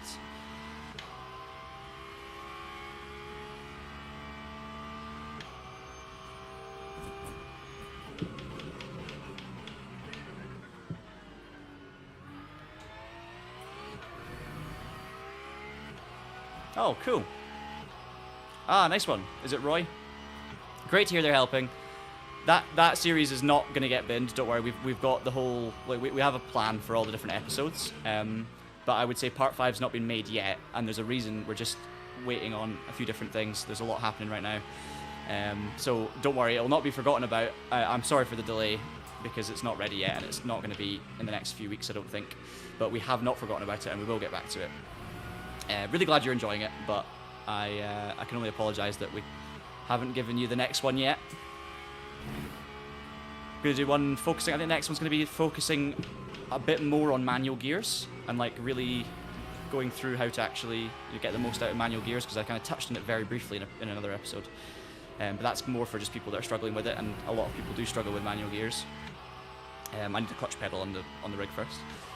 And then we're going to look at like online racing as well. Your first online race, we've covered your first offline race. We're going to look at how to get into online racing. We're also going to look at how to go faster, because we've kind of covered the basics, how to drive and assists and all that, but we haven't really covered like how to start finding lap time. So that's all part of the agenda. So don't worry, they will come.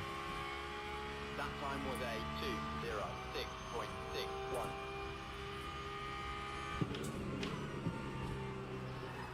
Oh my goodness.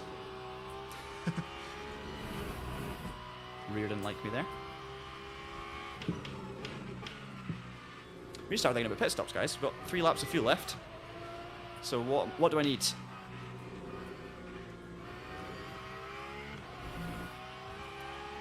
It's going to be... So on lap 23, we're going to have 2 laps left. On lap 24, we're going to have 1 lap left. So it's going to be 24 laps in total to stint. The race is going to be 29 laps. So I just need 5 laps of fuel. 25, 26, 27, 28, 29. 5 laps of fuel is all that I need. And it's 4.1 something per lap. 4 points, yeah.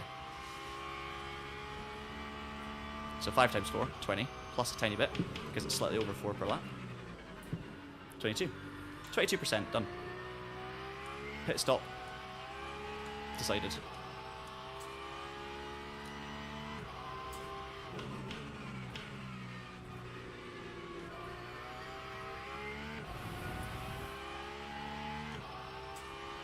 Oh, I need to go all the way down on this. Oh well, we'll be here a while.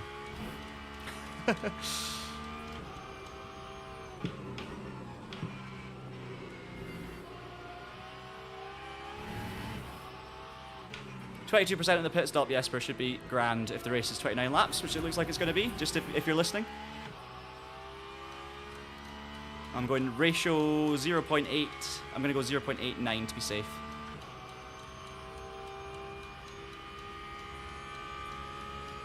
My thumb. That's where this incredible Formula 1 wheel doesn't do as well. When you're going through those encoders and they're actually quite heavy to push, which is great because you don't hit them by accident, but when you're trying to scroll quickly, you can't see this, but it's very tiring on my left thumb trying to get this virtual energy meter down, cramping up and everything, losing all feeling. There we go.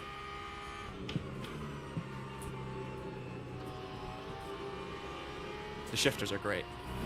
Love the shifters.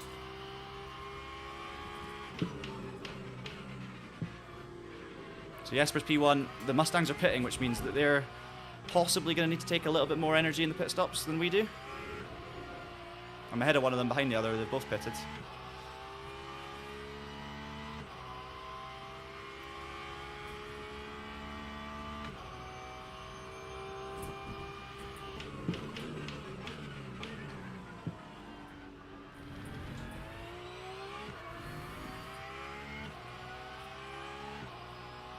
Yeah.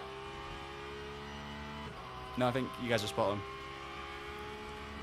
I will read the comment about active pedals, Jay, in a second.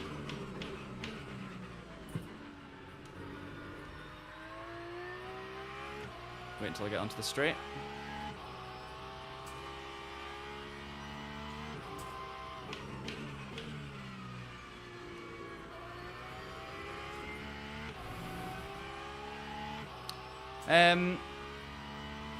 No, you don't need an active pedal. Active pedal are for hardcore enthusiasts that have money to spare, because it's like 4 figures. You know, you can get a cheaper active pedal now, or a cheaper force feedback pedal from like Moza, which is really good, but not as good as like Simucube. And you can pay less than 4 figures for it, but honestly, only get an active pedal if you've got lots of money to burn, and because it will make certain things a little easier, and as a brake pedal it's super consistent, and you can obviously adapt it loads, so at the very highest level it will give you an edge. Not in terms of outright speed, I wouldn't say, but in terms of race pace consistency, so therefore speed, technically.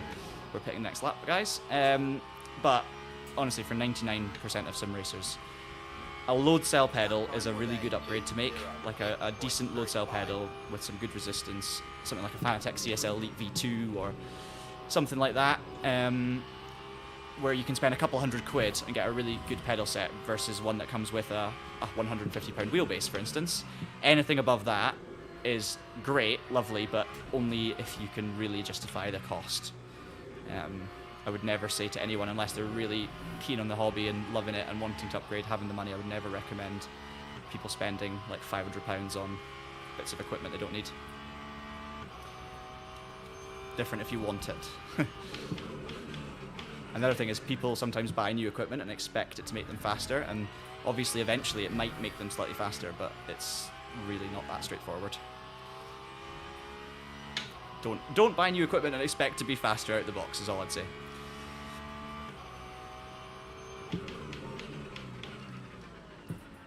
It's probably similar to like golf clubs and stuff. Doesn't matter how, you know, it always feels like you can improve things and buy better kit, and you probably can, but more important is the big blobby bit that uses the kit. Right, I've got 5 litres of fuel, so I probably don't need the extra. We'll go 22% and we'll go 0.88. Into the pits we go.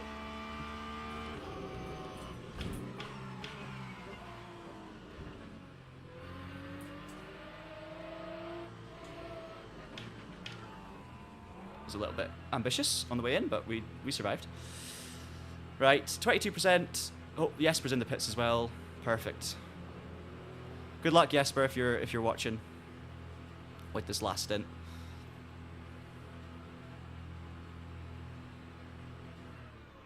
I'm gonna actually park in my pit box. 8 seconds of fuel, so it's literally just a splash. So we're gonna get ready to go straight back out. Done. I think it's going to be P5.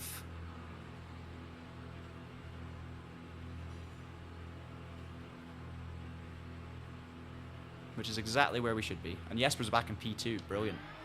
Ahead of Filiberti by the looks of it. So it's been a great race.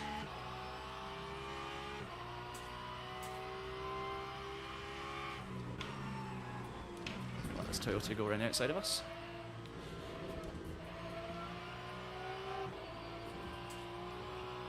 Full tank, well not full tank, actually that's a complete lie. 5 laps of fuel, so colder tyres, but barely stationary, so that's all good. And we've got a nice gap back to P6, so it's looking like it's going to be our 3rd consecutive top 5,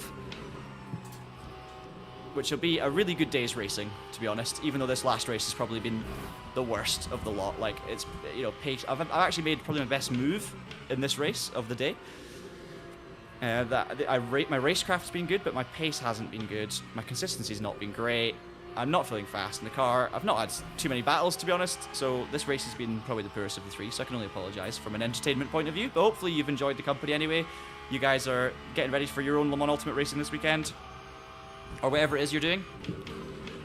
As always, massively appreciate all the support and all the comments on the stream, and yeah, if you're enjoying, feel free to leave us a like, subscribe to the channel if you want to see our video content, and if you don't want to see our video content, you don't have to subscribe.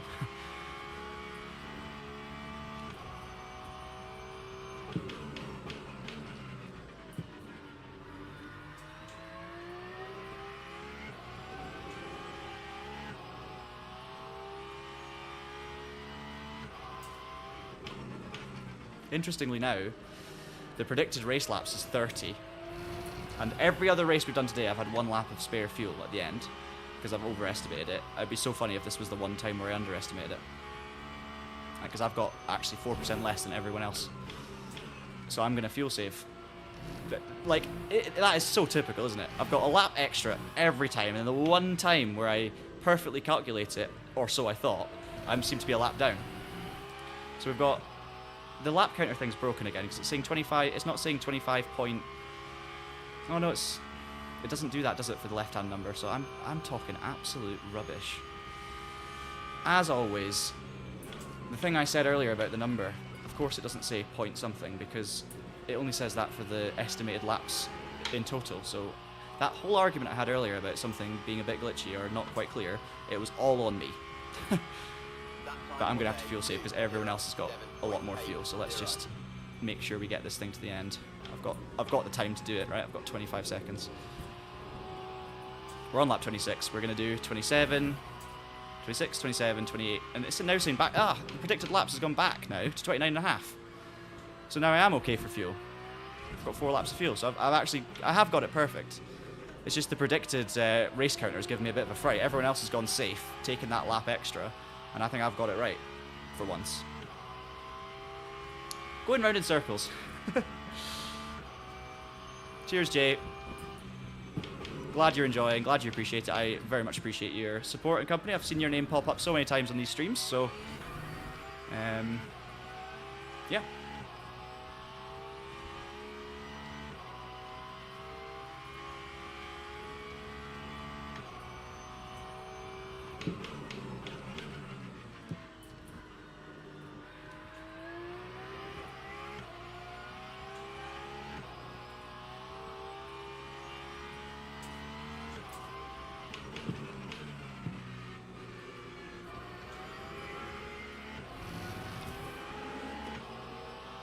We'll just keep one eye on that counter at the top right, just to be sure.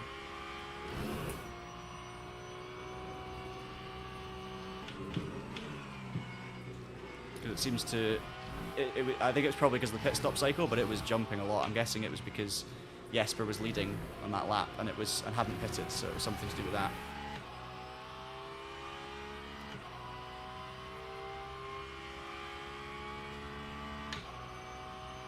Is GT3 and LMU better than iRacing? It's a totally open question with no correct answer. I prefer GT3 racing on LMU. And that's not fair of me to judge fairly, because I have not done that many iRacing GT3 races, to be quite honest with you. The few iRacing GT3 races I have done have been really, really good. So it's not like I'm saying, oh, iRacing isn't that great and LMU is great. The iRacing races I did do were actually really fun and they were good. But I generally just prefer, when it's all working, I just prefer the net code and I prefer the handling and the force feedback on LMU over iRacing. Not in every aspect, but just generally speaking, I think it does a really good job. So for me, I'd say LMU, but I wouldn't argue with anyone who thinks iRacing on that front, honestly, because it's so good as well, and especially in GT3s, it's just really, really good. There are certain things about iRacing with Hypercar that's a bit different. So like their Ferrari doesn't simulate certain elements properly at all.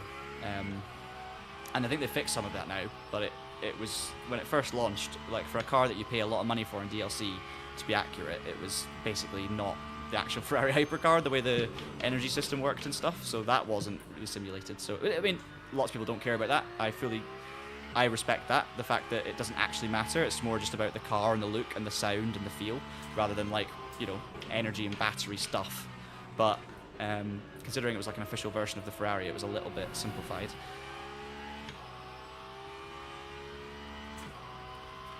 Looks like we're gonna get 2 more laps in at the end of this one, and I've got more than 2 laps of fuel. So we've actually, for probably the first time, got the perfect amount of fuel. Missing the apex there every time.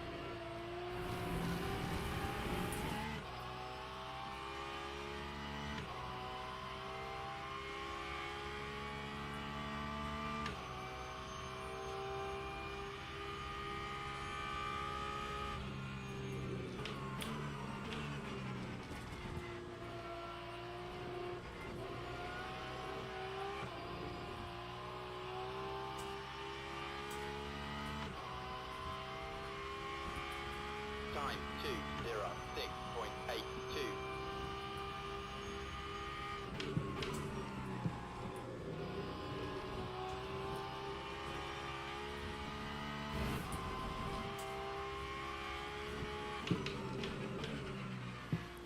I really was expecting to get faster in this race in terms of, you know, I was expecting to, once I got up to speed with the car, be able to find where the pace was in it, but I just don't have it. I've not been, like, I'll be honest, I've not really been like focused in really trying to rip every 1/10 of a second out of this. I've kind of just been bumbling along in this race, but I just don't feel like the pace has really been there. Since like I just feel, I don't know what I'm going to do differently to find, you know, realistically 6-7 a lap to probably where I should be on this particular combo. It's just, yeah, just lacking it, completely lacking it for whatever reason.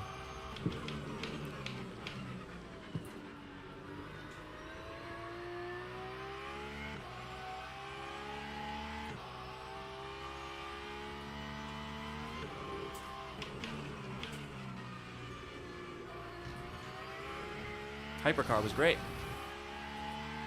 Rolling along, getting good lap times, having a nice race with damage.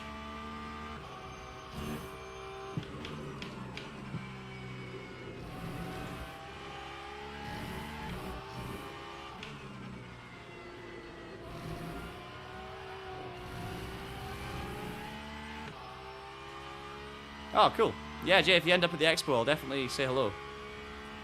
Assuming that we'll be there as well. I think we will be.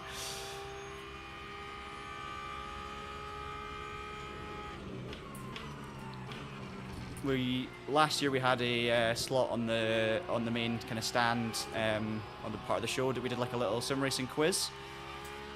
So you may be able to come and join in that if we do that again next year or this year. Lap 2:05. And we also had, we didn't really have a stand, well we did have a little bit of a traction stand, but it was part of the Grid Finder stand where there was a lot of like live esports or, you know, sim racing happening with like the F1 creators and stuff. And we had a little bit of representation there, but honestly we were so busy because we were the media partner for the event, we're the official media partner. So myself and Tom were running around like headless chickens for 4 days, filming as much as we could, trying, you know, speaking to everyone, trying to get an idea of what was on sale, what was being offered, have some meetings, do interviews, and we also had access to film videos the day before while everyone was getting set up, but we couldn't really test stuff because everyone was still getting set up, so no one was really ready to be filmed. But it was manic and it was an amazing event, but we didn't, because we spent so much time making content, like we were flat out the whole event.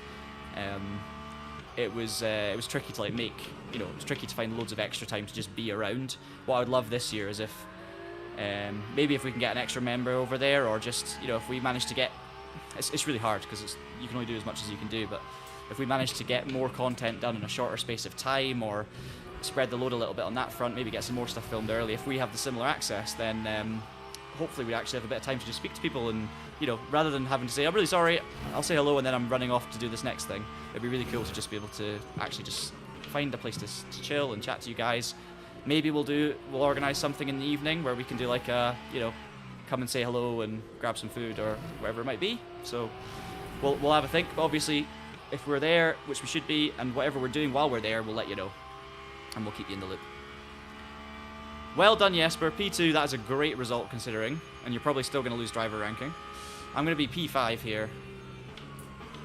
I think I'm the last to finish. Oh, it would help if I didn't bin it on the last corner. That's my concentration level, but it doesn't matter because the car behind us is finished. We've not run out of fuel. We're going to take P5. 3 top 5s in 3 races. That was shocking, but the first 2 races were pretty good. And I've had a lot of fun. And I really much appreciate your company. Hey, thank you so much for joining. I'm going to say Kaxina? I don't know how to pronounce Brazilian names. But yeah, appreciate you joining while you're having lunch. Have a good rest of your day. And that's going to be it for this stream, guys. I am going to... I mean, it's almost 5 o'clock here, which is crazy. That time has flown by, as always. But yeah, it's been a really good fun one. Really, really enjoyed it. As I say, don't know if I'll be playing Le Mans Ultimate next week. Maybe I will be. Maybe I'll be playing something else. Maybe I'll be doing both. Maybe I'll be doing neither. No, I'll do my best to do something. We've got some other exciting games coming out soon as well, and we're going to be, of course, streaming those when they happen. Lots of ideas for series and things, so obviously Road to Gold is the first one, but there are plenty of other options. My fastest lap was absolutely diabolical. Miles off it.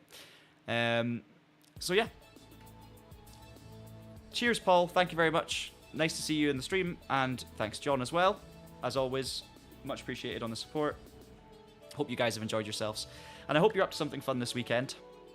Do let me know what you're doing, if you're doing any sim racing, if you're going to... I mean, I should actually have started my real racing season by this point, but the car that I'm driving this year is still waiting on a few parts. Look at that. Expected to finish 3rd, and I finished 5th. I mean... fair enough. I deserve a loss of some ranking in that race because I just felt like I was rubbish and I'm so far off the pace. But that being said, in the last race to have actually lost and then to have lost that much more in this race, getting gold is tough. I might just have to stick to LMP2 because I seem to have more pace in LMP2. But then that's not really a fair rating, is it? If I get gold through just racing LMP2, but I jump in a GT3 lobby and I'm a second off the pace or a second and a half off the pace, I'm not really gold. So, anyway, work to be done, but it doesn't matter. It's not about the destination. It's about the journey. Definitely about the journey. Thanks, Jay. See you next time. Thank you to everyone who's tuned in to this stream. Hope you all have a superb weekend. We've got a podcast coming out, hopefully this weekend. Hopefully, I mean, Osley's been watching the stream, but he's also been editing it, and I don't know how it is because I've been streaming. But if it's ready, then you guys will see it on Sunday. If any of you guys are members, there's a chance you might see it early. Or I'm talking rubbish and the podcast's not actually finished, and I'm just creating a problem for Osley now because I've told everyone there's a podcast coming. Hopefully there's a podcast coming. We cover EA Sports WRC and the fact that that's gone. We cover Project Motor Racing, and we also cover some tariffy stuff in the middle, and a few other bits and bobs. So do subscribe to the channel so you don't miss the podcast or any of our future videos. We'll see you again next week, and I hope you all have a wonderful weekend. Enjoy the sunshine, and we'll see you soon. Bye.